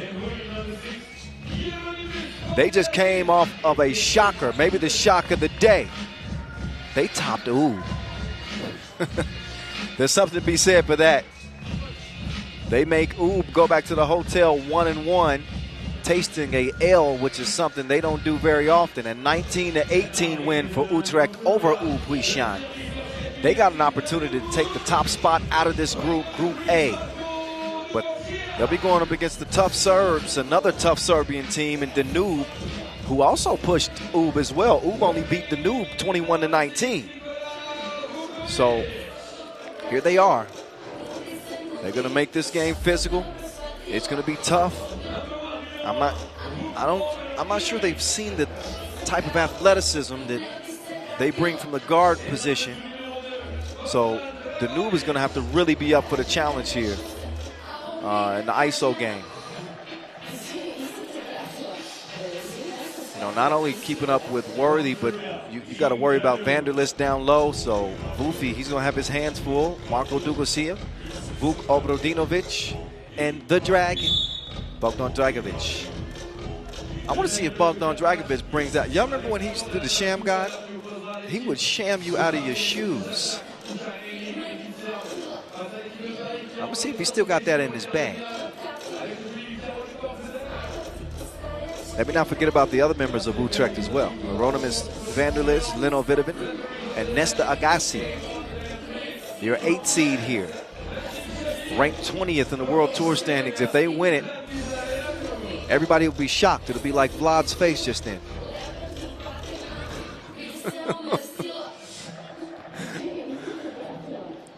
So they'll get warmed up. The Danube can make this thing interesting because I don't want to award the top overall seed to Utrecht. They got B Worthy. That's a good nickname. How about no? I'm not even gonna give a hint. I'm gonna unveil it. I'm gonna pull the tarp off of the nickname, depending on how far they go. Bogdan Dragovic at 32 years old. We call him the Dragon. I've been talking about the World Tour final as only the top 12 teams will get to play for the biggest crown of the season. So, and the winner of this game will advance, except if the Danube win 22 or 23 to 21 in OT. That's for this particular tournament. So that's what stands in front of us. Yeah, buddy. So again, we're coming at you from Le Carreau du Temple for the first time ever here in Paris for the World Tour. Had an incredible. How do you say incredible in French? Incroyable. Incroyable. Incroyable. Okay, y'all help me. Y'all know. I got the lazy tongue from America. I'm just trying to fit in here. What in France do as the French do. I need some baguettes. I need some. All right, let me not embarrass myself. We're here for hoop. Let's get to it, shall we? We shall. Here we go. Danube will start with the cookie. Mr. Doogie with the fake. Doogie to the Dragon. The Dragon on the drive. The Dragon got some extra hang time, but touched no rim.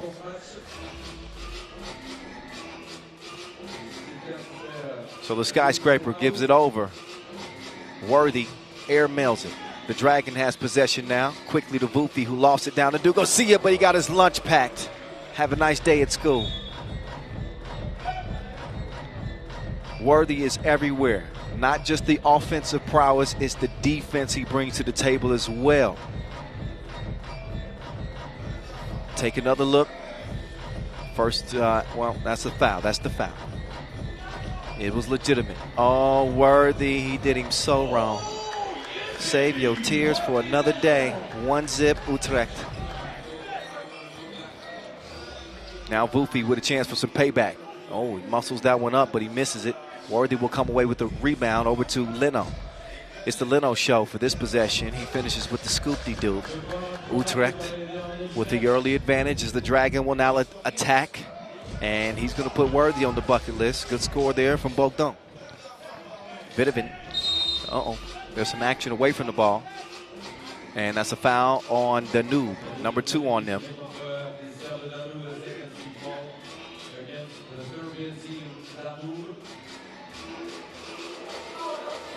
Worthy opens the possession. Agassi will get it down to Vanderlist. 3-1 is the result. The Dragon cashes in. We're all even. 3 apiece. Vanderlist gives it up. Now Worthy going to the post. Missed it long. Quick clear. Dragon down to Doogie. Doogie. Oh, Worthy caught reaching in the cookie jar. He says, who, me? Yes, you. Could be. Then who? Yeah, I'm childish sometimes.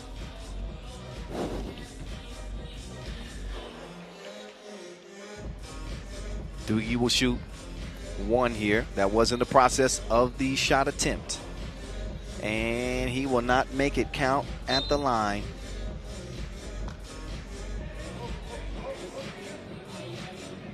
Three it stays as Utrecht will take back O.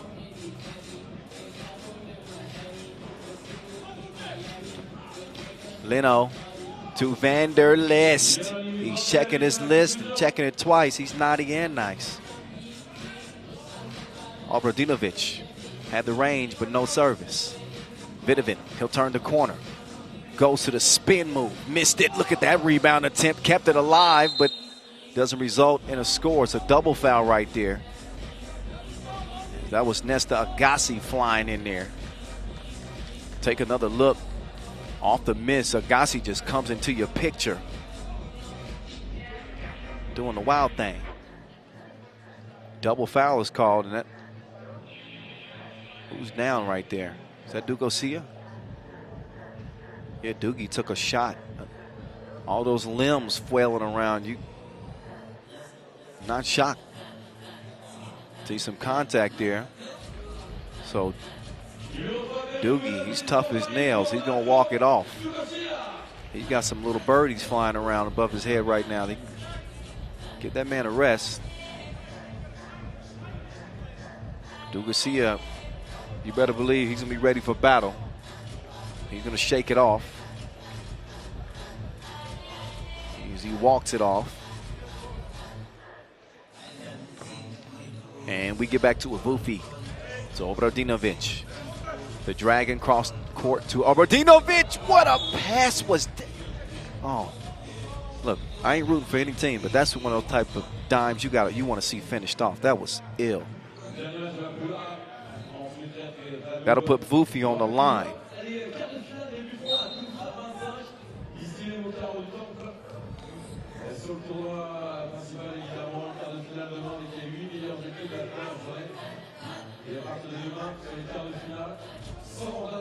Oh, or not.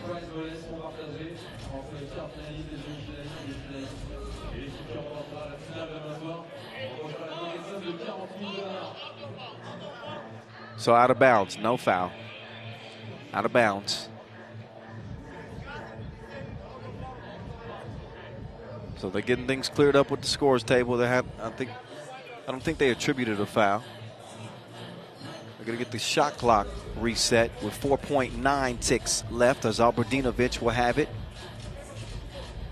Vidovin in defense. 3, 2, 1. The Dragon. No. Vanderlist comes away with it. Ew.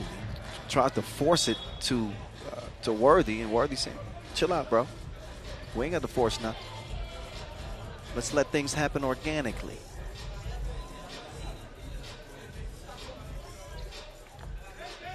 Dragovic, Doogie, didn't receive the package. It was stolen. And now Nesta Agassi has it poked away. So Agassi has had a quiet impact with his defense. Trying to get the right mixture together on this Utrecht team. Worthy, don't sweat the technique. 2-point lead for the Dutch. Oh, Draskovic trying to get tricky, but Worthy defending. But he's a pesky defender. Quick hands. Don't put him on the metro here in Paris. You might lose your wallet. I got a laugh out of Julien Leboeuf. That's all I needed. 5-3. I told you it was coming back. Dime time. Nice precision bounce pass on the cut. It's Worthy. Oh, crossing. Oh, did he just try to sham a man after the cross?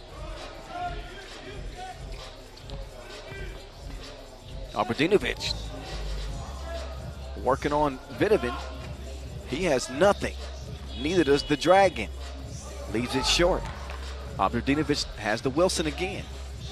This time, oh, the bank is open. It's after 7, ain't it? 6-5. The Dragon. Flotation device activated. 7-5. Worthy. He's fouled on the pass attempt, and some extracurriculars between Obradinovic and Agassi. And even the Dragon is coming and having a conversation. And Agassi, he ignores everybody and walks straight to his bench. Oh.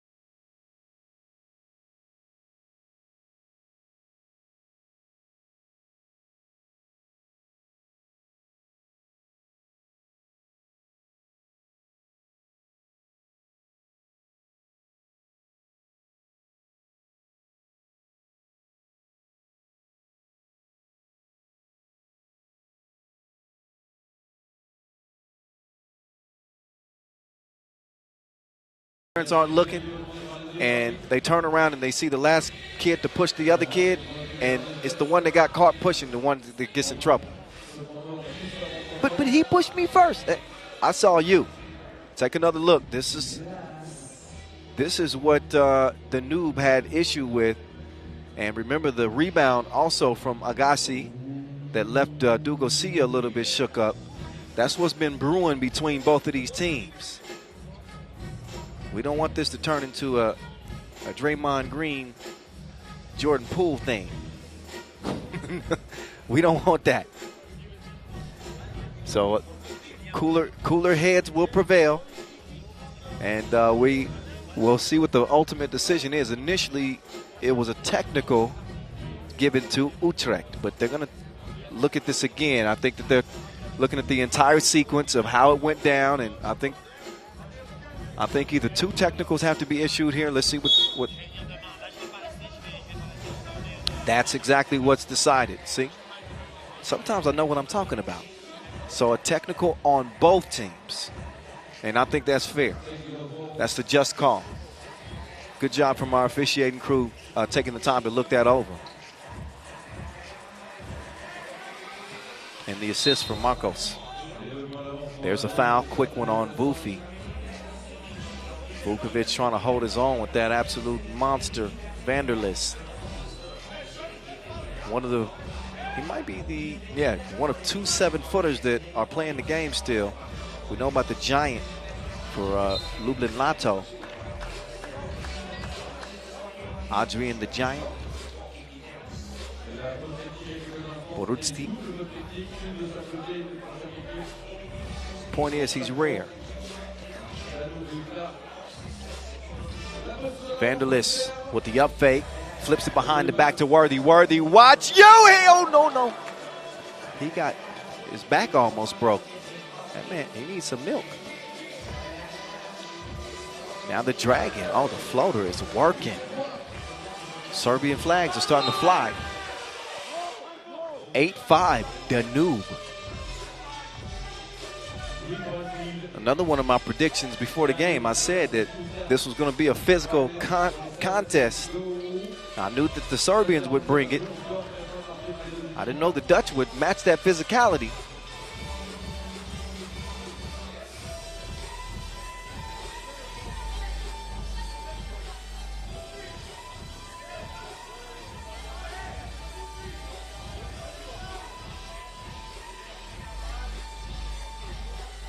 So it looks like Leno Vinovic will start the possession for Utrecht.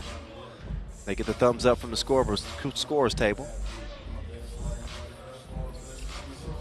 Oh, they throw it away.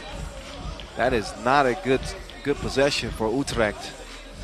Svidovin and Worthy were not on the same page. Here's Doogie to the Dragon.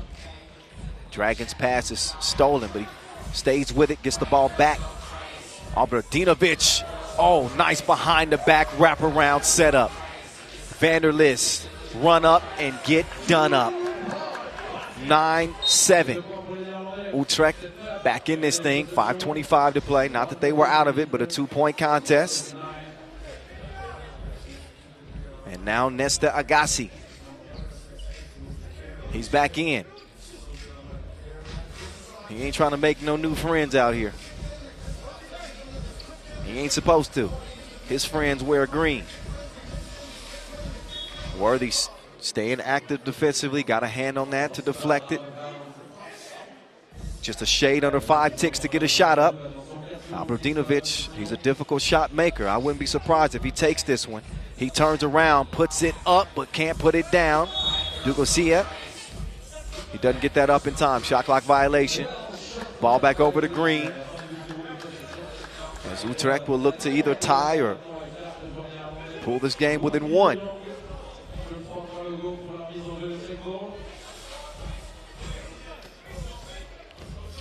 Vanderlis down to the post office. Missed it. Worthy keeps it alive. Up fake. Left it short. Can't get the rebound. The Dragon will take it.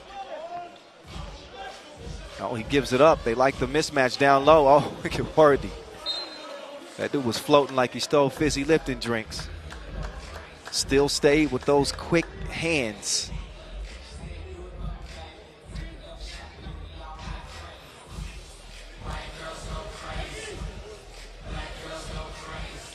Worthy with the cross. Drops the shoulder. But runs into trouble at the rim. Shout out DJ Last dropping that Tech 9, that Tekanina. Where is Last?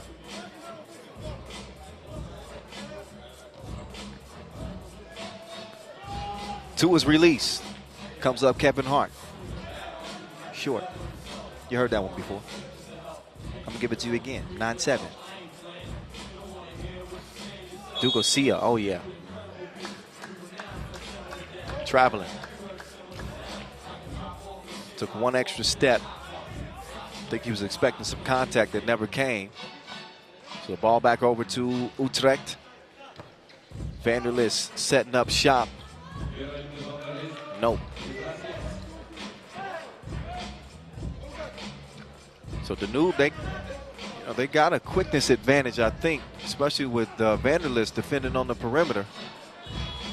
Yeah, it's a strong take, but not a strong finish. Vanderlis, he sets up on the left wing. He's going to let Vidovin go to work. Vanderlis, oh, just missed it short. Under 4 minutes to play.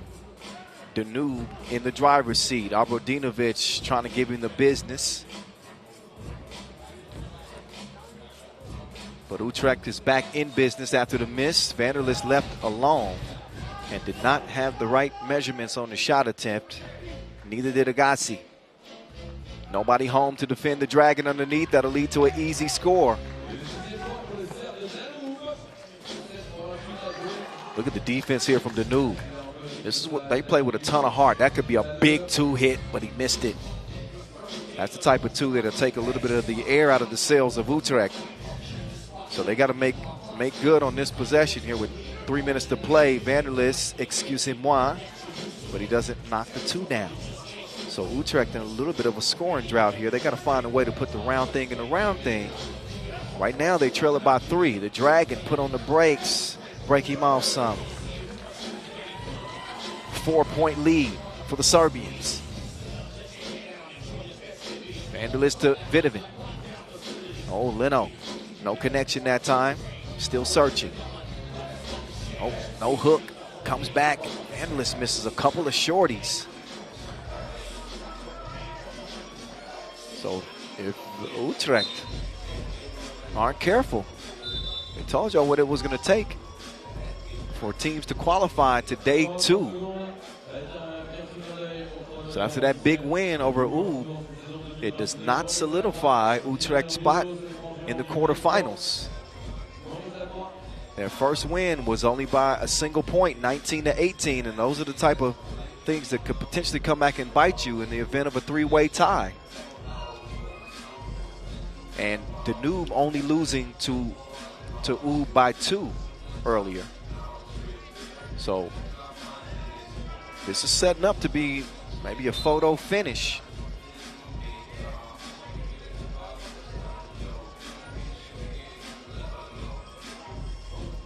So if Danube win 22 or 23 to 21, and of course they have to go to overtime in that event, Oob and the winner of this game would advance. They better advance on Worthy, or he's going to shoot them to their grave. 11-9. Dugosia, are you kidding me? Threw it up like liquor on an empty stomach and got the thing to fall. Videvin does not get the shorty to go. So we've seen a lot of close range misses for Utrecht. And we've seen some incredible makes for Danube.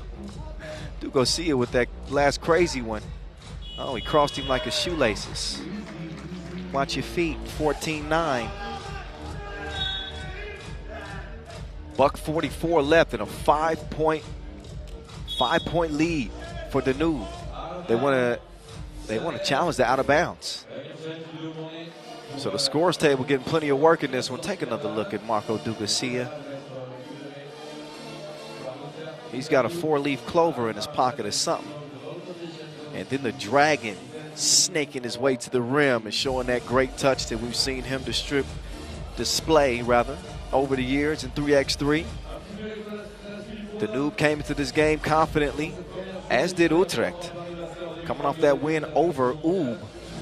But the Dutchmen have fell flat so far offensively in this game. It's been muddied up by physical play. These dudes will not be sharing a drink together after this game, I can tell you that now. Minute 44, and Utrecht have got to be feeling the heat here.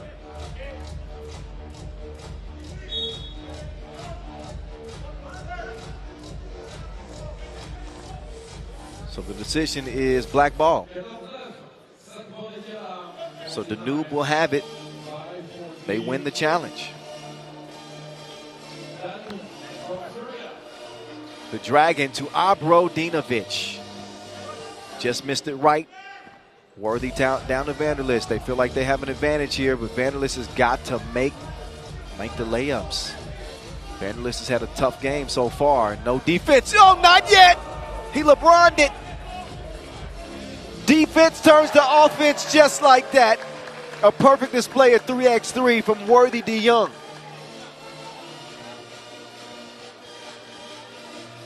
Abrodinovic, lost him behind the back move. 3-point game. He got the hookup, but it hits the side of the backboard. Worthy going for a two-piece combo, but he just touched the left side of the rim and out of bounds. 56 seconds left in a three-point contest. Danube in front.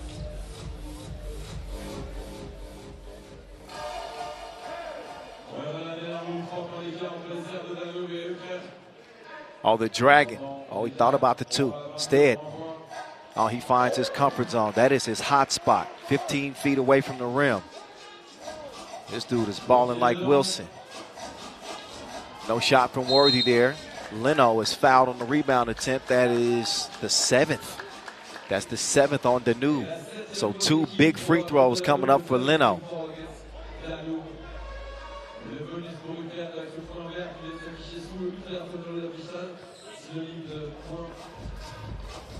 We're going to see how calm, cool. Oh, my goodness. He missed that one badly. A little bit of nerves. You got to shake him off here.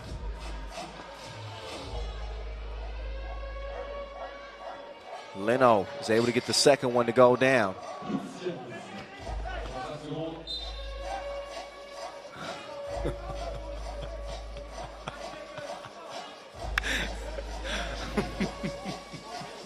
(15-12), excuse me. Somebody just wrote me a joke. It's pretty funny. 30 seconds to go. Oh, nice pass. Oh, mishandled though. Utrecht, they need a bucket here. With 20 seconds to play, Vanderlist will drive. Leno. Knocks it in. Makes good on the mistake from the free throw line. We got a 1-point game. 12 seconds remain in this one. As Doogie is going to work on Worthy. And de Jong is called for the foul. Number 5 on them. They got Another to give, but a fresh 12 for Danube. Timeout, Black.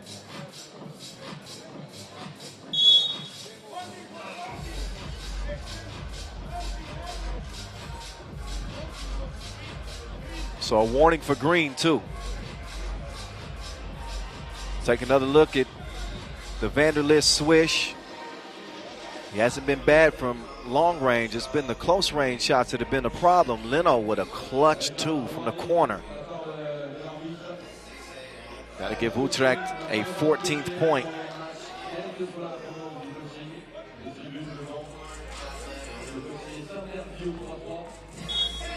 And a quick foul, because they knew that Danube can run the clock out. Now they'll try to put the Serbians on the line for a couple of pressure free throws. Expect another quick foul here from Leno. They want to save themselves some time, and there it is. 2 shots upcoming for Abrodinovic.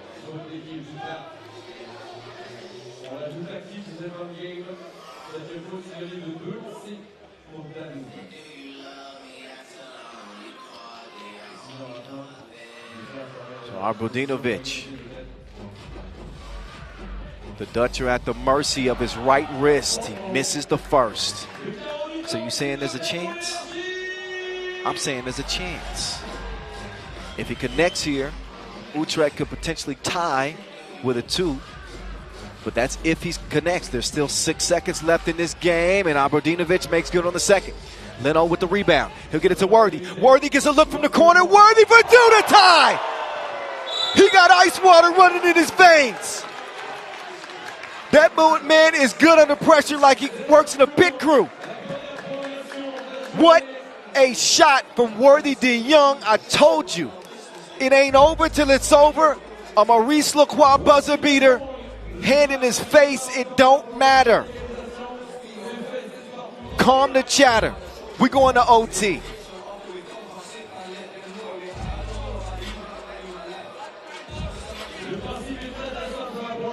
Man. What a game.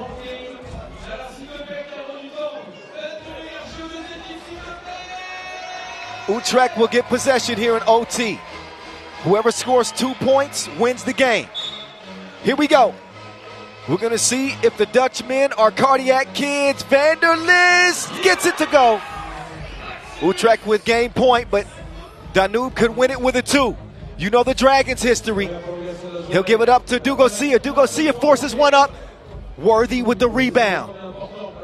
Here goes that man. The game is in his hands. Worthy de Jong with the spotlight firmly on him. Up, fake, up and in. We are witnessing a rising star. He's from another galaxy. A Maurice Lacroix buzzer beater in OT. Worthy de Jong. As the Dutch are too much, they go 2-0 and take the top spot out of Group A. If you got cardiac issues, you can't watch a game like this. As Worthy gives me a glare. All right, it's on the way. You keep playing like this. Look again. First a wild shot from 2-point range, and then you just had a feeling. I got a feeling that tonight's gonna be a good night. What a move. Worthy de Jong. That's a grown man right there. Tough. They go 2-0. They get the top slot. Oob will get the number 2 spot out of the group.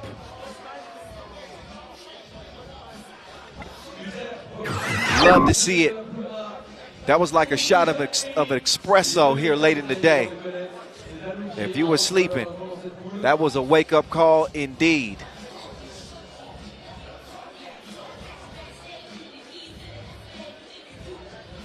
Now forget about the other members of it. Let's take a look at the highlights in that one. In a back-and-forth contest, it was Danube who was really in control of this game. That, too, gave them a 5-point lead early, and Utrecht were having all kinds of issues in this game. They didn't get an explosive scoring performance from Worthy. They did get a hell of a defensive game. But since the points were slow coming for Utrecht, they trailed about 4 here again, and Vanderlist just continues to give them life, knocks down the 2-ball. They withstood a great game from the Dragon, who was filling it mid-range. Speaking of range, you see Worthy connect from 2-point land. And then the chase down block turns into the 2-piece shot. Defense. Worthy de Jong. Leno split a pair of free throws, and then he made good on it. What a shot here from Leno Vidovic. He's as much responsible for this win as Worthy was. Worthy then hits that too with the final seconds ticking down. Once they go to OT, it was Vanderlist going up to the top floor. The skyscraper setting them up for this. Worthy putting the game away. Tucked Danube to bed, and that's how the group is decided. Utrecht go 2-0 with an overtime victory, 18-16 over Danube. This is why you love 3x3. You gotta love it. We got 3 more games to go on the day. Next on the slate is New York Harlem and Prebold. This is the battle for the number 2 slot out of the group. It's a play-in game. Harlem will need to wipe away their first contest. They did not look great against Liman. Prebold lost to Liman by 3, looked a little bit better. But New York Harlem suffered a 21-12 beatdown at the hands of the Serbians. We're going to see if they show some grit and some toughness in this one if they want to be playing day 2. Chance for 40 bands. I know that Antoine Margano is a pescatarian, but they're trying to get to the chicken.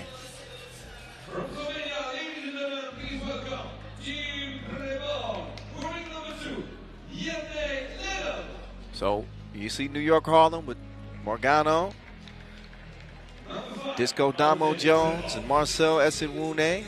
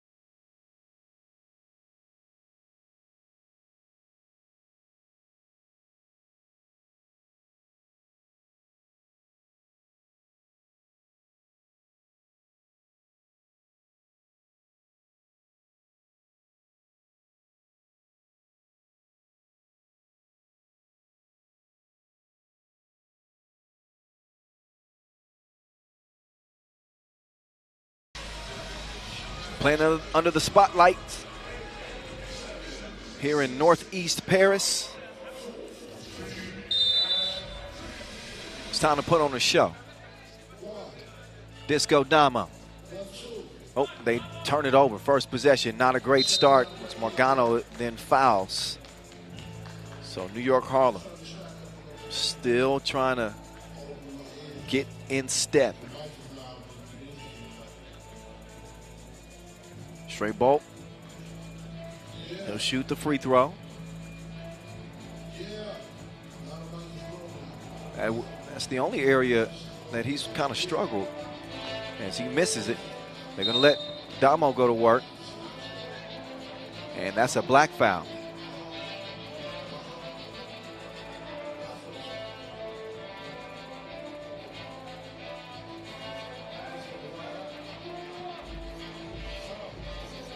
Oh, Damo, no go. Jordan Royko gives it up. Royko gets it back. Jordan lets it fly. Off the miss, straight ball. This time Royko on the cut, caught Cat in a bad situation. He's called for the scratch. He's going to take a seat. And another trip to the free throw stripe for Prebold here early in the first 30 seconds. Prebold missed the first one. We'll see if Jordan Royko can make good at the stripe this time, and he does. Nice touch. Direct deposit. They've been waiting on a payday. He has that one sent back. Wrong account. One zip, it stays. Jordan Royko up top to the lay. Nice finish right there from Ziga Habit. No defense to be seen as Brutus breezes by. You can feel the breeze on that air ball. Now Kadani. Oh, he must have heard me talking. Direct deposit, cashes in, cha-ching. Damo in a tough spot right there. No score comes of it. Loose ball is tracked down. They're going to go at him again. This time that foul is called on the floor. Wipe away the bucket.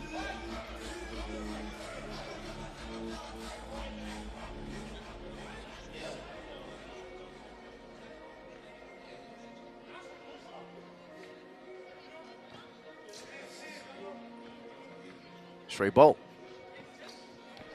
He'll let somebody else do the ball handling. Oh, I think that one went off of Straight Bowl's hands, and he's saying shoot it. Better listen to the veteran.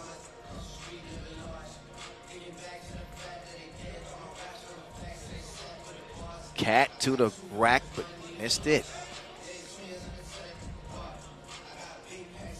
Shot is set up, but missed.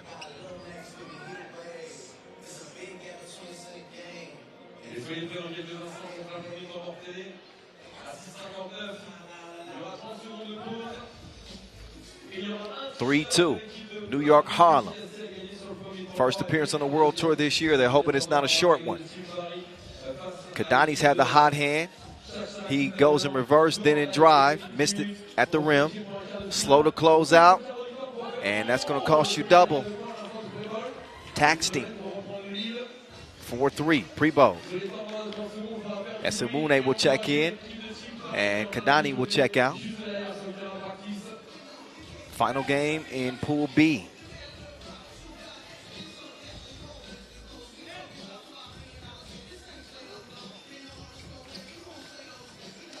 Esemune to Damo. Damo. He's fouled on the scoop attempt. So Damo continuing to apply pressure. Damo Jones, a Pan American Games gold medalist, longtime representative, and also Lausanne Masters MVP. He and Kadani Brutus put on a show that year and winning their first and only World Tour Masters.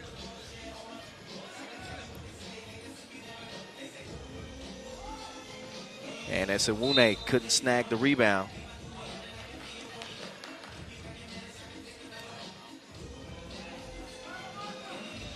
That was 2019 when they got that win, by the way. So they also have a 3-year drought. Both American teams have seen 3 years pass since they've been in the winner's circle. Prebold assume a 1-point advantage as Cat goes to work. Cat has punched the clock, drops it like it's hot. 6-5. Nope. Morgano. Call for the foul right there. I think he was probably lucky not to get a whistle earlier in the possession. That's the 4th on New York Harlem. Esenwune with the high rebound. Kadani, you know he's looking for his shot.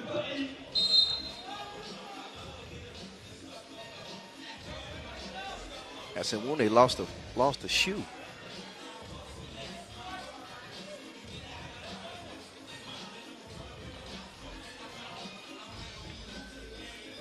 Take another look. Yeah, you can see it.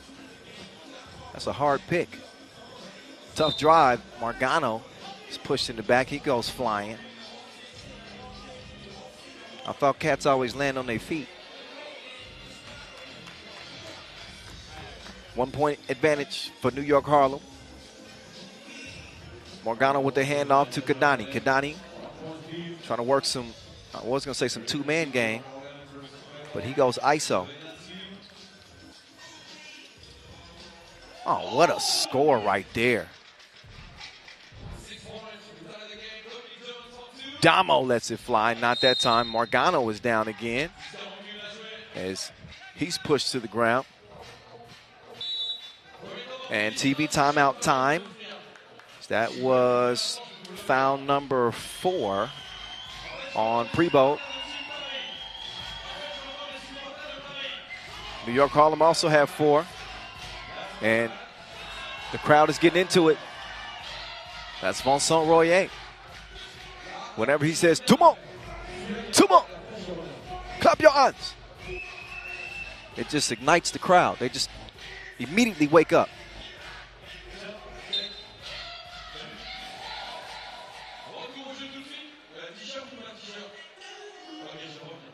If you look at look at that last drive and score, ridiculous from Ziga Habit. This dude's got some skill too. Habit only 24 years old. He's trying to stick with Disco Damo. That is a tough assignment. No, Damo lost the handle on it. Now he's back with the pity pats. He'll get it over to Kadani, whose stroke was broke, but Damo will have it again. Now he's going to work.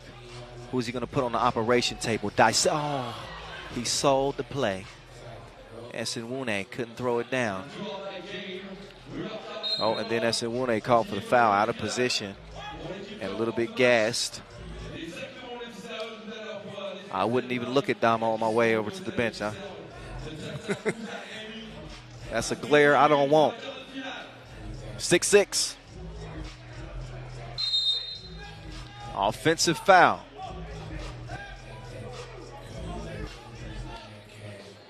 So Prebold is on the brink of being in the penalty.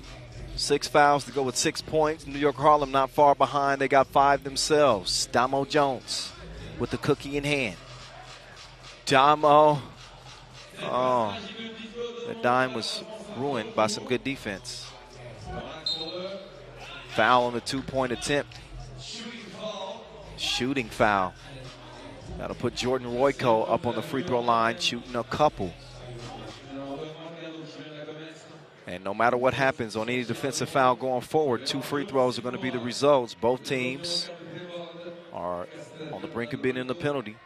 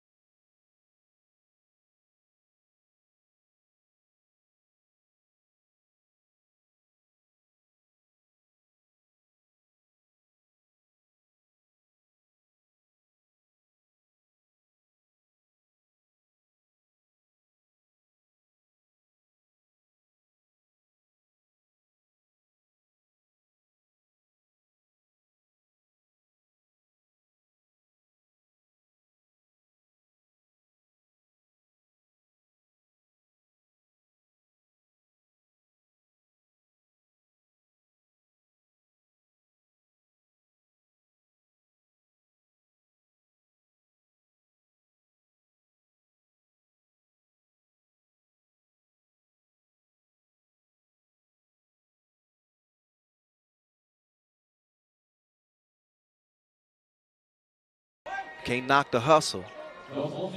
But it is a 7th foul. 2 free throws now coming for Ziga Habit.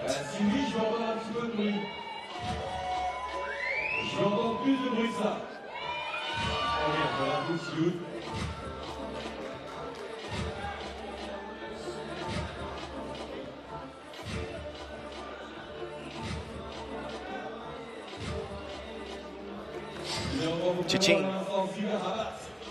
New York Harlem's lead down to 2.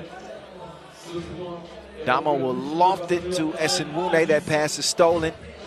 And now Damo's going to have to find a way to defend in the post. Holds his own. Jordan Royko lets it fly to your eye.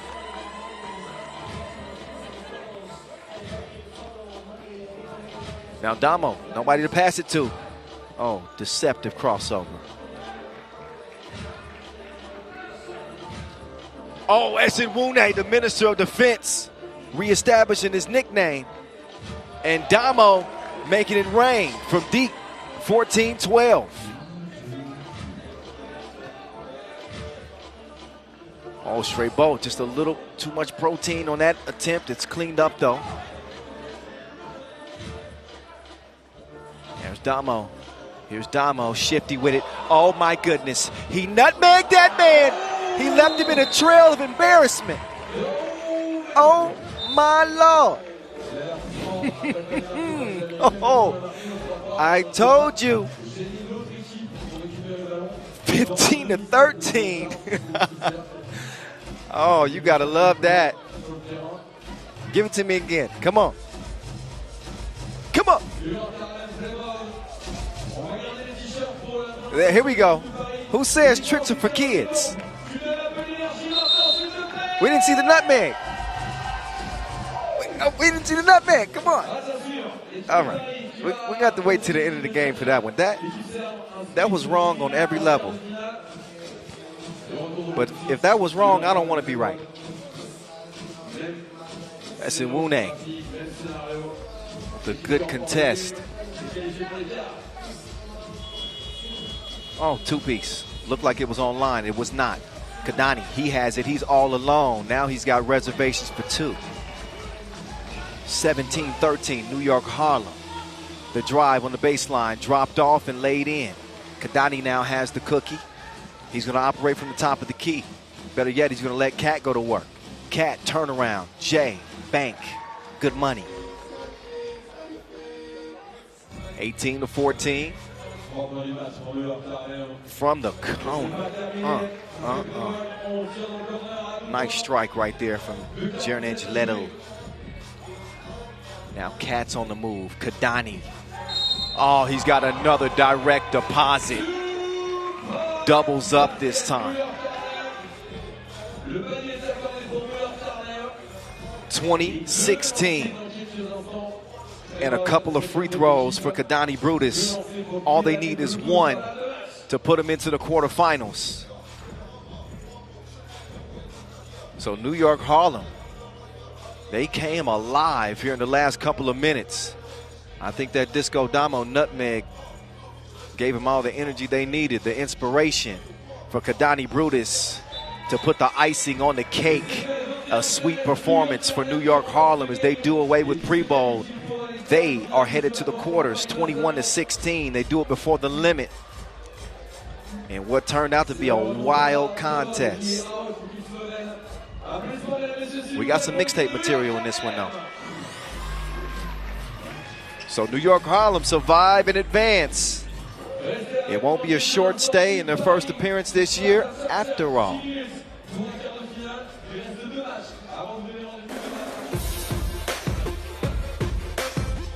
Let's take a look at the highlights in this one. It's a good game until New York Harlem. They started heating up like a dragon egg on the House of Dragons.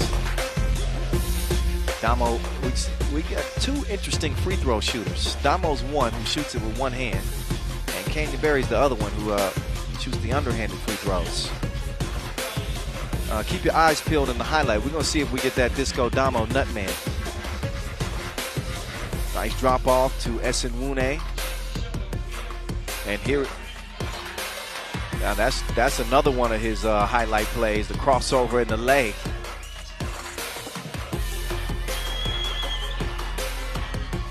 Some strong offensive play from both teams early, but this started to change things. Kadani Brutus, two-piece combo, and puts it away at the line. That's it. That's all. Thanks for playing. Liman, 2-0. That the class of the group, New York Harlem, will survive. They go 1-1 in Prebold. They are done. Pool B is decided. We still got unfinished business in Pool C and D, but it looks like we will have a brief delay before we can get back to the play.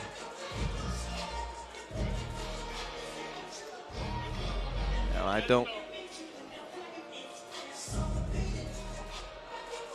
want to prognosticate here. We don't know how long this delay might be. I think they're just making sure that everything's okay with the playing surface. The players have definitely been testing the Inleo court. We've seen a lot of dudes diving for loose balls, some physical play. So that the Inleo is almost turned into a wrestling mat. So that's going to take some extra fixings.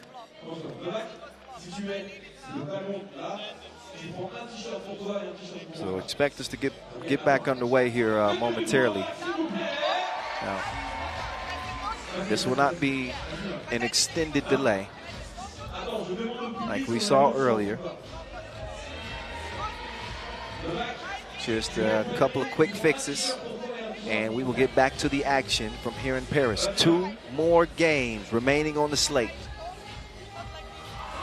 Paris is coming up next against Chachak, followed by Jeddah and Doha QSC. Final 2 games for today's action. Y'all stick around. We'll get back to it after we fix this minor technical difficulty.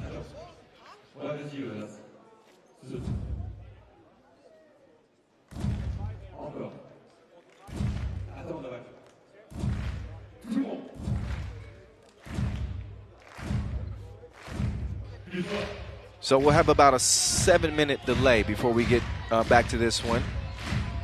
We're expected to start at 45 after, so 8:45. So don't fret, we'll be getting back to it in under 10 minutes. Stick around.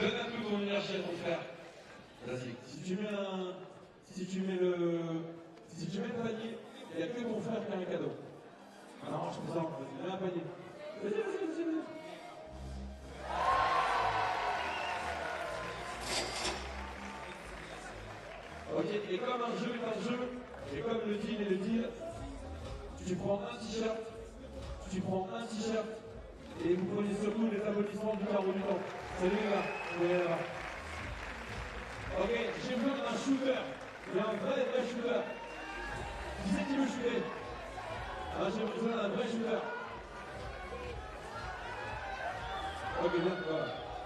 Bien. C'est quoi ton prénom? Ton prénom? Excuse-moi. Amra, dis-moi. Tu veux le basket? Ok, super. Amra, prends la balle. Va là-bas. Amra, un tir. Avec un peu d'élan, sans dépasser la ligne de fond. Ok? Si tu veux le panier, tu prends le ballon. Là, tu peux m'en mettre le son de trailer qui accélère un peu, s'il te plaît. Et bon appétit. Attention, les mains en l'air, s'il vous plaît. Les mains en l'air, avec classe, tout le monde. À la part, Amra. Vas-y, là, c'est ton jeu. Là, c'est différent. Tout le monde. Attends, prends un peu d'énergie. Quand tu le sens, tu y vas. Sans dépasser la ligne médiane. Un tir. Si tu fais airball, tout le carreau du vent crie airball. Ne pleure pas.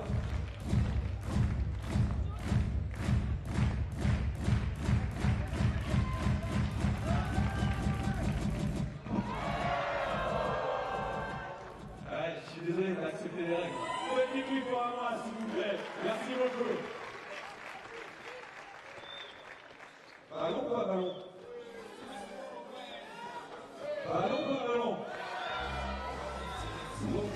Ok, respect à la fin de ce match-là, sélectionne quelqu'un dans le public. Pour un autre game avec vous, vous repartez très très beau cadeau. Je vais avoir besoin de votre énergie, Paris. Ils vont arriver maintenant, le terme du temps, s'il te plaît. Debout, debout, debout, debout, les en l'air, tu tapes. Tout le monde. All right, I told you it wouldn't be long before we got back to it. Here we are. It's that time. Yes, indeed. Paris and Chachak. I don't know what I like saying better, Paris or Chachak. Probably Paris. Coming at you from Paris, France. 3x3 World Tour is here for the first time. Can Paris advance in their own backyard? It is do or die as they will go up against the Serbians of Čačak. It has been an eventful day, but that's no shock to us. If you've been watching 3x3, you know how it goes down. Here come the Frenchmen. They take the court first. Franck Seguela, Paul Joko, Sylvain Sautier, Alex Vierare. They are represented well. They got to really represent the name across their chests. They want to defend home court. Čačak has come all the way from the qualifying draw. So Paris could have maybe a slight advantage, as Čačak has played more 3x3 today than anybody else.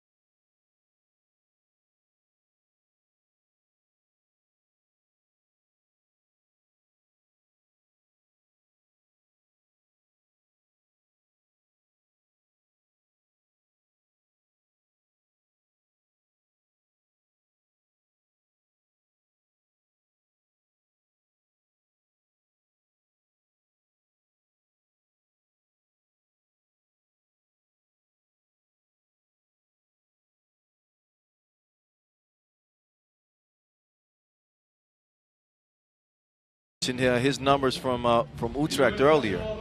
He finished number 3 on the scoring charts. He was an absolute problem. Andrew Kelly. Gonna have to solve him as well, the 31-year-old. AK7.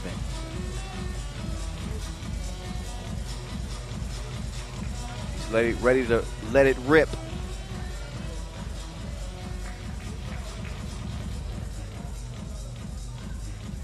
Final preparations in the huddles before we get to it. As soon as we hear the whistle,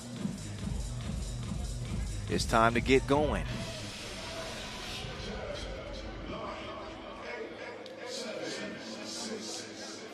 All right.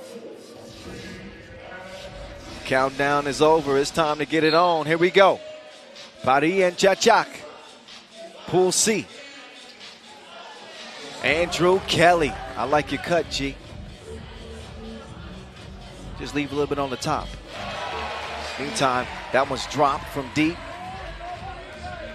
Sautier gives Paris the early 1-point edge. No answer on the layup attempt. Foul white. So Čačak will start at top of the key. We get another chance to make an offensive attack here. Huang, guarded by Joko.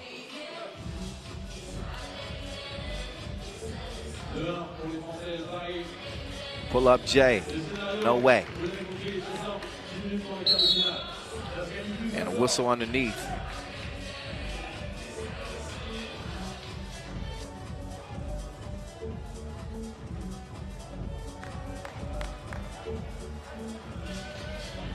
So when it comes to Paul Joko's nickname, the Joker, I can't take credit for that.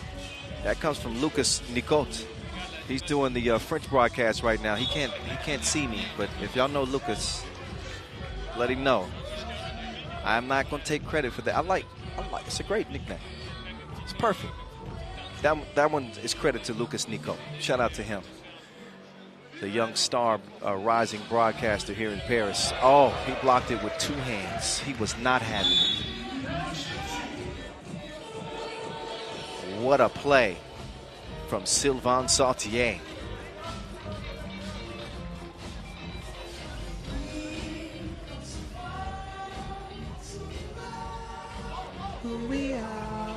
Villarreal left alone. No bueno. Oh, the Joker. He's got eyes in the back of his braids. You like that one. 2-point advantage.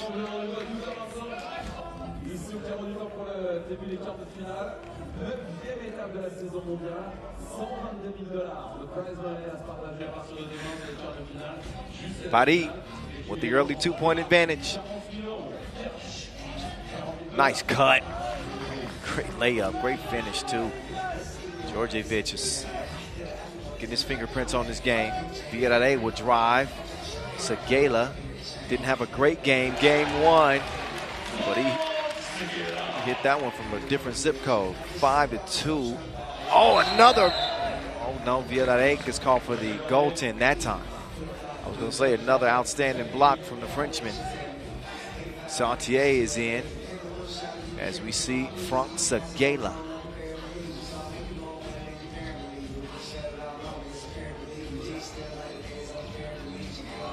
Here's Joko. Passes up to 2 this time. He passed him like a checkpoint. That man's fast. 3-on-2 for now. Kelly's going to get the score. Joko just put his hands behind his back. He did not want to get whistled for the foul. So gave up the layup. They'll sacrifice that 1-point score to get the possession back, leading by 2. Look at that. Look, I ain't touching.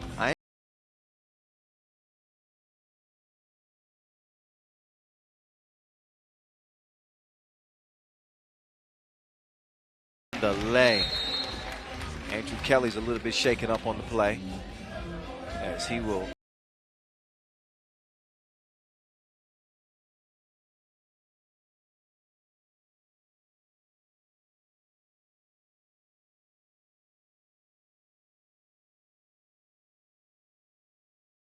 To get lucky.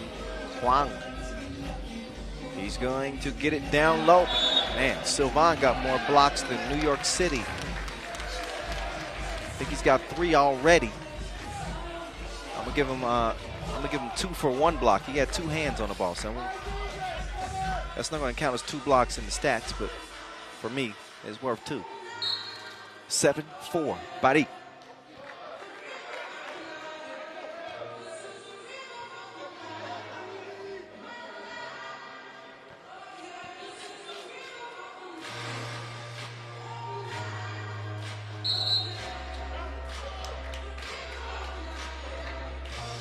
Three-point advantage.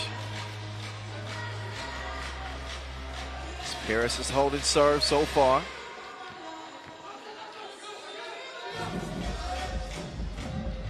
Oh, nice hezzy.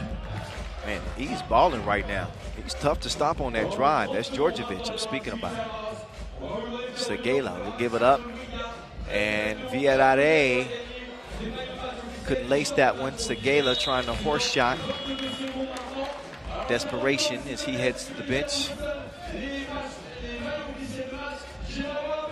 Sly Walker is in.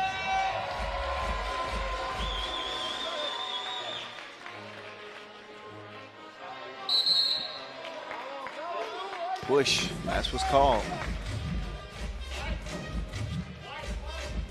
On White.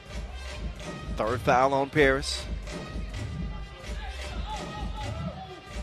Man, that interior defense is tough. That's an offensive foul.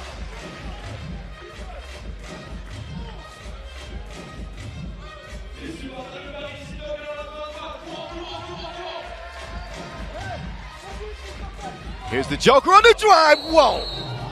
What a block by Andrew Kelly.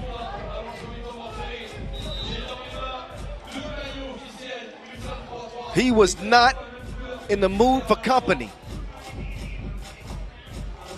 But he does get whistled for the foul on the play. I thought he was going to get away with a clean block. But the Joker had bad intentions for him.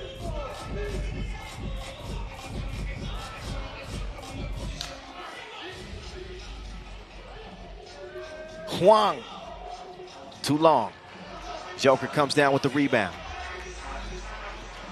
He wants to get it to Segala. Segala operating from the block. He'll kick it out to the Joker. The Joker, ooh la la, Sebo. 9-5. Huang moving left. He's gonna let this one fly again, and that one rolls off the rim. Long rebound, stays with Chachak. That's a hold underneath. But that was actually on Chachak. That's number 6 on them. They got no more to give. They trail it by 4.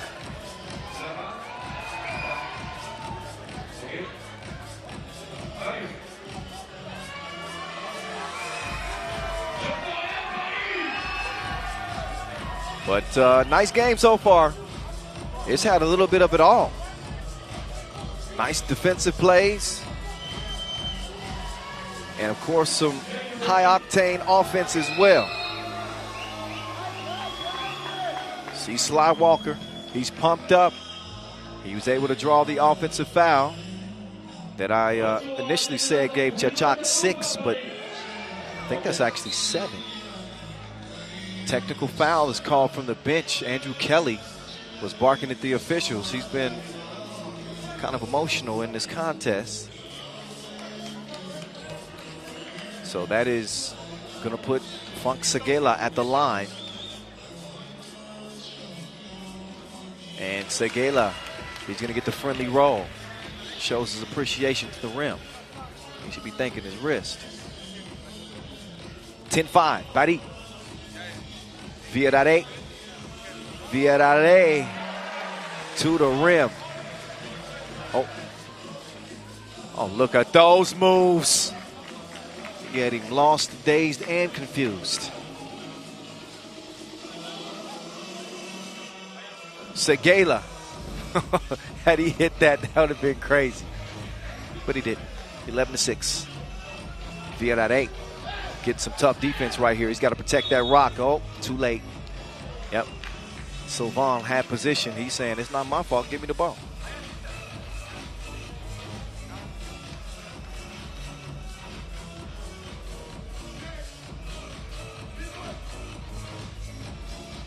Up fake. Andrew Kelly. 5-point contest.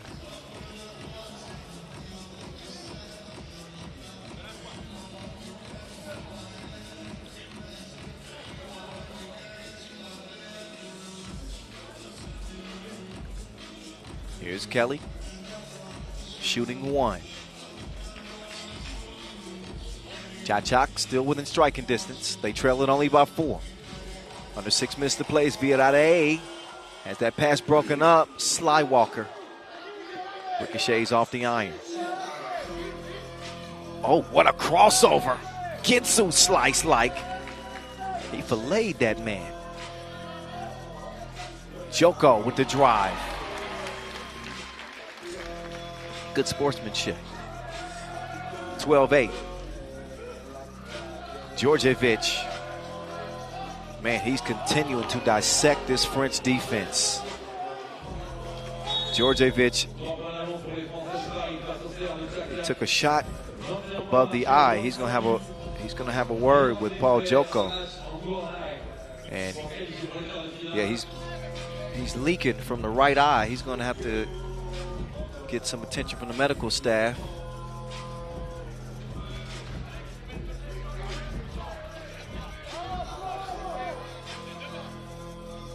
I think the officials are going to take a closer look at that just to make sure that there was nothing intentional when it comes to that elbow. But Djordjevic, man, this dude,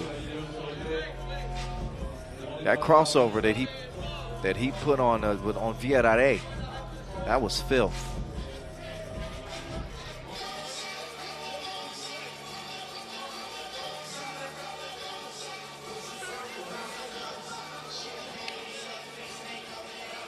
So they'll check it out at the scores table. 3-point difference. There's Djordjevic. Gonna give that man a Band-Aid. I hope he doesn't need stitches. He was certainly upset after the play.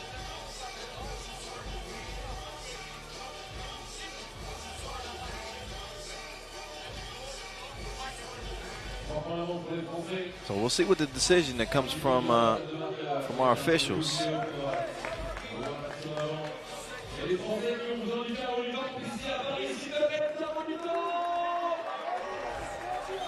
So they're reviewing that last action.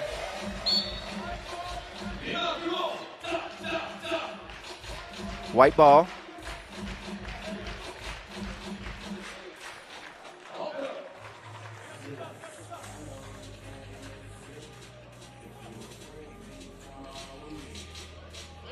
(12-9).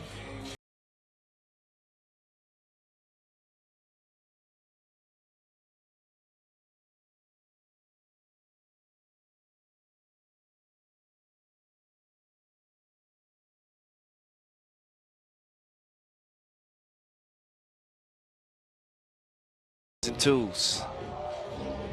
Huang looking for it too. He's still looking for it.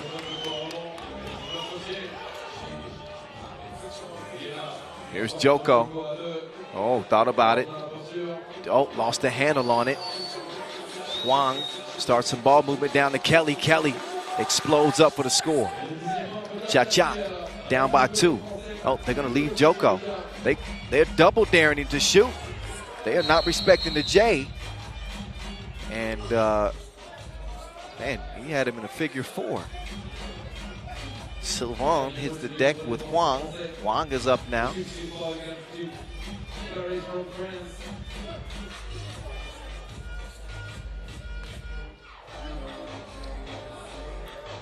(12-10). 4:23 to play. Uncontested layup. An easy drive for Milovanovic. Sylvain thought about it. Instead, he's going to get it to Villarreal. Villarreal gives it up. Sylvain will deliver the package underneath. Nice two-man game from Paris as they lead this one by 2. Sylvain will get a rest as Joko is in.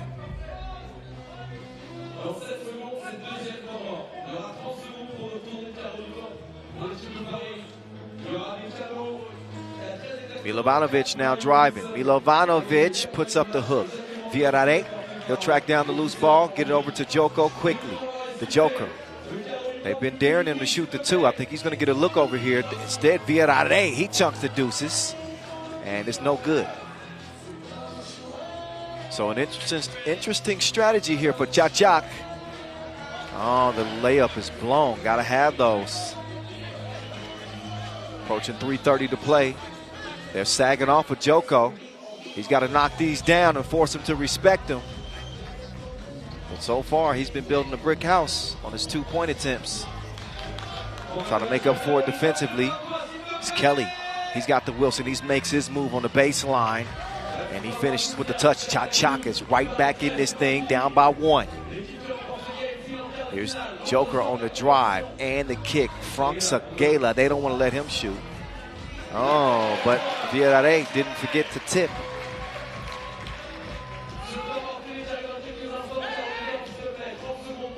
Milovanovic. Oh, that'll give you motion sickness. Back-to-back spin moves. Oh, Villarreal just took his eyes off of that pass. He was looking to make the move before he had the rock. So a timeout on the floor in a 14-13 contest. The last one we will see in Pool C. That's the last score for Čačak. Milovanovic with the uncontested layup. Oh, I misspoke. Actually, that's the last score. Andrew Kelly.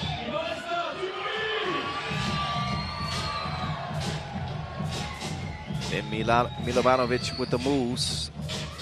Djordjevic is back. So apparently he did need some extra work.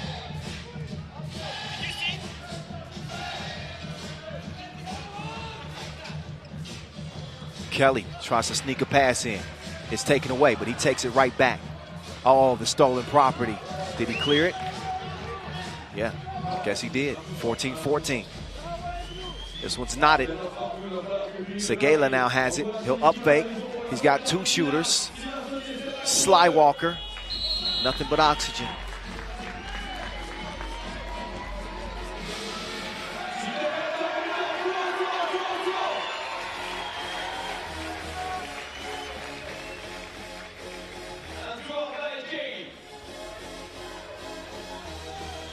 Kelly, patient as he sets up from the elbow. Djordjevic, you better watch that crossover. Or not. They put that man in solitary confinement. Great defensive possession for Paris.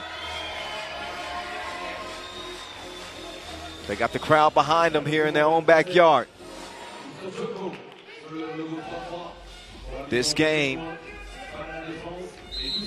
decides a ticket for day 2. Timeout Black as they want to talk things over. It has been a deadlock for most of this game.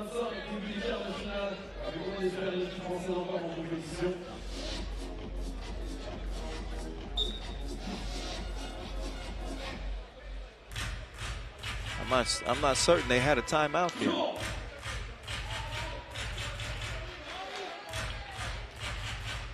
In any case, they get a rest.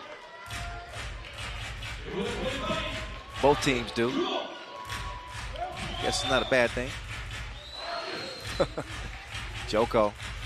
Kelly is sagging off, just daring him to shoot it. Villarreal. Defense was close on him. It will not matter. He gets the deuce like Wimbledon. It's 16-14. Oh, and Villarreal is called for the foul on the 2 attempt. Would have been 2 free throws in the next body foul anyway.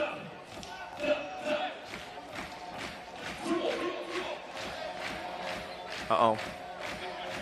Vincent Royer is saying two more again. Two more. The crowd is igniting. It's contagious. The hands are clapping, the feet are stomping. Čačak pulled within 1. Djordjevic can even this thing up again with a make here. Oh, he does not. Stays a 1-point contest. The Joker comes away with the rebound. Joker to Segala. Say what? C'est très bon. 18-15.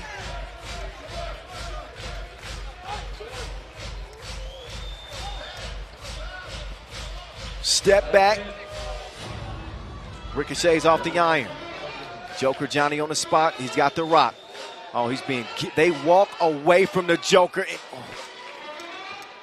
This becomes a mental thing now because he can see that they're challenging him to shoot 2.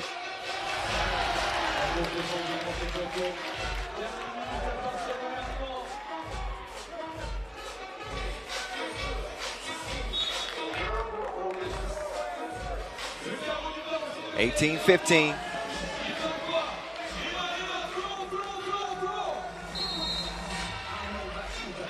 (56 ticks remaining in this one.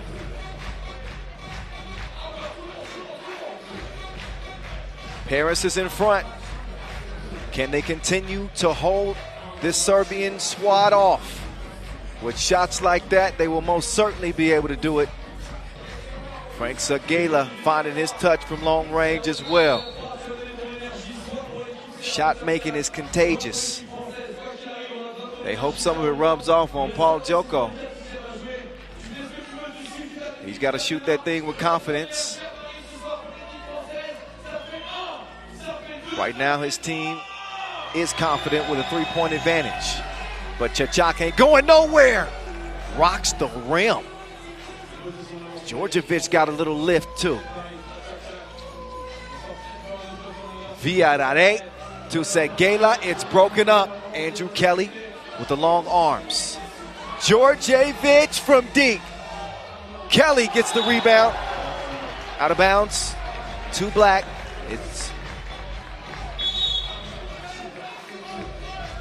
And Paris won an out-of-bounds challenge. I think that was pretty clearly off of white. But that's what the IRS is for. And that's what challenges are for. So a closer look is necessary.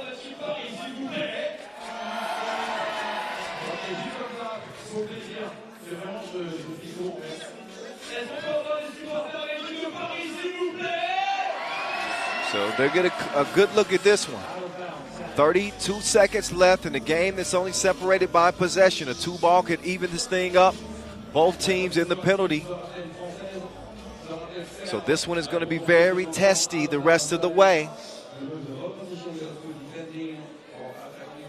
And a big decision here on whom this Wilson belongs to.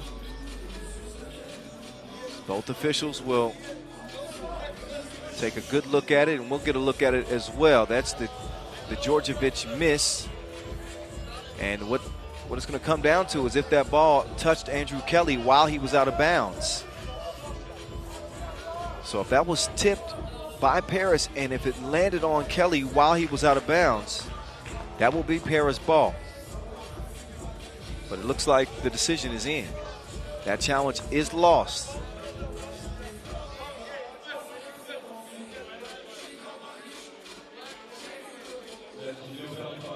So Čečák ball. I'm seeing challenge lost on the scoreboard. So that is what the decision is. It is indeed going to be Čečák ball. And Vladimir Djordjevic has been, man, this dude's head is spinning. He's been a man possessed in this game. You got to get it to him or Kelly. Kelly goes to the spin move. He got nowhere to go but up. And he airballs it. 23 ticks left. Still a game that's far from over. We're going to see at least a couple of possessions here, again, with 23 seconds left. Expect Paris to take their time. There's Coach Karim Soljou looking on. It's a nail biter. What a delivery from Segela. Oh, and they lose the ball. The Joker. He's got the trump card. He's going to let time wind down. One final shot from the Joker. It's missed. Segela will put it up and in. And this one is nearly done. C'est fini. 19-16. Paris will be playing day 2 in their own backyard. Big win for them.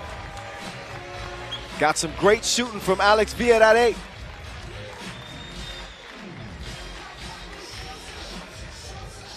Guess who's back again? Paris is back again, playing day 2 as they did in Utrecht. Can they make a run to the final? We'll find out. Let's find out just how confident they are as Julien Debove is standing by with Paul Jokov. Ju. Paul, we saw you very disappointed after the Vienna game, but talk to us about what you said as a team, what you did to come back here strong and win this game against Čečák. Yeah, we prepared all week. We didn't play the way we prepared for. We were very disappointed with our performance. We went back, watched film, got ready for the next game. Now we're glad we got the dub. It was a hard-fought game, but we got the job done. Now we get to play Utrecht tomorrow, a team that we know pretty well since we played them last week. And yeah, that's it. It's the first World Tour event here in France, here in Paris. Talk about what it means to be here at home, playing in front of your family and friends. Man, it means everything. That's what we play for. We get to play in front of our family, our fans, in our country, at home. So we wanted to do well. We were, like we said, we were very disappointed after the first game, especially to other people that it was the first time that they were seeing us. So now we're glad we got the win and they get to come back and see us play again tomorrow. All right, man. Good luck tomorrow. Paul Joko, Team Paris. Team Paris is quarterfinal bound. They went to work. This one was a hard-fought contest between these two. Credit Chachak as well, all the way from the qualifying draw. And they had a shot. They certainly had a shot. Here's Frank Segala. He had his shot going in this one. And while the Joker didn't have it going from deep, he was still aggressive as he attacked the rim relentlessly. I don't know if anybody was as relentless as Djordjevic in his drives. That was a great game from him. Frank Segala taking care of business at the free throw line. I mentioned Viada's ability to shoot it from long range. He can also kind of lull you to sleep and beat you on the drive. That's what the Joker did his damage again. Andrew Kelly with a really, really impressive day. I don't think this is going to be the last that we see of Chachak. It's another Serbian team in the mix, on the come-up. They got a little bit of it all. Milovanovic was all up in his bag right there. The clear from Kelly. But Viada started to wake up. He started emptying the clip. And it turned the tide in this game. Saw several ties. And the only way you come out of those is by those 50-50 plays. This time the arrow went the way of Paris. That's how Pool C ends up. Vienna, they beat them both. They're the cream of the crop. They will go up against UB in a mouth-watering quarterfinal matchup. And Paris will have to go against the top squad from Group A. That is Team Utrecht. Ooh, a rematch of their Utrecht semifinal. What you know about that? Jeddah and Doha will close the day. Pool D, Princeton was the class of this group. They beat them both. They are 2-0. So the last play-in contest of the day.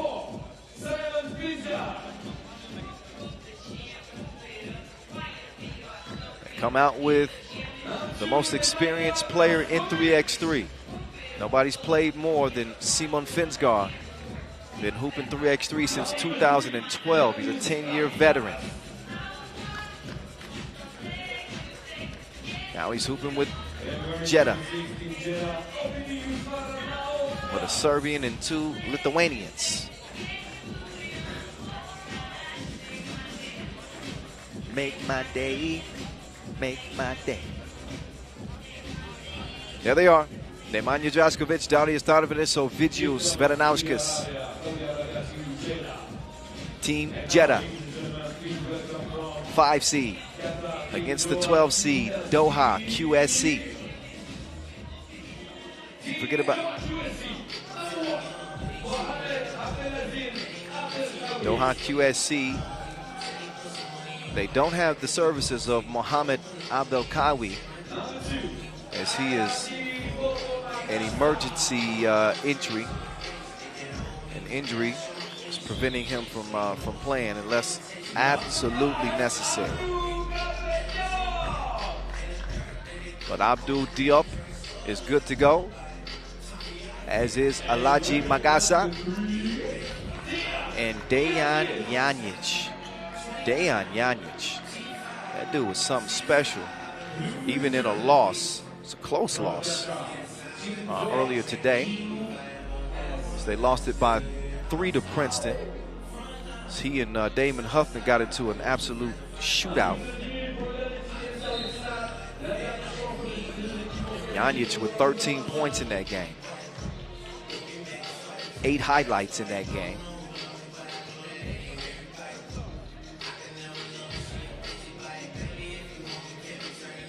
They'll handle the coin flip and then get to it.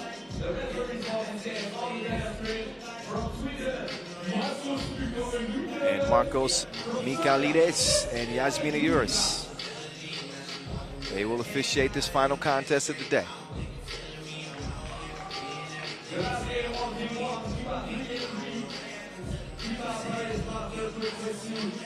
There's Ovidius Veranauskas.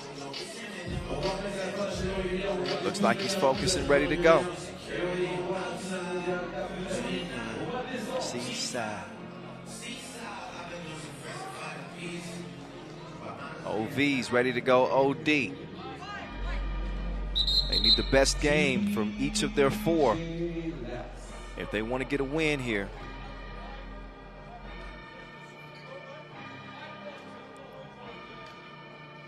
Have not seen Jeddah make it to day 2 outside of Lausanne, where they finished 8th.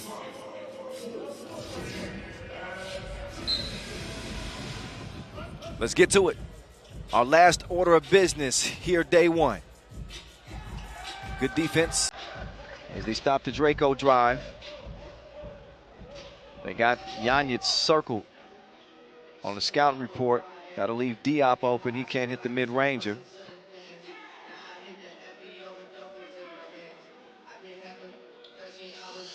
Ovidius Veranauskas now on the drive. Floaty, no.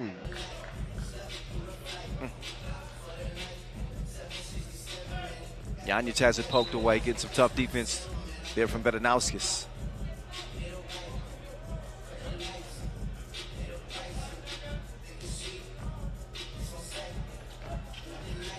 Here's Janjic. Oh, Janjic gets a shove from Draskovic.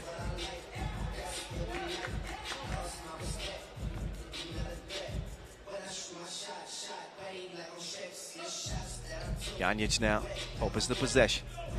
Each got a foul white.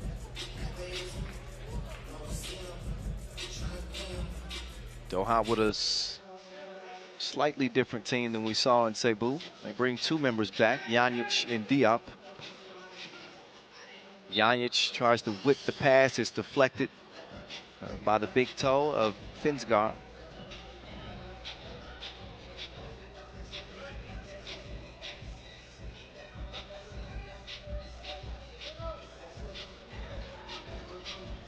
Diop, oh, that's Magassa. Man, Magassa's strong like bull. Draco making his moves. Oh, lost the handle on it. Yeah, Magassa. He hadn't had it cleared, but now he does.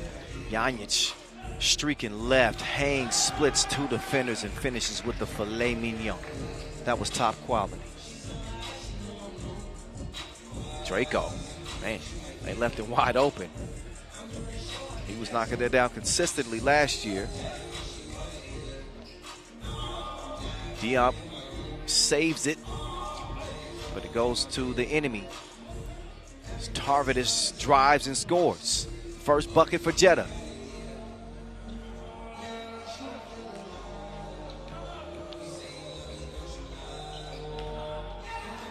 Two game.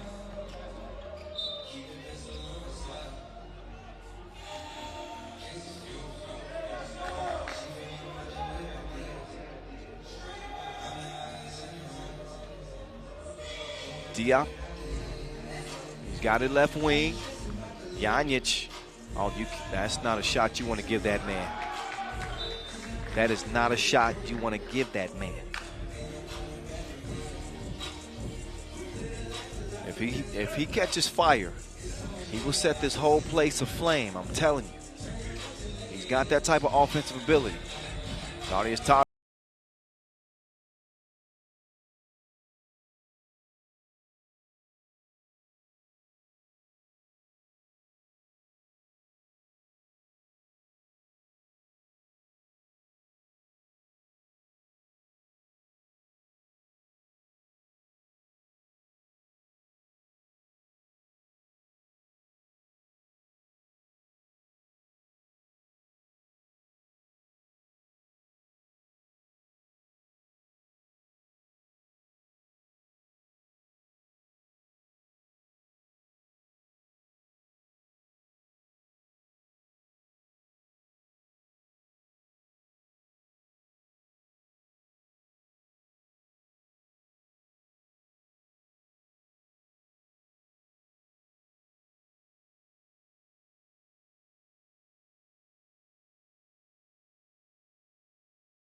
So they do have a balanced attack. Speaks to the talent. That dude, you want to talk about talent. If 3x3 had a draft, I'm telling you, this dude would be a top 5 pick. Dejan Janjic. This dude is oozing with potential. 7-6 game. He's got a lot to do with that. A couple of 2 pieces. Oh, look at that. Good move. Didn't finish it. Vedanauskis. Nice fake. Sets up a good look. Man, too much passing. Got to shoot it eventually, especially when you get a good look. I think just a little lack of confidence.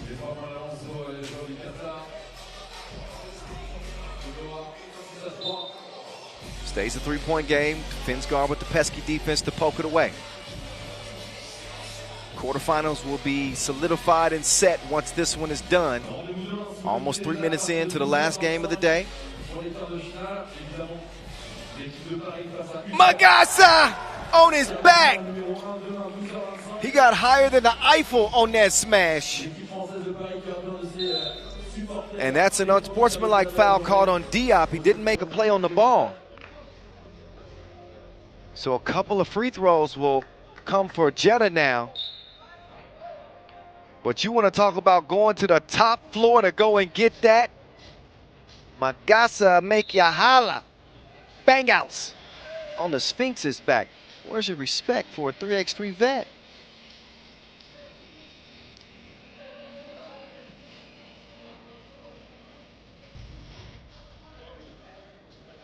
Seven to 4 game, Doha. The 12 seed trying to pull off a shocker.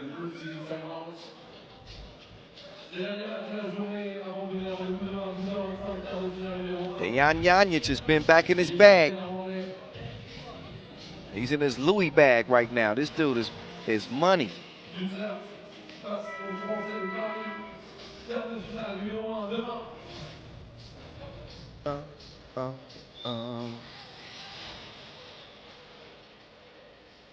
So 2 free throws coming up for Draco. And that's Diop just not fully understanding maybe the rules. Got to at least make it look like you're making a play on the ball. Just a blatant grab is going to get you that unsportsmanlike foul call. Draskovic connects at the line. Jeddah has evened the gap down to 1. That one a rare miss. As Janjic and company will now try to stop Jeddah's attack. Vedanauskis ISO games. Oh, he did the electric slide. And then splashes at 8-7, excuse me. The Viking down to OV. Tries to whip it out. That pass is broken up off blue. Only leaves 2.6 for a shot attempt.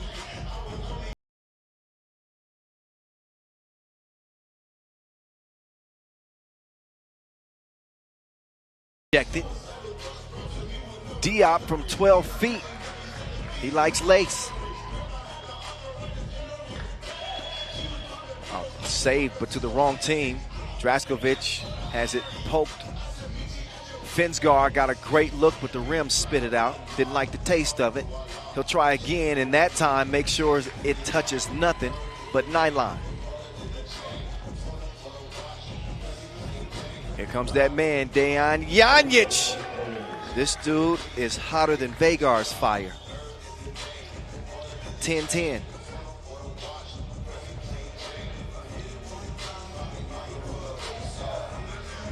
Here comes Janjic again. Janjic going to work. Janjic now with Tarbert is defending. Janjic with the one-legged release. And he misses that. Diop climbs the back of Finsgaard. He gets whistled for the foul.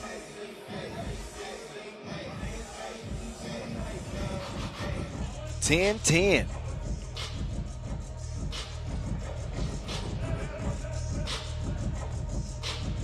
.520 and counting left as Finsgaard will give it back to Draskovic. Nemanja making his move, swings it to the corner. Vedanauskis couldn't land it.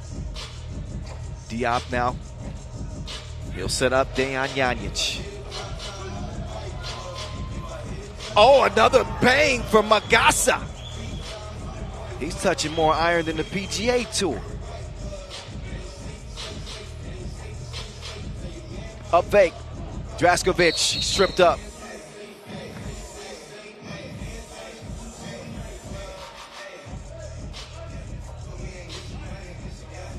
So let's take another look at the setup here to Magasa, who was looking to catch some bodies tonight.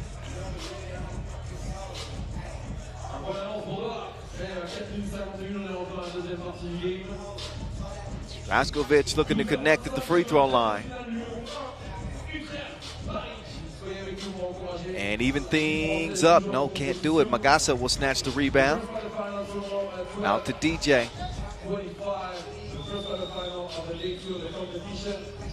Magasa elevates. And he's fouled on the hook attempt. Magasa heading the wrong way. The free throw line is over there. There you go. He was ready to get back down in the trenches.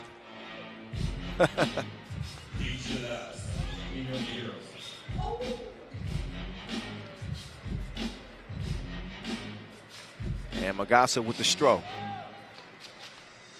Doha in front, as they've been for most of the game. Baranowskis, he crossed him, and he didn't look both ways.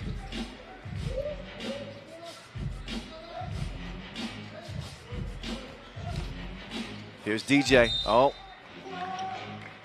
That one called on Tarvidis. Uh-oh. Tarvidis is going to get a warning. And Janjic is saying he was shooting. I think that, yeah, he got a case there. He's shooting one, and he probably wants to challenge that. Yeah, he was beyond the 2-point arc, I thought. Yeah. So Dejan Janjic isn't the only DJ in the mix. It's DJ Lass. He throwing it back to the 90s. Return of the Mac. If that don't get your head bobbing, I don't know what's wrong with you. I still don't know the words to this one, except for Return of the Mac. Okay, that part didn't come up yet. I sold it. Field goal challenge. Janjic thinks he should be shooting 2 free throws. I got a mind to, nope, that's the right call. Our officials are smarter than yours. I'll just shut up and let them do the job. He's shooting 1. He tricked me, made me think he was shooting 2 too. Instead, he'll make the 1 count. Here's Tarvidis. Quickly gets it to Draskovic. They better get a shot up, though. Draskovic. That was a creative way to get a shot up. Did like a hop step and hooked it from the 2-point arc.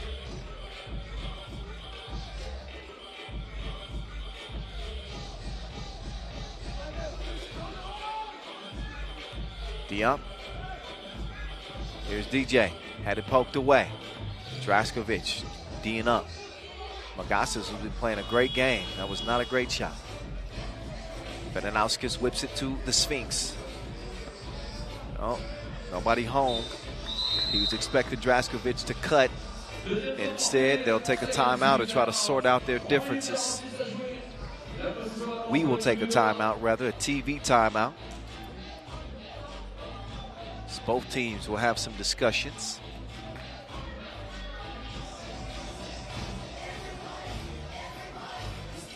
But this game has stayed true to form from what we've seen for the vast majority of the day, which has been close contests, very few blowouts. Most of these games decided by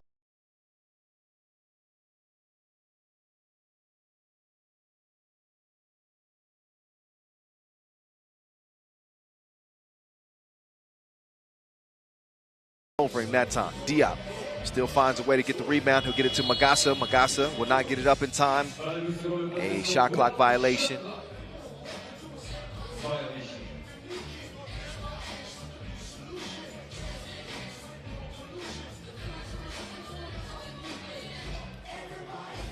Here's Magassa in a mismatch with Vedanauskis. He's got to pick on somebody his own size this time. Tarvidas took him out to the deep end for a drink of cold water.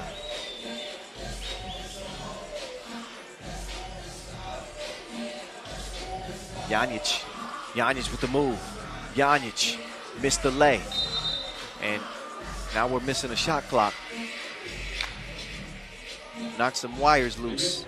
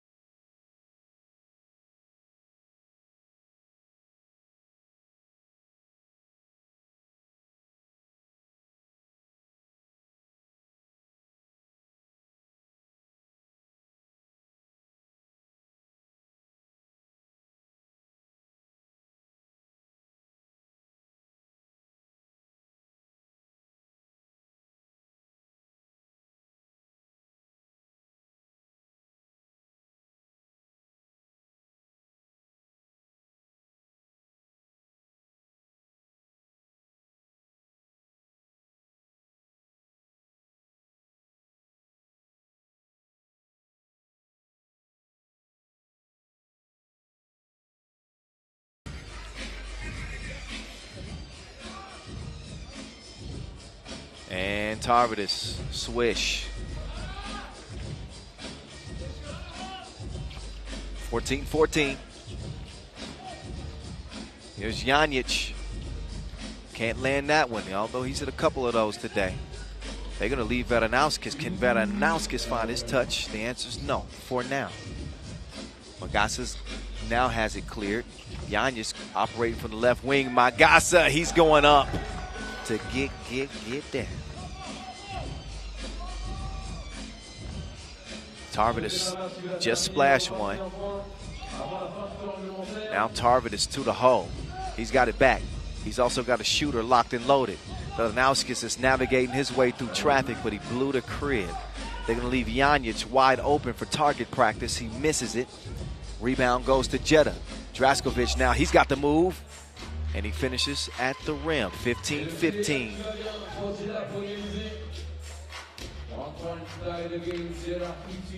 Now Magassa, he better put his shot up. Can't have his back turned to the bucket for more than 3 seconds. That's where the whistle came from. Official Marcos with the call and a timeout white. And another chance to remind you, this year, going forward, if you have your back to the basket and you initiate a dribble, you've got 3 seconds to get a shot up. So it's been a dunk show for Magassa in this one. He's got plenty of iron in his diet, but he wants to taste victory. See what I did there? Never mind.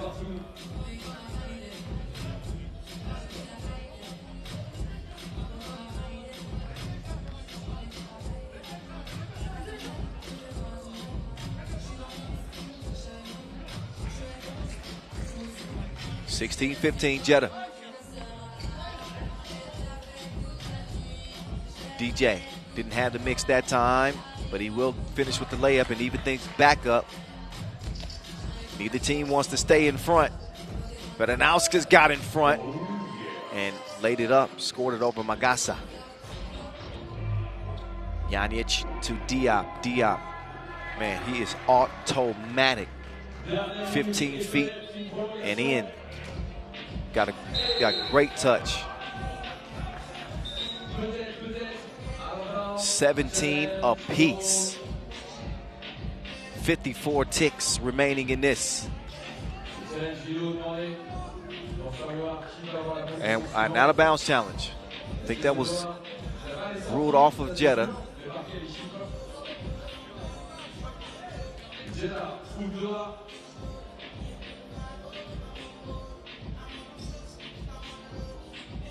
So each team, you can tell they are sucking for wind, fighting tooth and nail to try to earn a spot day 2.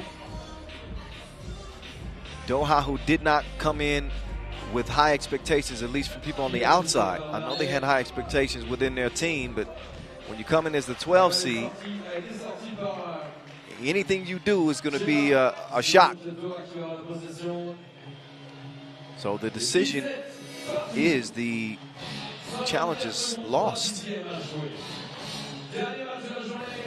Is it officially in? Take another look here. That was off. It looked like it was off of Janic. It is white ball. They won the challenge. They won the challenge. Never mind. They won it. Jeddah get possession. Now Janic, he wants to argue. Once they come from the scores table, that decision is not going to be overturned, sir. Time to D up.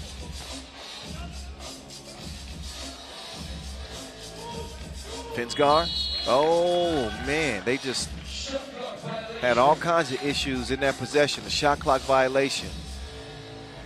As a frustrated Finsgar hands to the bench.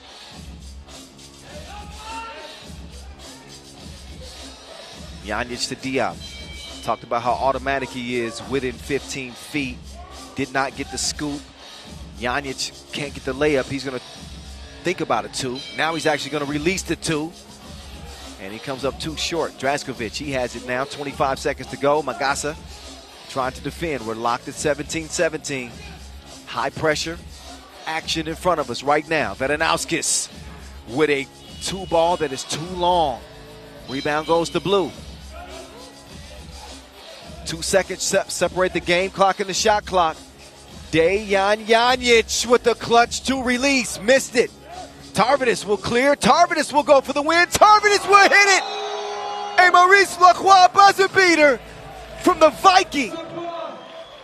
He steals the goods from Doha at the last moment.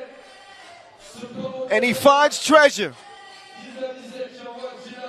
What a cold-blooded hit from Darius Tarvidis.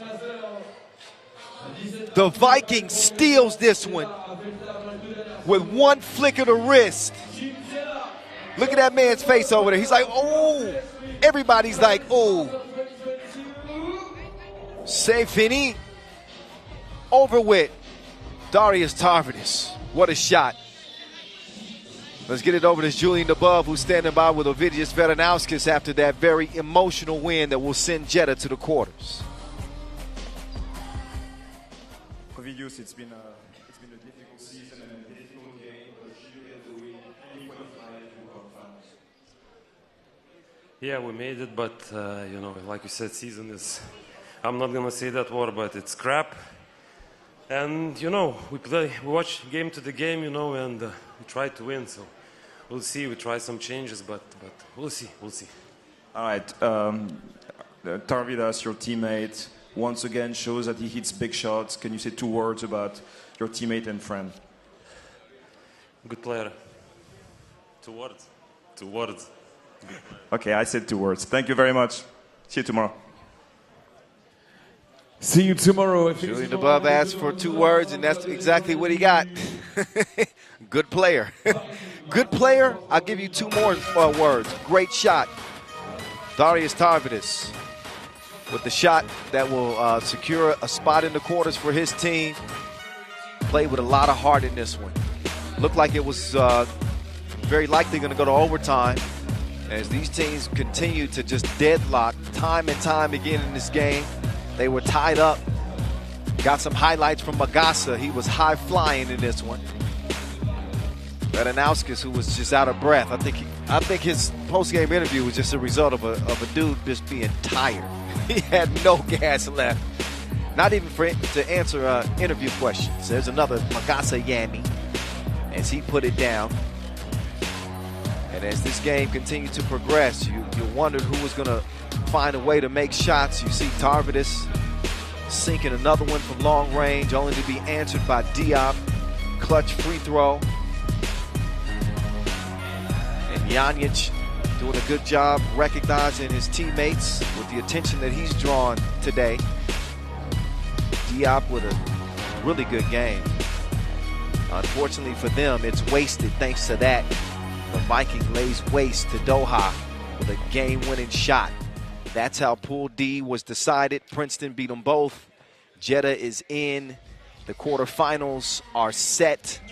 And I hope that y'all are ready. So Liman will face off against Jeddah, who again earned the second slot out of the group. Here are the day's results. All of the games from the main draw. It's been a busy, busy day here in Paris. And a good show. First time the World Tour has come to this iconic city. See all of our unbeatens. How about Utrecht? Utrecht take Pool A.